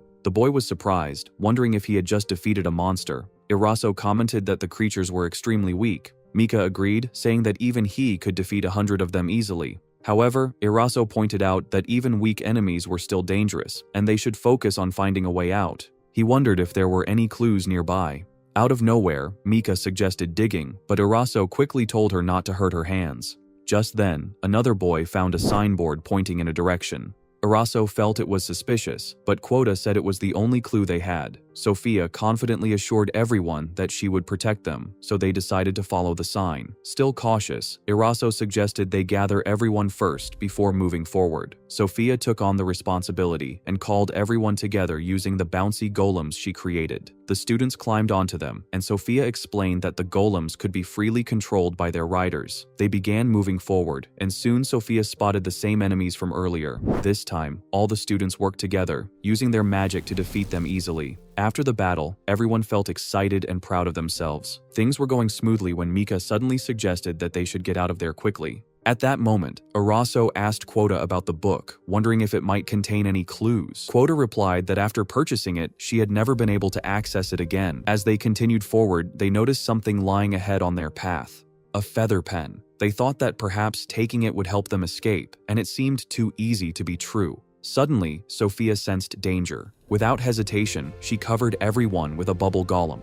In the next instant, the feather pen exploded with a massive blast. Fortunately, they were all protected by the barrier Sophia had created. Sophia, still alert, remarked that it was extremely dangerous and questioned why it had suddenly exploded. Just then, a voice came from ahead. Someone stepped forward and said it was a relief that Sophia had blocked the attack, as it would have been boring if everything had ended so quickly. The person mocked them, saying they had easily defeated the weaker monsters and had mistaken that for true strength. According to them, the students had simply been enjoying themselves by killing insignificant creatures. Now, the tone shifted as the figure declared that their mana would be drained, reduced to nothing, and become hers. After witnessing everything, Sophia resolved to protect everyone at all costs. Meanwhile, Araso stepped forward and asked the mysterious woman who she was, noting that her body seemed to be made of ink.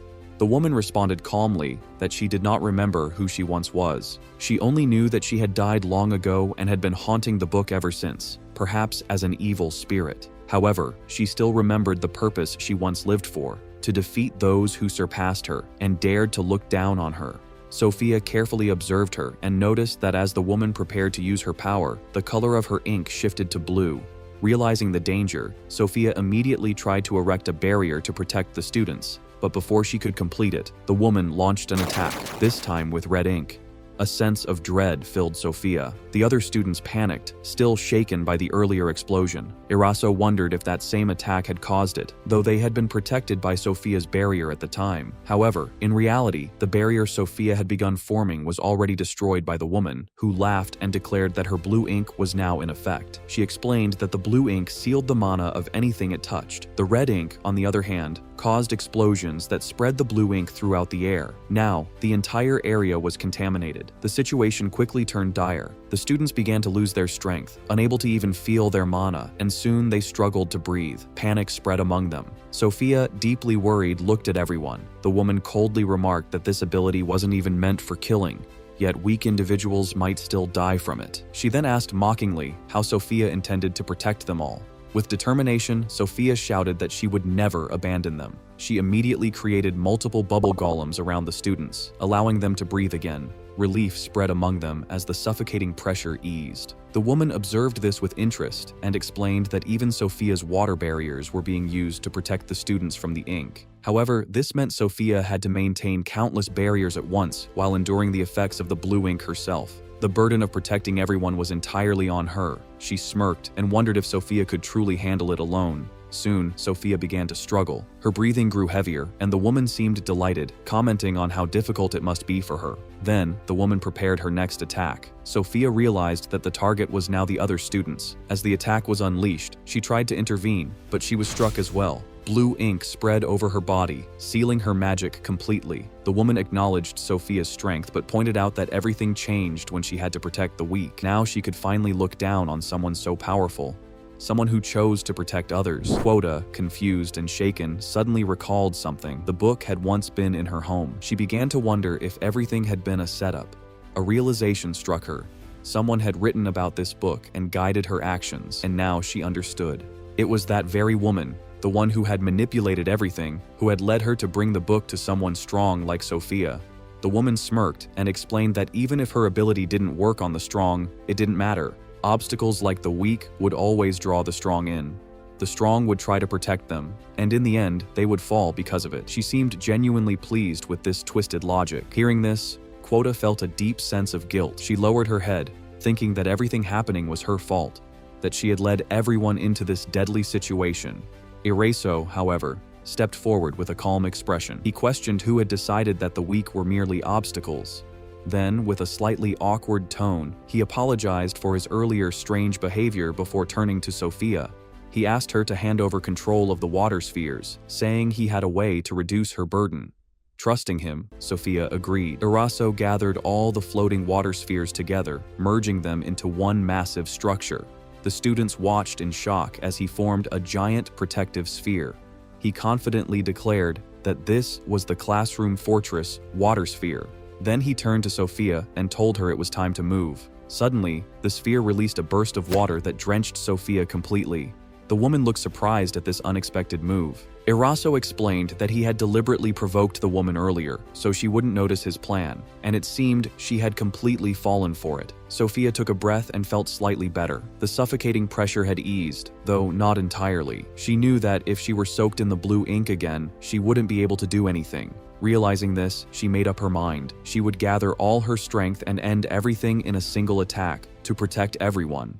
The evil spirit became enraged and prepared to destroy everyone who was thinking about Sophia.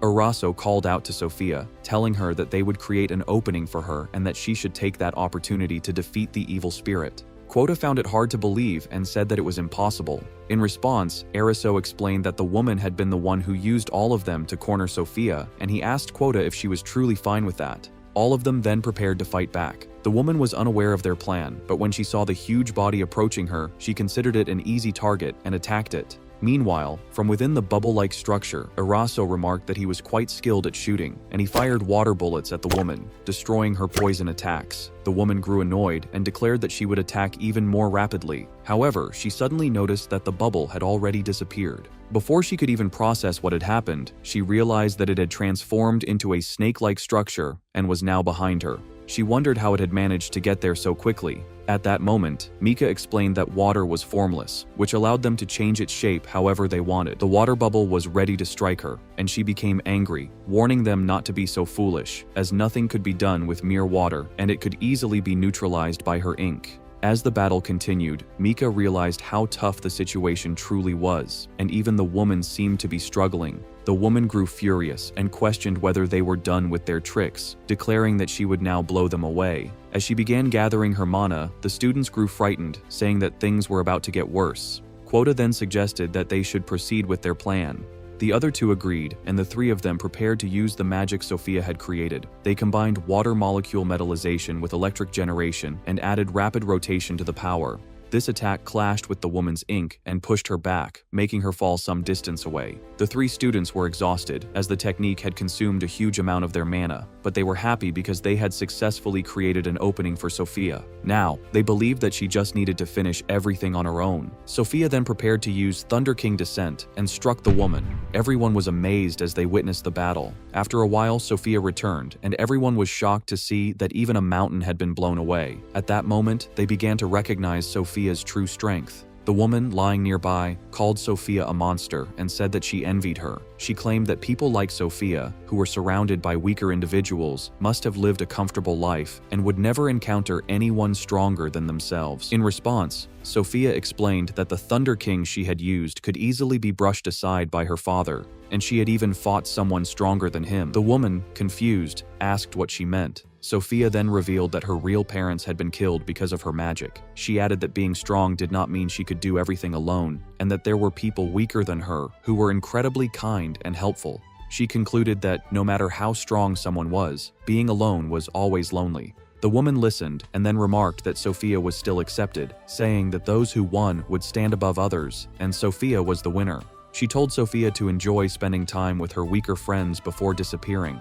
After her disappearance, the surroundings turned white, and it seemed as though the world inside the book was vanishing. The children became frightened, wondering if they would disappear as well. However, they soon returned to the real world and were overjoyed to find themselves safe. Sophia felt relieved that everyone was fine and wondered if she could become friends with all of them. Quota then approached and asked if she could be friends with Sophia. Sophia was surprised and wondered if Quota had said that out loud or if she had unconsciously used her telepathy magic. Iraso, confused, asked what had suddenly happened. Quota, feeling embarrassed, said that it had just been her intention and that she had not meant to express it so openly. Mika then suggested that they should all go and play together. The other students agreed, expressing their willingness to become friends and get to know each other better. Someone even mentioned a place where they could find giant insects to play with. Hearing all this, Sophia became emotional, as everyone was willing to be her friend. After school, when she returned home and told everything, her mother and sister became worried. Eve said that she knew she should keep watching over Sophia every day.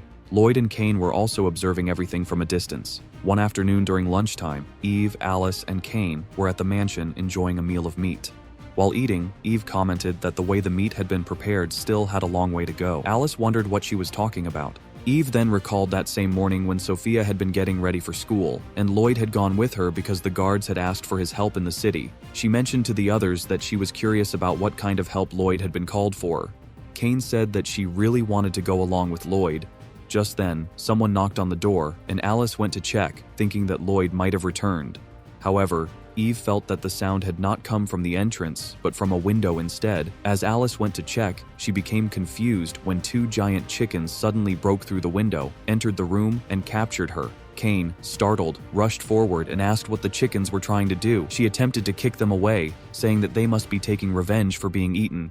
Eve, confused by such a statement, stepped outside with them. To their shock, they saw a large group of chickens gathered outside. They were puzzled, thinking that no matter how many there were, they were still just chickens. However, their expressions changed when they noticed an enormous chicken, so huge that their house looked like a toy beside it. This sight filled all of them with fear. This time, the dragon that had warned the chickens stepped forward to confront them. However, the giant chicken was so powerful that it easily struck the dragon. Kane shouted at the dragon, telling it not to lose to a mere chicken. Eve, however, was worried. She thought that although she could defeat them with fire, burning such a massive chicken surely set the entire mansion fire along with it. Meanwhile, the constant noise of the chickens irritated them as the creatures kept clucking loudly. Soon after, one of the chickens asked their boss to give the order to attack. Their leader responded by commanding them to move forward and destroy everything with all their might. As the chickens charged toward them, the three fought back continuously. Eve noted that even though each chicken was weak, their overwhelming numbers made the battle difficult. After a tough fight, they somehow managed to defeat all of them. Despite being exhausted, they were still standing. Eve remarked that, although the chickens had managed to land a few hits on them, it had not caused any real harm because they were strong. Alice did feel some pain from the attacks, but she chose not to say anything. It was noted that many chickens still remained, and their boss once again ordered them to continue the fight. Eve noticed this, and as she prepared to attack, a chicken box suddenly attempted to capture her. However, it abruptly stopped, as if it had sensed something unusual. When it looked into the distance, it noticed a gigantic figure of Lloyd, which left everyone confused, while the chickens themselves were so terrified that they began to flee. It was then stated by Lloyd mentioned he had not expected the chicken boss to be near his house, after which he landed a powerful punch to defeat it. Eve, Alice, and Kane were extremely happy to see Lloyd. He explained that the creature had been spotted near the city and that he had been asked to chase it, which was why he had tried to scatter the chickens. Eve then understood why Lloyd had gone to help the city. She wondered whether they had been specifically targeted and hoped that such signals would not come after them again. It was also mentioned that Lloyd would implement countermeasures if something similar were to happen again, which made Eve curious about what those countermeasures might be. The scene then shifted to Sophia, who was returning home after school. It was described that she felt very happy, as she had played a lot at school, and she wondered whether Lloyd would return as well. She then noticed a distorted or flailing image of Lloyd, which left her confused. By the next day, Lloyd was once again informed about the giant creature and was requested to investigate it.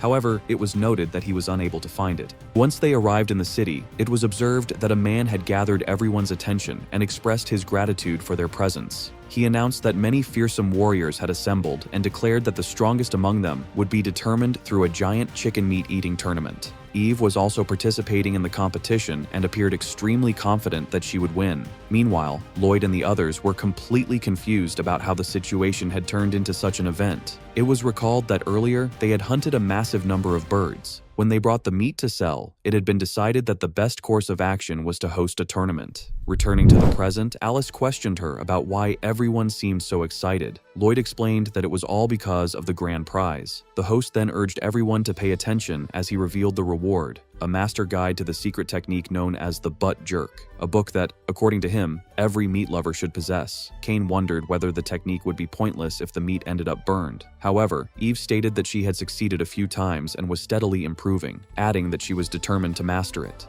It was also noted that she wished to enhance her cooking skills to make Lloyd happier, which he appreciated. Soon, the meat-eating competition began. Eve started eating at an astonishing speed, leaving Alice and Kane completely shocked. Sophia then pointed out another contestant and asked the others to observe him, as it was Deepak, who was eating calmly. She wondered whether he was a big eater and noticed that he seemed to be getting larger. Lloyd explained that Deepak was gaining weight. Sophia then wondered if her brother might end up the same way. Meanwhile, Quota and Mika were cheering for Deepak, encouraging him to continue. Deepak felt his digestion was extremely fast, although absorption was taking time. At some point, another contestant decided to take a short break. To do so, he curled himself into a ball and rolled around the area, which left everyone confused. The host then announced that it seemed one of the contestants had dropped out, but assured the audience that the tournament was far from over. He stated that it was time to change the flavor before boredom set in, and called for the super spicy special sauce to be brought out. However, once the contestants tasted the meat with the sauce, it was observed that everyone became frightened due to its intense heat and spiciness. The host continued his work, announcing that the participants were in agony under the intense, fiery heat and wondered how many of them would survive that round.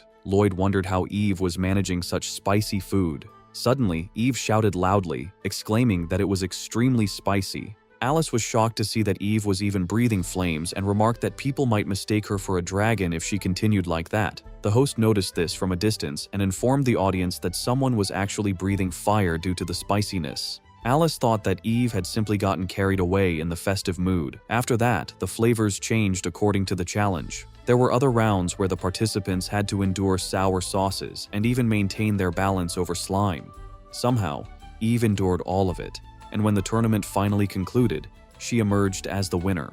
On the other hand, Eraso was completely full and remarked that Sophia's mother was truly amazing, adding that he needed to work on his diet. Quota wondered if he wanted her to invent a weight loss spell for him, but he replied that next time he wanted to test his own strength. The host then presented the prize to Eve and asked her to accept it gladly. She agreed and was very happy. Later that night, at the mansion, Eve was cooking while thinking about everything she had learned from grilling so far. She combined all the techniques she had picked up from books and aimed to create the ultimate grilled meat. She finally finished cooking and served the dish, asking everyone to enjoy it. She imagined that, while eating, Lloyd might comment that its flavor had reached unprecedented heights. Alice also complimented it in her thoughts, and Kane described it as the true essence of the meat shining through. Sophia, in her imagination, stated that she had never tasted anything so good. However, things turned out to be completely different. The dish ended up as burnt charcoal, yet Lloyd remarked that it was the best. Eve burst into tears, as she had not intended for it to turn out that way. Eve was sitting outside with Alice and remarked that it was getting cold, adding that autumn was about to arrive. Alice agreed, saying that the season always reminded her of the crimson leaves of the ogre village. When Lloyd heard about the ogre village, he asked if that was Mizuki's hometown. Alice confirmed this and wondered what Mizuki might be doing at that moment. All of a sudden, Lloyd sensed a presence nearby. A woman appeared in front of Alice and asked if she had been calling for her. Alice was surprised to see that it was Mizuki, the daughter of the demon lord, who was now serving as her loyal attendant. Mizuki excitedly greeted her, expressing that it had been a long time since they had last met. After a while, Sophia came outside and was delighted to see Mizuki as well. As they exchanged greetings, Kane looked confused and wondered who Mizuki was. Mizuki apologized, admitting that she did not know Kane either. Lloyd then explained that it's their first meeting and proceeded to introduce everyone. Mizuki understood that Kane was Lloyd's younger sister and also a hero. Kane, acting confidently, wondered if Mizuki was a servant of the demon lord, and then pointed at Alice, asking if she was the princess. As she poked Alice, Mizuki immediately warned her not to do so. Lloyd then asked Mizuki why she had come. Mizuki replied that her grandmother, the chief of the ogres, had invited Lloyd and Alice to their village. Eve was confused upon hearing this, and Mizuki added that she was only conveying what she had been told. As Eve began to walk away, looking somewhat upset, Sophia suggested that they should all go to the village together, mentioning that Eve could fly them there quickly. She also added that she would take care of Kane while Eve was away. However, Kane protested, saying that Sophia should not make decisions on her behalf as she also wanted to go with Lloyd. Suddenly, Kane fell asleep without warning, which shocked Alice. Mizuki wondered if she had really fallen asleep just from being wrapped in a blanket. Sophia then assured them that she would take good care of Kane. Eventually, they prepared to leave for the demon territory and arrived without much delay. Eve, in her dragon form, remarked that they had already flown a long distance and wondered if the destination was still far. Mizuki replied that they were close. Soon, they noticed a distinct change in the color of the forest, and Mizuki suggested that they should land near the border. After landing, Alice became excited as she admired how beautiful the surroundings were. Eve also commented that the place looked truly wonderful. Suddenly, Lloyd sensed a presence behind him. Someone launched an attack, but Lloyd blocked it and countered, knocking the attacker some distance away. However, he began to bleed and realized that his opponent was quite powerful, as capturing a strong warrior without causing serious harm was no easy task. He decided to create an opening using a light blue magic attack.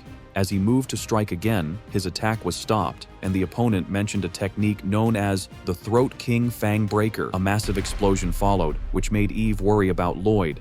Despite the explosion, Lloyd remained standing, though his shirt was slightly torn. He recognized that the Throat King Fang Breaker was a technique of Demon Lord level. The attacker then appeared again and remarked that Lloyd had even managed to dodge that attack. Mizuki was shocked to realize that the attacker was her grandmother and questioned why she was attacking their guests. Her grandmother casually responded that it's merely a form of ambush training. Mizuki protested, saying that guests were not supposed to be trained in such a manner. Lloyd, however, reassured them that it was fine, as he had not sensed any killing intent. Even so, Eve grew angry, stating that it was rude to treat invited guests in such a way. Mizuki's grandmother then bowed and apologized, explaining that she had only wanted to assess the kind of man who was protecting Alice. At that moment, Lloyd recalled an earlier conversation before their departure, where Eve had told him that he should be mindful of how he spoke about Alice. The ogres were subordinates of the Demon Lord and were meant to protect his daughter. From the perspective of the demons, Lloyd was seen as someone who had defeated their master and taken his daughter under his care, something they considered almost heretical. Understanding this, Lloyd realized that he was viewed as a villain and asked if they intended to come after him. Eve admitted that she was not certain, but she had some concerns. Returning to the present, Mizuki's grandmother stated that she had a proposal for Lloyd. She asked him to hand Alice over to them so that she could return to their side. Alice was shocked upon hearing this. Grandmother asked Alice whether she was willing to return with them. Alice hesitated, saying that the proposal was too sudden. Lloyd remarked that it was not something they should decide impulsively, and Eve added that they could not give an answer right away. Grandmother agreed, explaining that she had not expected an immediate response. She only wanted to ensure that their side was heard and suggested they continue the conversation on the way, as she wished to hear everything that had happened so far. She also mentioned that the village was not far from their current location. While talking, they eventually reached the ogre village. Grandmother commented that although she had heard many stories about Cain, seeing everything with her own eyes had clarified many events that had taken place since then. She then expressed her gratitude to Lloyd and Eve for protecting Alice. Lloyd replied that he had only done what he felt was right, while Eve added that it was simply what family should do. She further said that if anything, she was the one who owed Alice her life. As they walked through the village, two children noticed Alice and happily rushed toward her, expressing their relief that she was safe. Alice greeted them warmly and asked how they had been. However, when the children noticed Lloyd staring at them, they became frightened. Remembering that he was the hero who had defeated the Demon King, they panicked and ran away, fearing he might defeat them as well. Grandmother, noticing this, apologized and said she would explain the situation later. The group then went to Tsubaki's estate to rest. After they had some time to settle down, Grandmother asked if they would like some tea and sweets. During their conversation, Alice expressed her desire to become the next Demon King, just like her father. Grandmother responded that she had already heard this from Mizuki and acknowledged that entrusting Alice to Lloyd and Eve had been partly Mizuki's decision and, given the circumstances, the right one.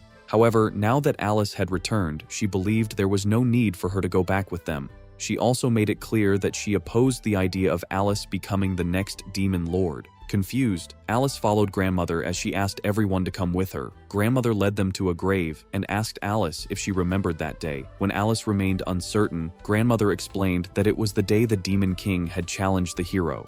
She recalled how, upon hearing the news, she had rushed from the village to the battlefield, though they lived in a remote hinterland where news arrived late. By the time she reached the battlefield, it had already been too late, and all she could do was recover the Demon King's body. Lloyd and Alice were shocked to learn that the grave belonged to the Demon King. Grandmother explained that although the grave was simple, it was all they could manage while following traditional ogre burial rites. Alice sat beside her father's grave, overcome with emotion. Eve remarked on Grandmother's deep loyalty to the Demon Lord. In response, Grandmother said they were probably wondering why she had used the Demon King's technique, known as the Throat King Fang Breaker. She revealed that the technique had originally been hers, and that Duke had learned it from her, as he had been like a son to her. As Alice began to cry, Grandmother gently approached her and said that the path of the Demon King was that of a warrior, a harsh and dangerous road that did not suit her. She firmly stated that she would not allow Alice to walk such a path. Meanwhile, a group of mysterious individuals observed them from a cliff on a nearby mountain.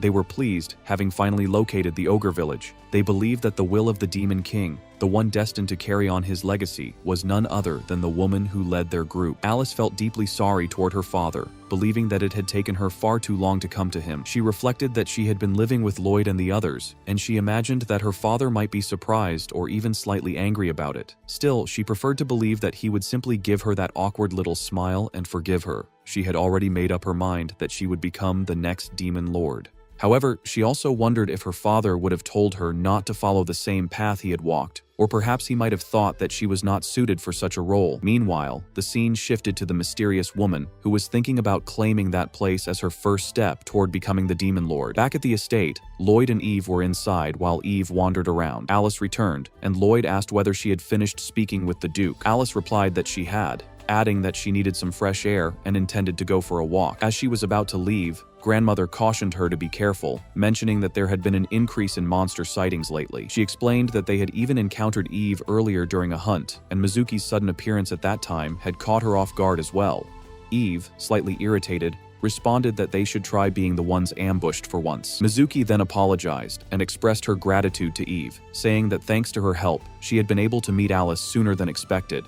However, Eve remained unhappy, pointing out that she had not even been invited. It was explained that the Duke had taken responsibility for escorting Mizuki instead.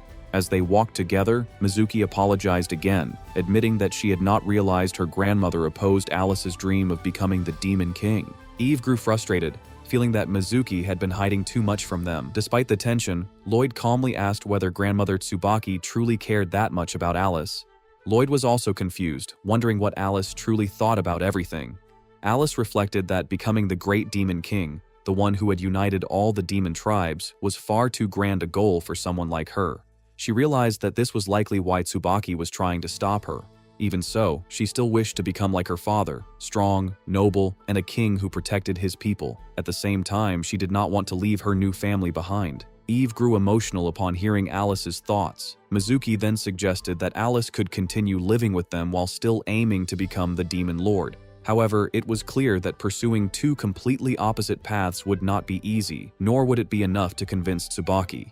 Eve agreed, admitting that she did not know how to change Tsubaki's mind. Lloyd then suggested that if Alice could hunt down monsters, they might at least have something to show Tsubaki as proof. Mizuki responded that monsters had not been appearing suddenly. Before she could finish speaking, they heard a loud roar. Soon after, screams echoed in the distance, making them realize that a monster had appeared. Lloyd immediately rushed toward the sound. Eve declared that she would protect the people and told Mizuki to take care of Alice. At that moment, Alice reflected that it was the duty of a king to protect their people, and she felt that she should not hesitate any longer. She informed Mizuki that she would head in another direction to protect those nearby. A massive monster stood before a group of villagers. Alice activated her fleet boots, removed her movement limiter, and shifted into blade form before striking and slashing the monster down. The children cheered upon seeing her fight for them, and she asked if they were safe. However, before she could hear their response, she rushed off again, sensing others in danger. She soon spotted another monster about to attack a girl.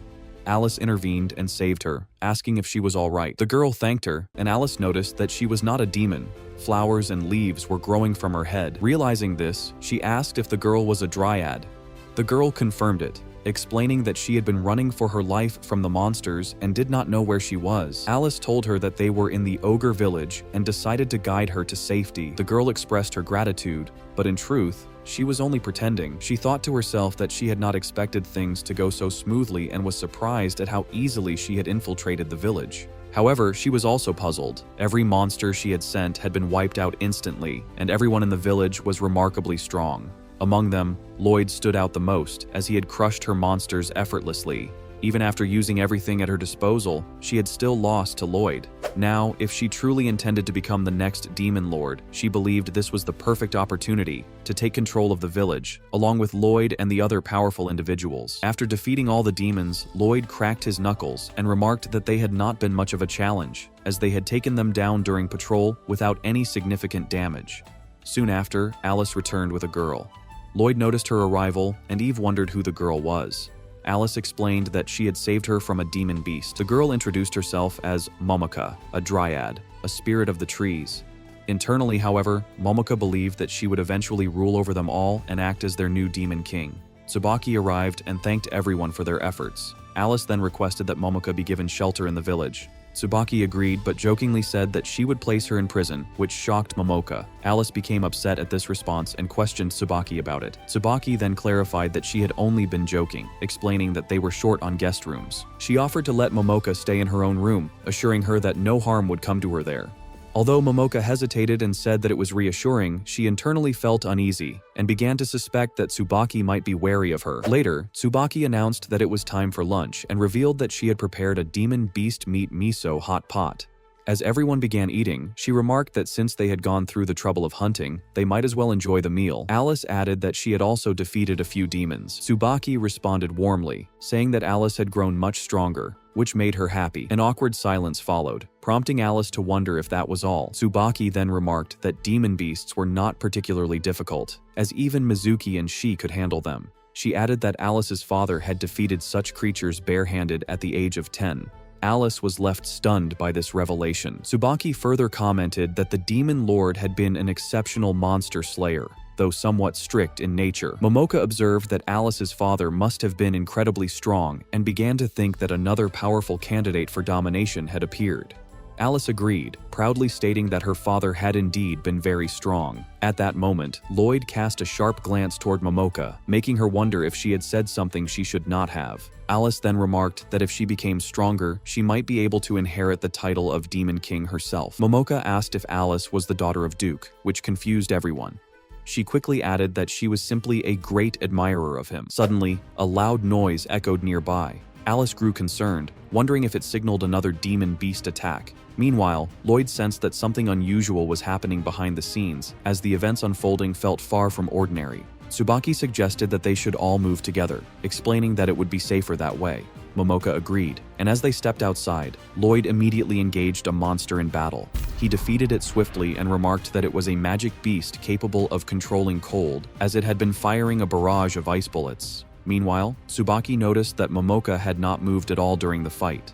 This made her wonder if Momoka could be the mastermind behind the situation. However, lacking any concrete proof, she remained uncertain about how to proceed. At that moment, a young boy approached Lloyd and apologized for having run away earlier. His younger sister also offered Lloyd some water, which she had drawn from the well. Lloyd accepted it gratefully and thanked them. Eve, observing this, commented that she was glad to see Lloyd starting to get along with the villagers. Lloyd remarked that the water tasted slightly sweet and was quite delicious. Hearing this, Eve expressed a desire to try it as well, but Lloyd had already finished it. Momoka, on the other hand, thought that the children's arrival had seemed like a coincidence, but in truth, it had worked perfectly as a distraction. She had already prepared everything in advance. She had arranged for frozen projectiles to be fired into the well, which contained fruit juice derived from her own tree. This had been part of her plan. Alice then asked Lloyd to help her carry the defeated magic beast. However, Lloyd began to feel that something was not quite right. At the same time, Momoka reflected that the activation condition for her domination ability required her target to consume her fruit or its juice. Now that Lloyd had unknowingly drunk it, she believed that the process was complete and that he had fallen under her control. They carried the defeated magic beast to a suitable location, and Tsubaki thanked them for bringing it there. Despite everything seeming normal, Lloyd continued to feel that something was off. Meanwhile, Momoka believed that her domination ability had already been successfully activated. She thought that the moment she issued a command, Lloyd would fall completely under her control. Her next goal was to have everyone drink from the well so that they would all come under her influence as well. Eve called out to Lloyd, saying that she was very thirsty and asking him to come with her. As Lloyd began to follow, Momoka asked if she could get some water too. Eve agreed and also asked Alice if she would join them. Alice agreed, but Tsubaki stopped her, asking her to stay behind. Before leaving, Alice reassured Momoka that no matter what happened, she would be safe, as everyone would protect her. Momoka agreed outwardly, though internally she felt confident that they were already under her control and unstoppable together. At the well, Eve looked inside and remarked that it was the same sweet water the Horned Children had given them earlier, expressing her excitement to finally taste it. Lloyd commented that he had felt something slightly unusual about its taste. Momoka, however, knew very well that it was part of her trap. As Eve was about to drink, she paused to smell the water and remarked that it carried a scent similar to Momoka, who had only recently joined them. Lloyd appeared confused, and at that moment, something suddenly began to affect him. Realizing something was wrong, Eve warned Momoka not to move and suggested that they restrain her. At that exact moment, Lloyd fell under Momoka's control. Meanwhile, elsewhere, Alice asked Tsubaki what she intended to do regarding Momoka. Tsubaki replied that she simply wanted to understand Alice's thoughts. She explained that once the situation with the magical beast was resolved, they planned to send Momoka away. However, she also revealed her suspicion that Momoka might be the mastermind behind the recent attacks. Since Alice had brought her to the village, Tsubaki questioned what Alice would do if that suspicion proved true. Alice grew uneasy, but Tsubaki continued, saying that Alice's father had been kind-hearted and that Alice resembled him closely. However, she pointed out that kindness alone was not enough for a ruler. She emphasized that a true king needed both the strength to suppress conspiracies and the resolve to strike first if necessary. She then asked whether Alice would be able to eliminate Momoka if she turned against them. Alice was left completely confused. Tsubaki gently patted her head and remarked that she did not believe Alice was suited for such a role, suggesting that she should give up on the idea and stop being overly kind. As Alice struggled with these thoughts, a loud noise suddenly echoed nearby. Tsubaki observed that a large number of magical beasts had gathered. A massive horde approached, prompting Mizuki and the others to prepare for battle. Mizuki warned that there were numerous monsters, and Tsubaki added that some of them appeared particularly dangerous.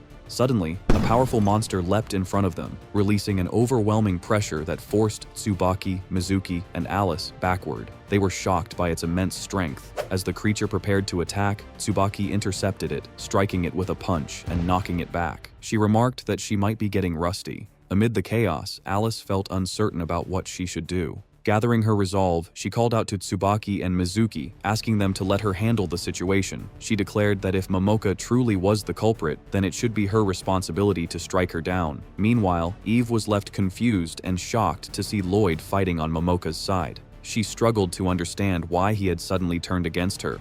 Momoka, however, showed no hesitation. She questioned why she should hold back any longer, believing that there was now only one option left: to defeat Eve. At that moment, the situation grew tense, raising the question of whether Eve could truly stand a chance against Lloyd. Momoka was overjoyed and ordered Lloyd to finish Eve and clear the entire area. Obeying her command, Lloyd immediately moved to strike Eve. However, as Eve dodged his attacks, she sensed that something was wrong. She realized that if Lloyd had been truly serious, she would have been defeated in the very first strike. This led her to conclude that Lloyd was resisting Momoka's control. She understood that he had been brainwashed, and there was no known way to break such control. Suppressing him seemed impossible. With no other option left, she decided that defeating Momoka was the only way forward. Eve launched several fireballs toward Momoka, but just as they were about to hit, Lloyd rushed forward at incredible speed and shielded her. Momoka remarked that her safety came first and implied that Eve's attacks were pointless. Eve realized that even if Lloyd was holding back, his defensive abilities remained at full strength, making it extremely difficult to break through. At that moment, she heard a sound from behind and turned to see Elise approaching. A sense of unease filled her as she felt the situation worsening. Elise appeared confused, wondering why Lloyd and Eve were fighting each other. Momoka noticed her arrival and ordered Lloyd to change his target to Elise. Lloyd immediately created a barrier around Momoka, leaving Alice confused about why he was protecting her. Suddenly, Lloyd launched an attack toward Alice. In that instant, Alice felt a chilling sensation of death. Time seemed to slow down, yet she found herself unable to move. A powerful strike followed, hitting both Alice and Eve and leaving them severely injured. Alice wondered why Eve had intervened. Eve told her that the attack had been dangerously close and asked if she was all right. She explained that Lloyd was under Momoka's brainwashing, but was still trying to resist from within, though he was unable to fully break free. Alice was shocked upon hearing this, as she had believed she was about to die. She reflected on how powerful Lloyd truly was, especially as someone who had once fought against the Demon King. Meanwhile, Momoka observed that Eve had weakened, while Elise and Alice seemed frightened. She concluded that she could capture them and feed them the fruit, allowing her to take control of them as well. Acting on this thought, she ordered Lloyd to capture both of them. In response, Lloyd suddenly tensed his muscles and his arm twisted in a disturbing and unnatural manner. Even Momoka was confused by this and ordered him to stop, forbidding him from harming himself. However, Lloyd did not obey. Kita commented that, given Lloyd's abilities, his arm should have healed instantly. This raised the question of whether Lloyd was deliberately refraining from healing himself in order to protect the others. She found the sight unbearable, realizing that the only options were to either stop Lloyd or defeat Momoka. But she wondered if anyone was capable of stopping him. At that moment, Tsubaki arrived and questioned what was happening. Momoka remarked that she had used all the beasts merely to stall, yet Tsubaki had still managed to arrive. Tsubaki responded that she had already taken down around 70% of them and left the rest to someone else. She added that since the beasts had been brainwashed, she should have killed them from the start. Now, having made up her mind, Tsubaki declared that she would kill Lloyd, despite feeling sorry for him. Tsubaki recalled a memory from the past. A demon had once approached the Demon Lord, informing him that a battle was taking place and suggesting that he join in, turning the fight into a 2-against-1 situation. In the end, the Demon Lord had won, and afterward, they had all gotten along. Later, that same demon had asked the Demon Lord about the child he was holding. The Demon Lord had explained that she was his daughter, Alice. The demon had expressed relief, noting that Alice had not turned out like the others. The Demon Lord had agreed and stated that he intended to unite the demons and demonstrate their strength without unnecessary killing. He had also expressed his desire to end conflicts while sparing lives, creating a world where Alice could live without war. Those words echoed in Tsubaki's mind, reminding her of her duty to take care of Alice. She forced herself out of the memory, thinking that the Demon Lord would not have wished for revenge. However, if it was necessary to protect Alice, she believed she had no choice but to act. At that moment, Lloyd attacked Tsubaki. She swiftly countered, twisting her body and striking him with her knee, surprising even Eve. Tsubaki realized that Lloyd was incredibly durable, as her attack had failed to pierce his ribs. She concluded that she would have to fight with all her strength, though she was determined not to kill him. As the battle continued, Alice observed that even though Tsubaki was not at full strength, she was more than evenly matched with Lloyd. She also realized that if anyone could kill him, it would be Tsubaki. Eve, however, thought that Lloyd's life was in danger and decided to target Momoka instead. From a distance, Lloyd unleashed a massive fire attack that struck Eve and slammed her into a wall. Alice grew worried upon seeing this. Eve realized that she had taken the attack head-on and would no longer be able to move. Alice understood that there was no time to hesitate or lose focus. With Eve unable to continue fighting, everything now depended on her to defeat Momoka. However, she hesitated, fearing the possibility of ending up like Lloyd, controlled and powerless. Tsubaki noticed her hesitation and told her not to push herself too hard, assuring her that she would handle the killing if necessary. But first, she needed to deal with Lloyd. Tsubaki understood that Lloyd was still trying to resist Momoka's control, but she also knew that it was not enough. As she turned back toward him, she wondered what Lloyd was still capable of doing. Tsubaki moved to strike Momoka, prompting Momoka to wonder if she was truly attempting to attack her again.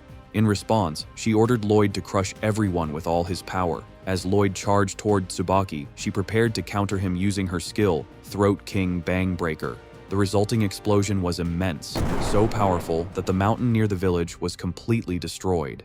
In that moment, Tsubaki briefly thought that she should at least be grateful for still being alive, and for still having her arms. Eve was shocked, believing that Lloyd had been killed. Alice too trembled at the thought. Tsubaki questioned whether that outcome had truly been the end, or if it had merely been her own self-satisfaction in believing she had defeated him. She then turned to Momoka and told her to prepare herself, as she was now the enemy and the next target. However, just as Tsubaki moved to attack, Lloyd suddenly reappeared and struck her. He was still alive. The blow severely injured Tsubaki, leaving her stunned as she realized that her previous attack had not brought him down. Both of Lloyd's arms had been destroyed, yet he still retained mana within them, continuing to fight. Tsubaki felt a deep sense of dread, sensing that the situation had taken a turn for the worse. Meanwhile, Momoka was delighted. She remarked that this was the very hero who had defeated the Demon Lord. Although she considered ordering him to take his own life, she decided against it, thinking that properly subjugating and utilizing the hero would be far more beneficial. She then turned her attention to Alice, questioning her actions. She pointed out that Alice had not even attempted to challenge the one responsible for her father's death, and had instead chosen to go along with everything. Momoka concluded that Alice was nothing like her father, lacking both courage and strength. She accused her of overestimating herself by believing she could become the Demon King. Momoka further observed that, in terms of power, the strongest fighters had already been nearly neutralized, leaving only the remaining few. She declared that, in honor of the Demon Lord, she would personally demonstrate her path to becoming the next Demon Lord. With that, she ordered Lloyd to knock Alice out as well. Alice realized that both her body and mind were weak. Overcome with fear at the sight of Lloyd, she found herself unable to face him, convinced that she would be crushed without being able to do anything. She reflected that the strong possessed power, experience, and, most importantly, unwavering belief in themselves. They could step forward with confidence, trusting that they would find a way, but she could not believe in herself. Filled with regret and helplessness, Alice felt that she was incapable of doing anything at all. And in that moment of despair, she slowly raised her blade and pointed it toward herself. Momoka was left in shock as Alice stood firm, completely confident that Lloyd would come to protect her.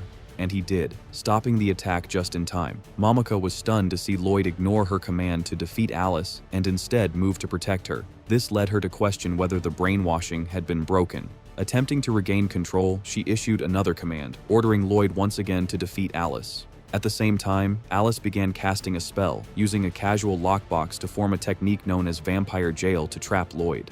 Momoka was confused by her actions, while Eve assumed that even if Lloyd had been trapped, he would likely break free instantly. However, Alice stated that Lloyd had indeed been imprisoned. She explained that the vampire jail absorbed the mana of anyone trapped inside it. Even if the target tried to attack, the prison would consume more mana than was used to damage it, making it effectively unbreakable. With Lloyd temporarily restrained, Alice immediately moved to strike Momoka. Momoka questioned why Alice had not used such a powerful technique earlier. Alice explained that the spell could only be cast at close range, and if the target noticed the casting motion, they could easily dodge it, making it nearly impossible to use in a direct confrontation. Momoka then considered that Alice had deliberately waited for the right moment, even risking her own life to do so. Alice admitted that even if she could not believe in herself, she could still place her faith in Lloyd. Momoka found this confusing and questioned whether Alice was simply relying on someone else in such a critical situation. She remarked that Alice did not resemble her father at all. However, Alice realized that Momoka was, in fact, weaker than she appeared. She then asked why Momoka wanted to become the next Demon King. Momoka took a deep breath and began to explain, remarking that the story might seem ordinary and perhaps even disappointing. She revealed that her race, the Dryads, had always been weak.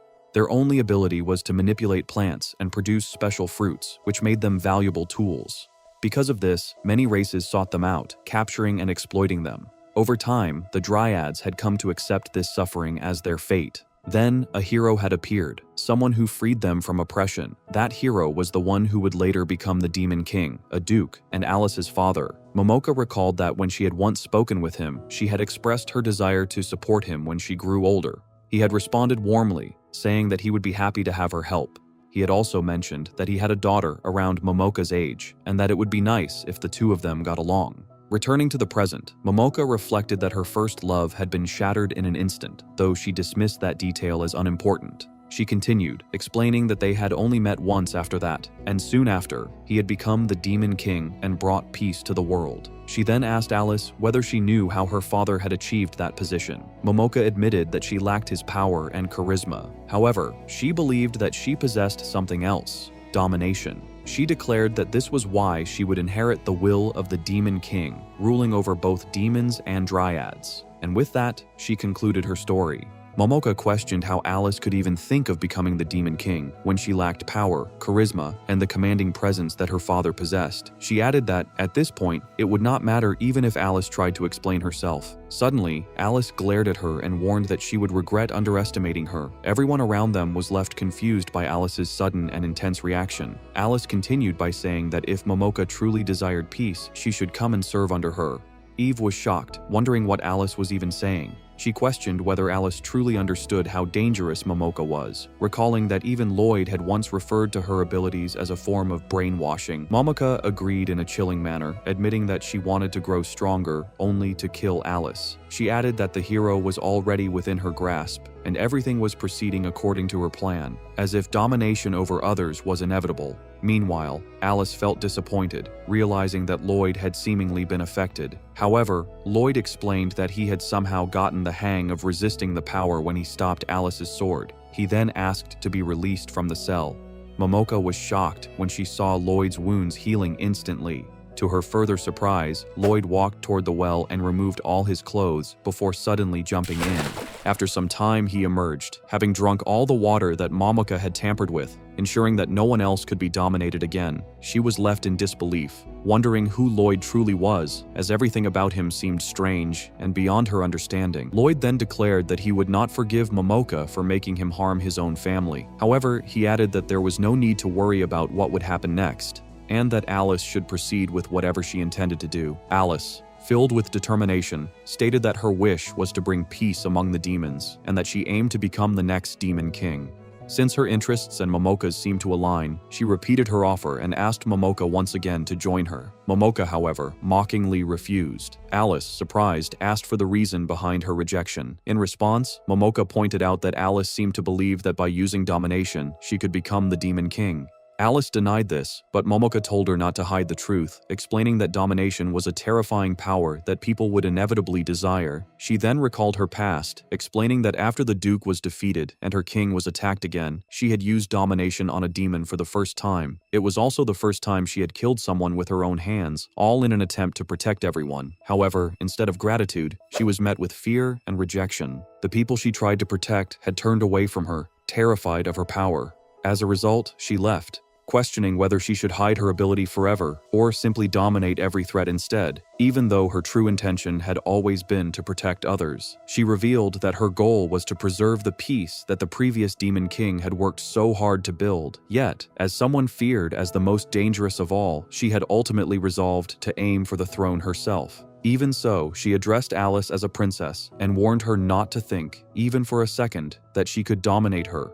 Later, they all returned to Tsubaki. After dinner, Mizuki mentioned that while she had been busy fighting beasts, a lot had happened. She admitted that she was deeply moved upon hearing that Alice had managed to capture Lloyd, and she wondered where Momoka was. Tsubaki replied that Momoka had been locked in a regular cell and noted that she had been surprisingly obedient, aside from Alice's attempts at persuasion. Mizuki then asked whether Tsubaki had any clever recruitment strategies. Tsubaki responded by reminding her that she had always been against such methods, as she did not support Alice becoming the Demon King, nor did she approve of making Momoka her subordinate. Alice agreed, but stated that she would continue trying to open Momoka's heart and persuade her until she accepted. Soon after, Lloyd arrived and informed them that he had put Eve to bed in the guest room, as she had fallen asleep shortly after dinner. Alice then asked Lloyd to accompany her, explaining that she wanted to report the day's events to her father. She took him to her father's grave and told the late Duke that she had brought Lloyd with her. She explained that she had just fought someone who also aspired to become the Demon King, and that Lloyd had even been brainwashed during the encounter, making it an extremely serious situation. Lloyd felt uneasy and questioned whether it was appropriate for him to be there. However, Alice reassured him, saying that it was thanks to him and Eve that no one had died and that they had successfully defeated Momoka. She expressed how blessed she felt to have both of them by her side. Then, recalling Momoka's earlier words, Alice began to question herself. She wondered why she truly wanted to become the Demon King, and realized that perhaps she did not desire the position as strongly as she once believed. Lloyd, hearing this, was left confused by her sudden doubt. Alice continued by explaining that she genuinely wanted to protect the peace among the demons and follow the path her father had once walked. She admitted that these feelings were not lies, as it was truly what she wished to do. However, she also realized that this was not the whole truth. She reflected that it was thanks to both Momoka and Tsubaki that she had come to recognize her own naivety. Alice then acknowledged that Momoka might actually be more suited to become the Demon King, given her strong resolve and her overwhelming power of domination. However, she also understood the heavy cost that came with that path. She realized that if Momoka were to become the Demon King, she would have to bear that burden entirely on her own. Her power was so terrifying that it would only cause others to fear her. No one would be able to truly stand by her side, leaving her isolated and alone. Alice further reflected that if Momoka began relying more and more on domination, she might eventually become controlled by that very power herself. In a sense, Momoka was already being consumed by domination. Realizing this, Alice concluded that there was nothing she could do to change Momoka's past or her current struggles. However, she deeply admired her determination and courage, and had come to genuinely like her. Because of that, Alice resolved that she would be the one to free Momoka from the burden of domination. She declared that she herself would become the next Demon King. From a distance, Tsubaki, Momoka, and Mizuki had been listening to everything. Mizuki, surprised by what she had heard, asked Tsubaki for her thoughts on both Lloyd and Alice. At that moment, Alice was visibly emotional. Tsubaki commented that Alice had surpassed her father in terms of resolve. She reflected that Alice's father had once become the Demon King for her sake, but now Alice had chosen her own path with even greater determination. As she said this, Tsubaki herself began to feel emotional after hearing Alice's words. Eve woke up in her bed, feeling as though she had slept like a rock. She wondered if it was already morning, and questioned when she had even fallen asleep. Beside her, Lloyd explained that after dinner, combined with her injuries and exhaustion, she had simply passed out. Startled to find him lying next to her, Eve immediately became flustered and embarrassed. Lloyd calmly told her that he only wanted to check her condition. As he examined her, he noted that there were no visible injuries and began to wonder if something was wrong. Overcome with embarrassment, Eve lashed out at him, even hitting him in the process, as if he might explode from getting too close. Realizing what she had done, she quickly felt guilty. Not long after, Tsubaki entered the room and greeted her good morning. With a teasing tone, she asked whether she had interrupted a moment between the two. Lloyd clarified that he had only been checking Eve's injuries, but admitted that he had ended up embarrassing her instead. Eve added that her injuries had mostly healed overnight and told him to stop staring at her like that. Tsubaki then commented that although the visible wounds had healed, it would still take a few days for her to fully recover. Soon, Eve noticed Mizuki, Alice, and Momoka approaching. She was shocked by the sight. Alice looked half asleep, while Momoka was holding onto one of her arms. Tsubaki remarked that Eve would not understand what was happening, as she had been asleep while everything unfolded. She explained that a lot had occurred during the night. She went on to describe how, while returning to the mansion, they had encountered an unexpected situation. When Alice arrived, she found Tsubaki, Mizuki, and even Momoka waiting. To everyone's surprise, Momoka, in an emotional state, expressed her desire to serve under Alice. Alice had been completely confused by this sudden change. However, Tsubaki explained that she had now chosen to support Alice's decision to become the Demon King, and that there was no longer anything stopping her. Returning to the present, Alice admitted that she still did not fully understand everything that had happened, but she felt as though she had taken her first step on the path to becoming the Demon King. She acknowledged that the road ahead would be long, but she was determined to do her best. Mizuki agreed with her resolve. Momoka then declared that she would use her power of domination only for Alice's sake, and asked to remain by her side forever. Mizuki responded confidently, stating that everything was now clear, as she herself was Alice's top subordinate. Momoka teased her for that claim, creating a lighter atmosphere among them. Tsubaki then turned to Lloyd and Eve, saying that Alice had grown stronger and that it was all thanks to them. She expressed her deep gratitude toward them and their family. As a sign of respect, she knelt before them and asked if they would be willing to continue watching over Alice. She thanked them once again for everything they had done. Eve turned to Lloyd and stated that they would continue to stand by Alice's side. However, Lloyd did not respond immediately. Instead, he was reminded of the previous night, when Alice had walked away from her father's grave. At that time, Lloyd had spoken quietly to the late Duke, acknowledging that his words might not carry much meaning, especially since he had been under someone else's control. Even so, he had sworn that he would never allow anyone to hurt Alice again. He had resolved that even if it meant risking his own life, he would protect her no matter what. He had also conveyed those same words to Tsubaki, who had felt deeply grateful for his sincerity. Later, when it was time for them to depart, Alice asked Mizuki whether it was truly all right for them to leave without helping with the restoration. Mizuki responded casually that it was not a problem, explaining that she was used to breaking and fixing things regularly. Tsubaki added that explosions were simply a normal part of their training. Although Momoka looked exhausted, she still remarked that it was fine, and that she could manage things as well. Alice was slightly surprised to see how quickly Mizuki and Momoka had begun to get along. Tsubaki then pointed out that since Alice had been away for so long, her family must surely be waiting for her return. Hearing this, Eve became emotional and admitted that it was true. She explained that Kane and Sophia had been taking care of the house in her absence, and that she felt guilty and worried for having fallen asleep and left everything to them. Tsubaki then leaned closer to Eve and softly whispered in her ear that children grow up quickly, and sometimes they mature far more than adults expect. She added that, in time, they would become someone Eve could rely on. When that moment came, she should cherish it, because children were precious.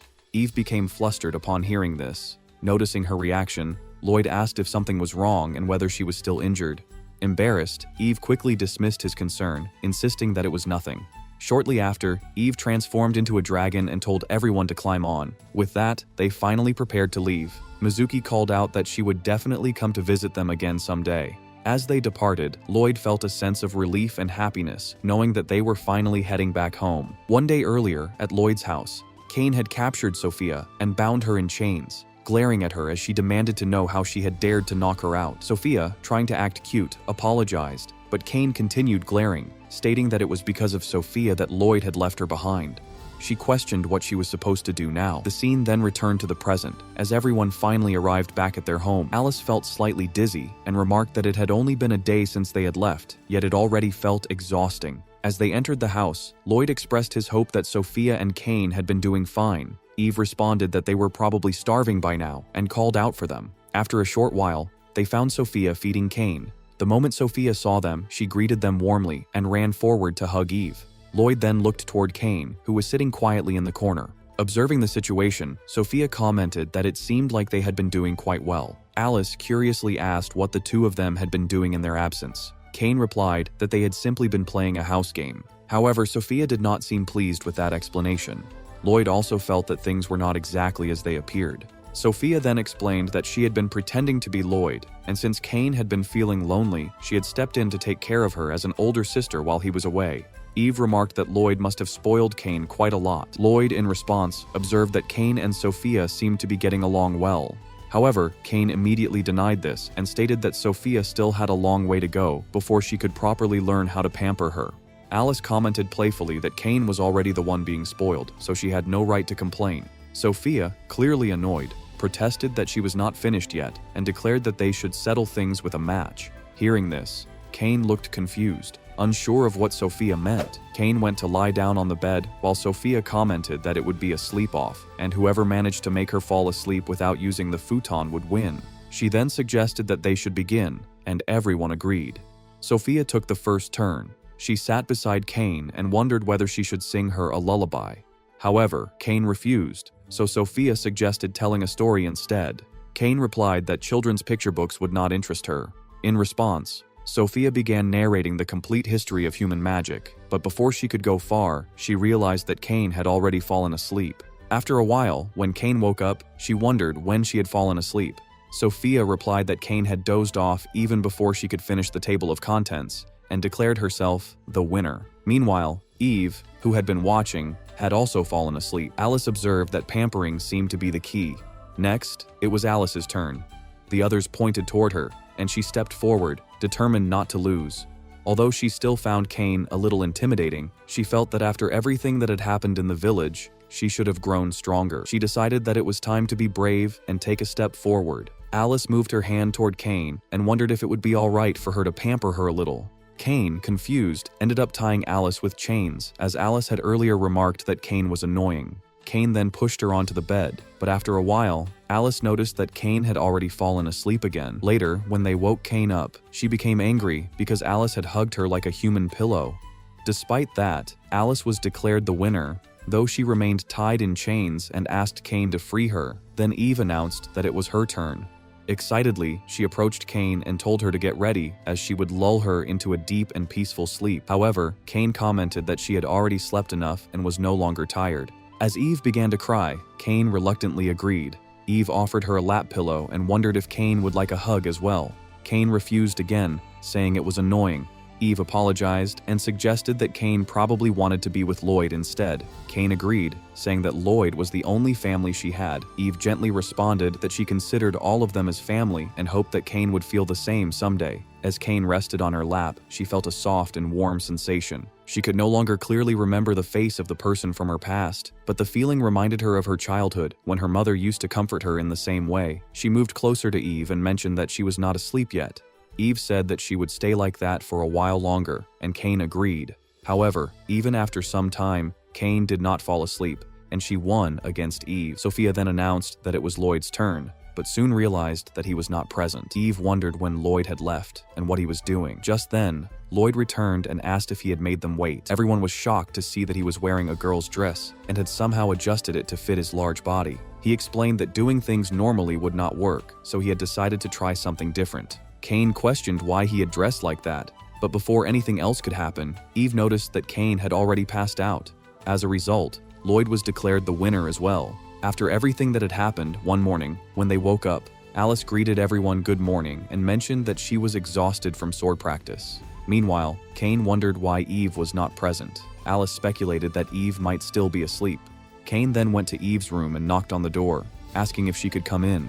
After receiving permission, Lloyd entered as well and found Eve lying on the bed. Eve explained that she had caught a cold, but it was on another level since she was a dragon. She clarified that it was a type of illness only dragons could catch, known as fever fatigue, which caused a loss of appetite. Eve reassured them not to worry, explaining that the illness was not contagious to non-dragons. Despite that, she insisted that she still needed to prepare breakfast. However, Sophia and Alice immediately urged her to rest. Eve attempted to get out of bed, saying that it was not serious, but Cain stepped forward, gently patted her head, pushed her back onto the bed, and told her not to push herself. She warned that trying to act tough would only make things worse, and insisted that she should stay in bed. Although Sophia and Alice felt that Cain's tone was somewhat rude, Lloyd intervened and told everyone that he would take care of Eve. He asked the three of them to handle breakfast, and they agreed. The group then went to look through a book on dragon biology, along with a meat lover's cookbook they had from the eating contest. Alice remarked that even though Eve was ill, she would probably still crave meat. Sophia agreed and suggested finding a suitable meat dish that Eve could eat even while she was unwell. Meanwhile, Kane felt as though it had turned into a study session. As she examined the book, she began to notice several important details. After some time, Alice remarked that they had gathered everything they needed. However, Sophia wondered where Kane had gone. Alice speculated that Kane might have gone off to take a nap, as she often behaved like a cat. Meanwhile, Sophia was already excited and fully prepared to start cooking. On the other hand, Lloyd sat beside Eve and mentioned that he had wrung out the cloth properly before placing it on her forehead. As Eve agreed, he carefully placed it, but after a while, he removed it, noting that it had already dried. He reasoned that it made sense, considering how high her temperature was due to the fever. However, Eve felt that he might have wrung it out too much. Her thoughts drifted to the last time she had caught a cold, which had been decades ago. Back then, she had been completely alone and had felt deeply lonely. In contrast, Lloyd was now gently patting her head and asking if something was wrong or if she needed anything. Eve replied that she was fine and that she already had everything she needed. After some time, Alice and Sophia returned with food and asked her to eat. Sophia explained that it was herb-grilled chicken dumpling porridge, served with juicy apple slices and honey water. Lloyd also expressed interest in having some, but Alice told him that there was more available if he wanted. As Eve tasted the food, she commented that the flavor was very gentle and comforting, almost as if it were healing both her body and soul. Sophia was delighted to hear this, and Alice added that she hoped it would help Eve feel better. Soon, Eve finished the entire meal and asked for more. After eating again, she seemed much better and attempted to stand up. However, she suddenly collapsed again, explaining that while the food had restored her energy, she was not fully recovered yet. Alice gently insisted that she should continue resting like a proper patient. Eve agreed, though she wondered if the food had truly helped her that much. At that moment, as she sat beside Lloyd, he remarked that something seemed wrong outside, as they could hear a noise. The group decided to check, and upon stepping outside, they found Kane standing there, holding a chunk of dragon mineral. Alice was shocked, as it was a rare substance that dragons consumed when they were sick, typically found deep within volcanoes. She recalled that she had already given up on obtaining it earlier and wondered if Kane had gone to retrieve it when she had suddenly disappeared. Sophia also expressed her appreciation, and Eve remarked that they had all been thinking the same thing. Kane questioned what they had assumed about her. Sophia then pointed out that the volcano was miles away and wondered how Kane had managed to bring it back so quickly. Kane remarked that when a hero became serious, anything was possible. Hearing this, Eve blushed and wondered if Kane had really run around all day just to get the mineral. In response, Kane grew embarrassed and angrily told her to stop talking and go back to her room to rest. Lloyd then explained that when Kane was younger, she had spent a long time bedridden. Because of that, more than anyone else, she understood how miserable being sick could be. He added that even when she herself had been ill, she had still tried to push through it. Eve recalled those moments and remembered how she had once been told not to act recklessly when she was sick. Thinking about everything, she felt deeply grateful and happy to have such people around her. At that point, Kane turned toward Lloyd and warned him not to share such embarrassing stories. Lloyd immediately apologized. Soon after, Kane began heading back to her room, and Lloyd casually wished her good night. Before leaving, Kane turned back toward Eve and told her that if she refused to rest, Lloyd would stop paying attention to her. She then urged Eve to hurry up, eat the dragon mineral, and recover properly. Eve was deeply moved by Kane's gesture. Afterward, Alice checked a book to confirm how much of the dragon mineral Eve should consume. According to the book, a single shard was sufficient. However, Eve had already eaten a large amount. While it meant that she would likely be cured, Alice became annoyed and remarked that medicine was not supposed to work that way. Lloyd understood that dragon mineral was a rare substance that greatly enhanced a dragon's natural power, and he was aware of its effects. Realizing what might happen, he quickly moved Eve away, allowing her to rise into the sky. Moments later, a sudden explosion occurred. Kane, who witnessed it, immediately scolded Eve, telling her not to get carried away while she was still recovering. She reminded her that everyone had already warned her not to do anything reckless. Eve apologized, but she also stated that she felt completely cured now. Lloyd went to Iantown with his family for shopping.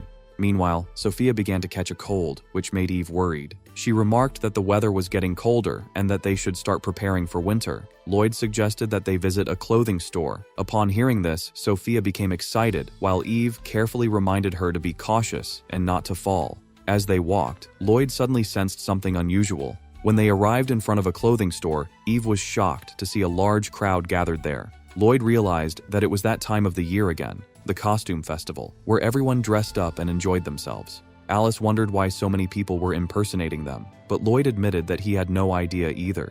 Soon, a woman was seen gathering people and announcing that the hottest cosplay, based on the hero family, was present. When she noticed the real family watching, she quickly led them behind the clothing store and apologized, explaining that their story had become extremely popular and that people simply could not resist it. Still confused, Lloyd asked her to explain further. She told him that their story had become a huge hit in the capital, known as The Great Hero Family Adventure, a picture book inspired by their lives. Eve remarked that it was clearly based on them, while Alice complained that in the story, she was often placed in embarrassing and indecent situations. Eve added that it made sense, since they had saved the capital and gained fame. Lloyd wondered whether such details were truly included in the story. Kane pointed out that if people discovered their real identities, it would become extremely awkward. At that moment, Sophia came up with an idea. After some time, they all changed into different outfits. Lloyd suggested that they should hide their identities using costumes, and everyone looked great. Eve, however, wondered why Lloyd had not made any effort to change his own outfit. As they walked through the festival, Kane and Alice felt a bit embarrassed because their clothes were tight. Sophia reassured Alice that she looked good, while Eve encouraged them to enjoy the rare opportunity. Kane, however, questioned how they were supposed to enjoy it. Eve explained that it was about eating, drinking, and watching others dressed similarly while having fun. Suddenly, Eve noticed a couple dressed as her and Lloyd. She became flustered when she saw them acting affectionately, and especially when the pair kissed. Embarrassed, she pointed it out to Lloyd and asked what was going on. Lloyd calmly explained that they were simply behaving like a loving couple, which only made Eve more embarrassed. Unable to handle the situation, she suggested that they should leave, change their clothes, finish their shopping, and return home. As night fell and they continued walking through the city, Eve commented that no matter where they went, they kept seeing people dressed like them flirting openly. Kane explained that this was the entire point of the festival, as couples freely expressed their affection during the event. Alice observed the scene in surprise, noting that she had expected Kane to get angry at people imitating them. However, Kane remained calm. Lloyd then told Eve that such behavior was normal. To demonstrate, he suddenly kissed her in front of everyone, leaving the others stunned. He casually remarked that it felt nice and wondered if he should do it again, since married couples seemed to enjoy it. Eve became so flustered that she collapsed, and the ground around them began to melt due to her overwhelming reaction. Lloyd, slightly confused, wondered if he had done something wrong. Afterward, they even offered to pay for the damaged road, but the spot was instead preserved as a tourist attraction. Eve found the entire situation extremely embarrassing. Finally, they all returned, yet Eve could not stop thinking about the kiss Lloyd had given her. Alice teased her, remarking that she had thought things might even go further. When Alice called out to Kane, she noticed that Kane also seemed confused. She wondered about Eve's state, but was equally puzzled by Kane's behavior. Neither Sophia nor Alice understood what was going on. Kane, who had always been deeply attached to Lloyd, was shocked after witnessing him kiss his wife, Eve. Later, as Kane lay in her room, Lloyd came to check on her and asked how she was feeling. She replied that she was fine and asked about Eve. Lloyd answered that he had already sent Eve to the bedroom. He then questioned why Kane had been staggering if she was not unwell. Kane explained that it was because of excitement, though Lloyd did not fully understand. She sat on the bed and asked Lloyd to sit beside her. She then wondered aloud whether he still remembered their parents. Lloyd replied that his memories were fading, though he could still recall parts of them. Kane shared that she used to dream about their parents, how their father would give her shoulder rides, and how their mother would be cooking. However, she admitted that she had not seen such dreams lately, and that even ordinary memories were beginning to fade. She explained that Lloyd had been her only family, her one and only brother. However, she acknowledged that this was no longer entirely true. Lloyd wondered if she was upset with him. Kane clarified that she was not angry, but she admitted that when Lloyd had gone to the village with the others, she had felt extremely lonely. She reflected that although she might expect to feel lonely without Lloyd, she should not have felt that way when Eve and Alice were around. She added that Sophia had always stayed by her side and never let her feel alone. Over time, she had come to accept all of them as her family. After saying this, Kane got up to open the door and discovered Alice and Sophia listening in. She glared at them and remarked that since they had been eavesdropping, they should now help her. The next day, when Eve woke up, she stretched her body, recalling how exhausting the previous day had been. She still felt flustered when she remembered the kiss and reflected that, even though they were married, there were still stages they were supposed to go through. She then noticed Cain in her bed and wondered what nonsense she had been thinking. Cain dismissed Eve's thoughts and insisted that she stop acting timid. She told Eve to come with her. Eve was surprised to see that Cain had already taken care of hunting, cleaning, and even cooking. She learned that Cain, along with Alice and Sophia, had completed all the work, and Alice mentioned that Cain had been the one to suggest it. Cain questioned how long Eve intended to remain surprised and pointed out that they could manage the household even without her. Eve wondered if Cain had done all this for her sake, but Cain denied it, stating that Eve could no longer use such excuses to avoid responsibilities. Eve was left both shocked and confused by her words. Lloyd arrived at that moment and remarked that it seemed like perfect timing. The three girls were already prepared and commented that everyone was up unusually early. They then announced that Lloyd and Eve would be going on a date. Lloyd appeared confused, while Eve grew embarrassed, wondering how the situation had suddenly turned into that. Cain responded by pointing out that they were a married couple, yet Eve was still flustered over a simple peck. She questioned how long Eve intended to remain embarrassed over something so small. Eve, in return, remarked that Cain herself had also seemed flustered. Cain admitted it without hesitation, but added that Lloyd would never choose anyone other than Eve. She explained that if they were left alone without any push, nothing would ever progress between them. She insisted that they should start acting like a proper husband and wife, and even addressed Eve as her sister-in-law. Eve hesitated at her words, but Cain suddenly raised her voice, telling her to stop clinging to her for comfort in every situation. She warned that if Eve did not move forward now, she would disgrace the name of the Dragon Emperor.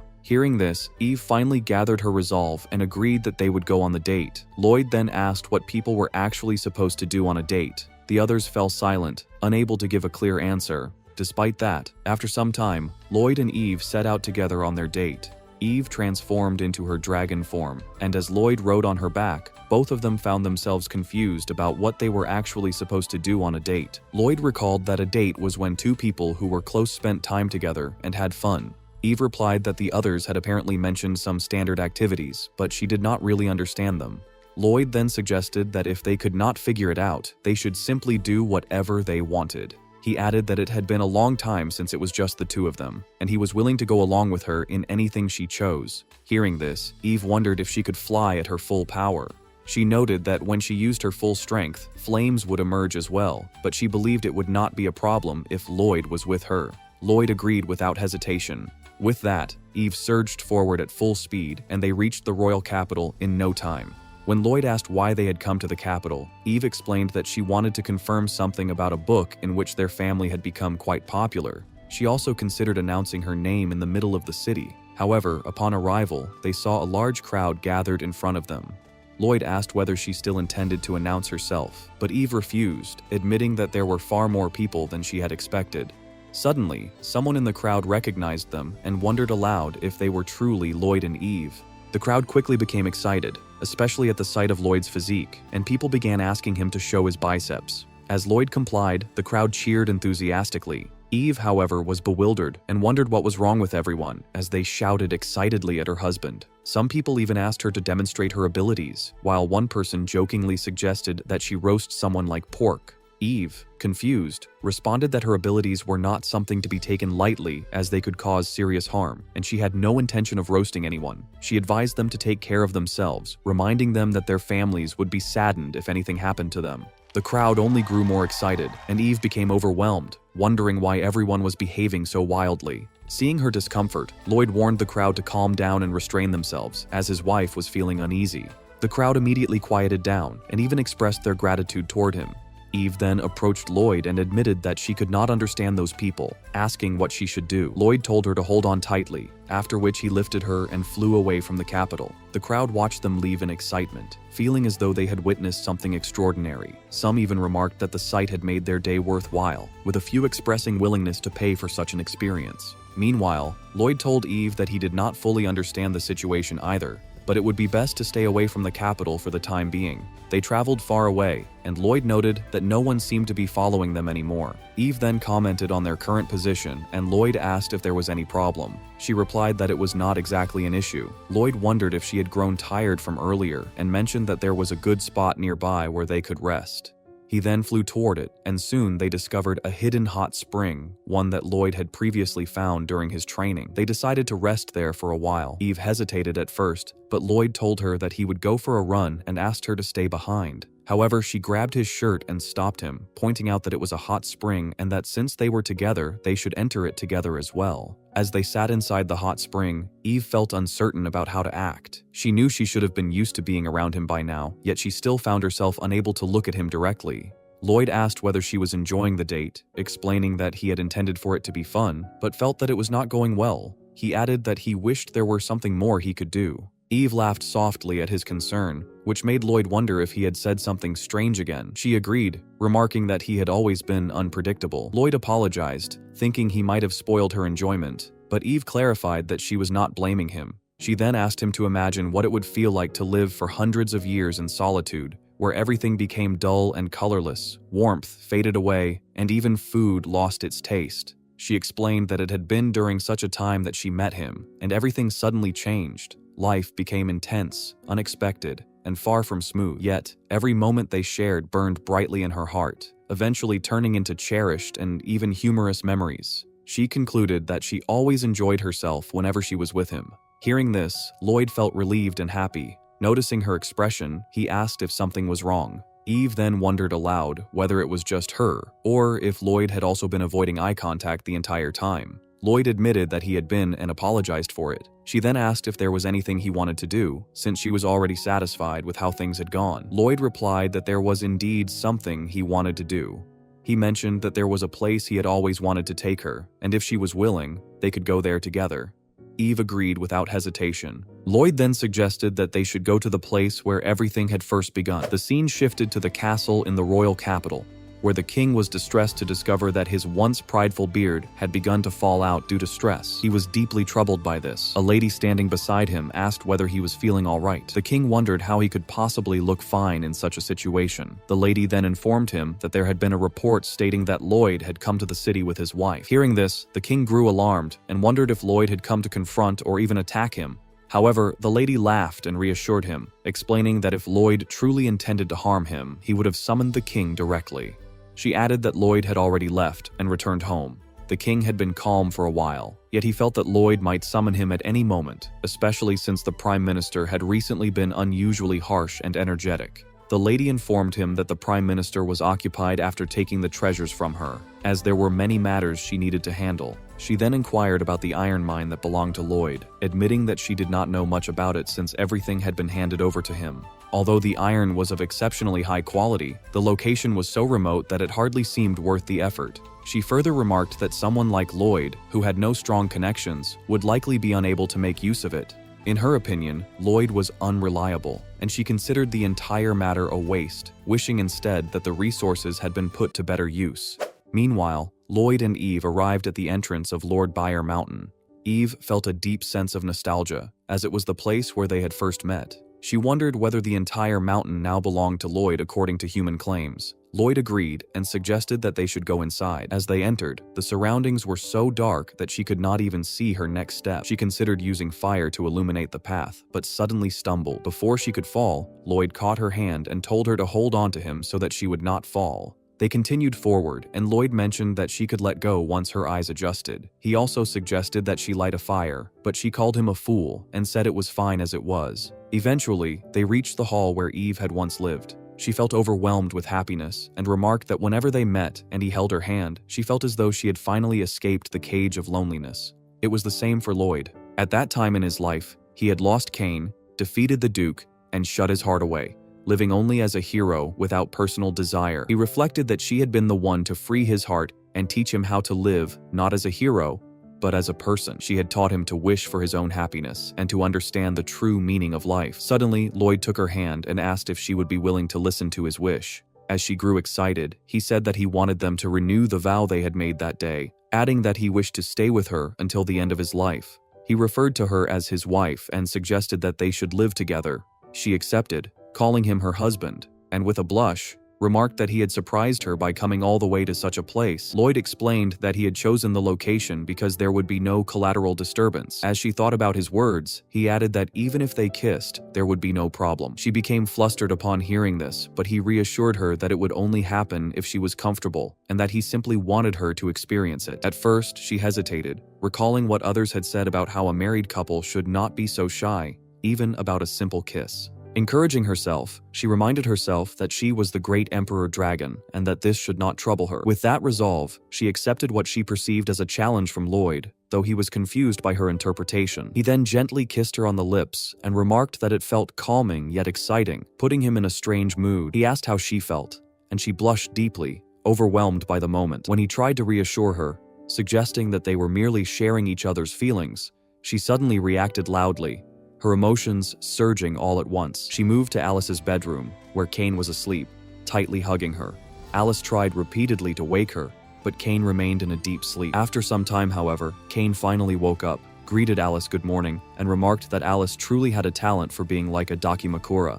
Alice then asked her to remove the chains first. Kane wondered whether Sophia was still at school, and Alice replied that Sophia should be home at any moment. She also found herself thinking about how Lloyd and Eve's date might be going, adding that they would probably return without anything happening, which was exactly what she expected. Suddenly, they heard a loud noise and stepped outside to investigate. They witnessed a massive explosion at the mountain and initially wondered whether it had erupted. Although they knew it was a volcano, they prepared themselves to protect the house if necessary. After a while, however, Lloyd and Eve returned, and it became clear that Lloyd had been heavily injured in the explosion. Alice welcomed them, remarking that they seemed to have come from the direction of the mountain and questioning whether it had truly erupted, since it did not appear to be a natural eruption. Kane became angry and warned them not to behave inappropriately inside the house. Eve responded that she already understood that, but Lloyd did not seem to. Lloyd apologized and said that they would be more careful next time. Soon after, Sophia arrived and asked whether something had erupted. She greeted Lloyd and Eve, and they inquired if anything had happened at school.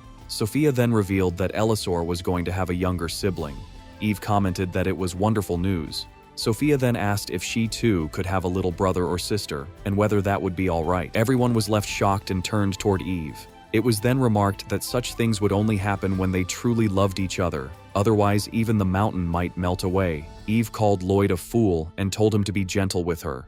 Kane, Alice, and Sophia all became flustered upon hearing this exchange. After all of this, several years passed. One day after school, a boy created a tornado using his magic while another boy admired and praised him.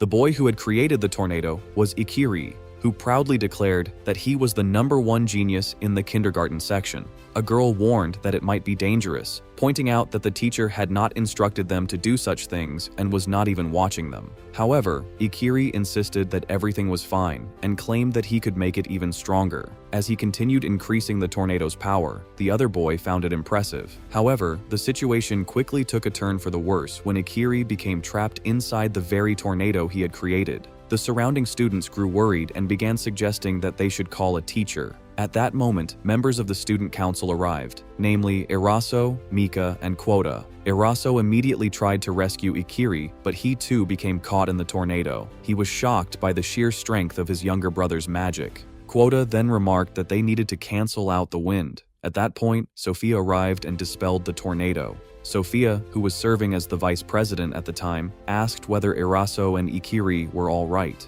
She also commented that although magic was enjoyable, they needed to be more careful when using it.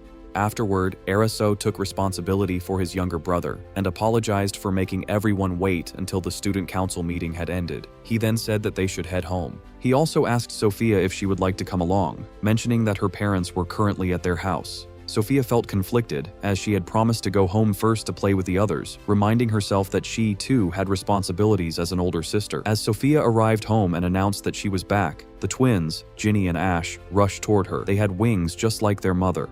Sophia wondered how they had been doing. Ginny eagerly suggested that they play a golem battle, while Ash excitedly added that it would be an intense match and that they should start right away. At that moment, Alice and Kane came in and reminded the twins that they had already been told not to sneak out of the house on their own. They welcomed Sophia, who then wondered if the two of them had been up to something. Ginny and Ash quickly denied it, but Eve revealed that they had been avoiding their math homework, and Alice confirmed it. Seeing an opportunity, the twins tried to escape. Ginny complained that studying was boring, while Ash confidently claimed that he was a smart kid. In response, Kane decided to test them and asked what 1 + 3 + 4 was. As they struggled to calculate, she warned them not to be overconfident and reminded them that she was still watching them, so they should behave. The twins attempted to run away again, but Kane caught them and asked another question, 2 + 5. Ash confidently answered that it was 6. Kane then remarked that there was a girl in his class who always gave wrong answers. Even then, Ash refused to lose confidence and insisted that his answer was almost correct, calling it proof of his intelligence. Kane questioned what kind of intelligence that was supposed to be. Soon after, they discovered a letter from Mizuki. The letter stated that war had begun breaking out across various regions, and those aiming to become the new Demon King had started mobilizing. The Mermaid Tribe, the Triad, and several others had united with those who desired peace. However, those seeking the title of Demon King would not be satisfied unless they were defeated. Alice understood that by subduing them all, she would become the Demon King. Sophia grew excited and wondered if she should create 10,000 golems or try something else to help. However, Alice refused and mentioned that there was also a postscript in the letter. It stated that Momoka had already defeated a self-proclaimed Demon King who held a deep grudge against Alice, and that she should confirm the details upon returning. Alice felt uncertain about who it could be, while Sophia advised her to remain cautious. Meanwhile, Ash asked Kane what 2 + 10 was. When she told him it was 8, Ash believed her and said he thought it was correct. However, Kane then admitted that she had been lying, which left him upset as he questioned why she would do that. She was surprised by his reaction. At that moment, they noticed that Lloyd and Eve had finally returned.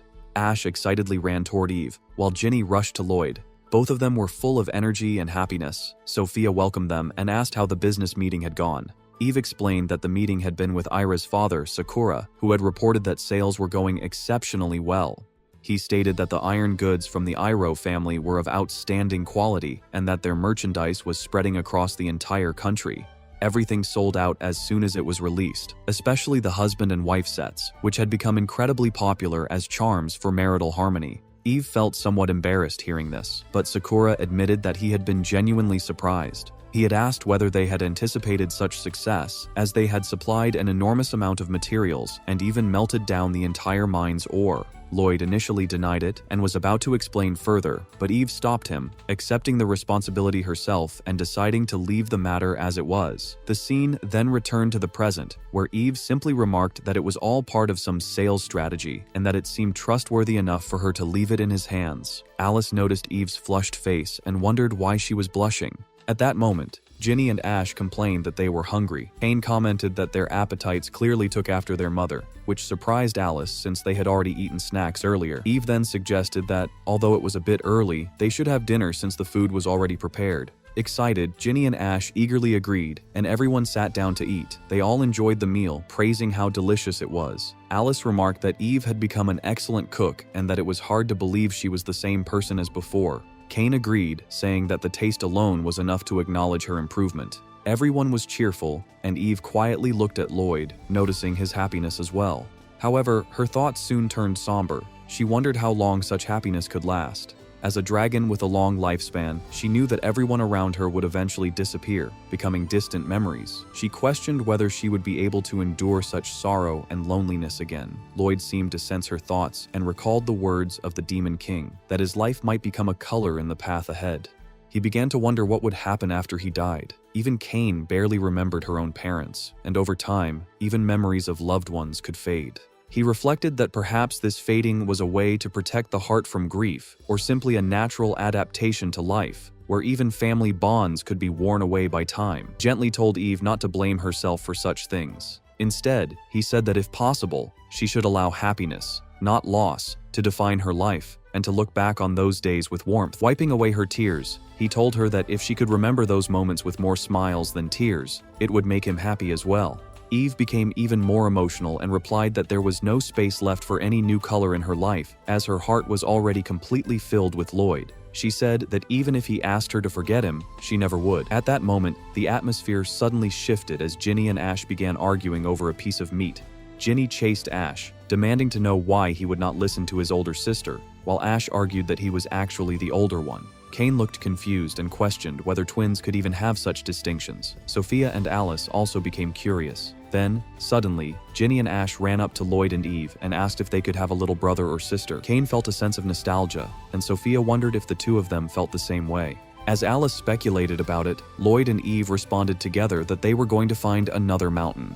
The scene shifted to the ogre village, where Tsubaki appeared worried. She realized that she had forgotten to send the scroll while leaving with Lloyd and the others, and she told herself that she would make sure to send it next time. As she reflected, she noted that there were surprisingly many records and stories about dragons marrying other species, and that their children could indeed be born, often inheriting the long lifespans of dragons. At that moment, she was cleaning Duke's grave. She thought that if she shared this news with them, they would surely be happy. With 2 energetic children already in the family, she felt that Eve would no longer have to worry about loneliness. The scene then shifted to Lloyd and Eve. Lloyd told her that they had decided what to do, but he wondered how many children she wanted. Eve became flustered upon hearing this, and replied that the 2 they already had were growing well. However, she added that she preferred a lively household. Since dragons traditionally lived in large clans, she expressed her desire to have many children. Thus, in a remote region of the Dilgrand Kingdom, there existed a rather unusual family. Lloyd, once known as a hero who had lost his life long ago and had been treated as a mere disposable tool, had found something new. Through this family, he reclaimed his sense of self and stepped away from being a tool, becoming human once again. In time, this family was formed and bound together by genuine love and connection. And so, they lived happily for many years, bringing the story to a warm and fulfilling end.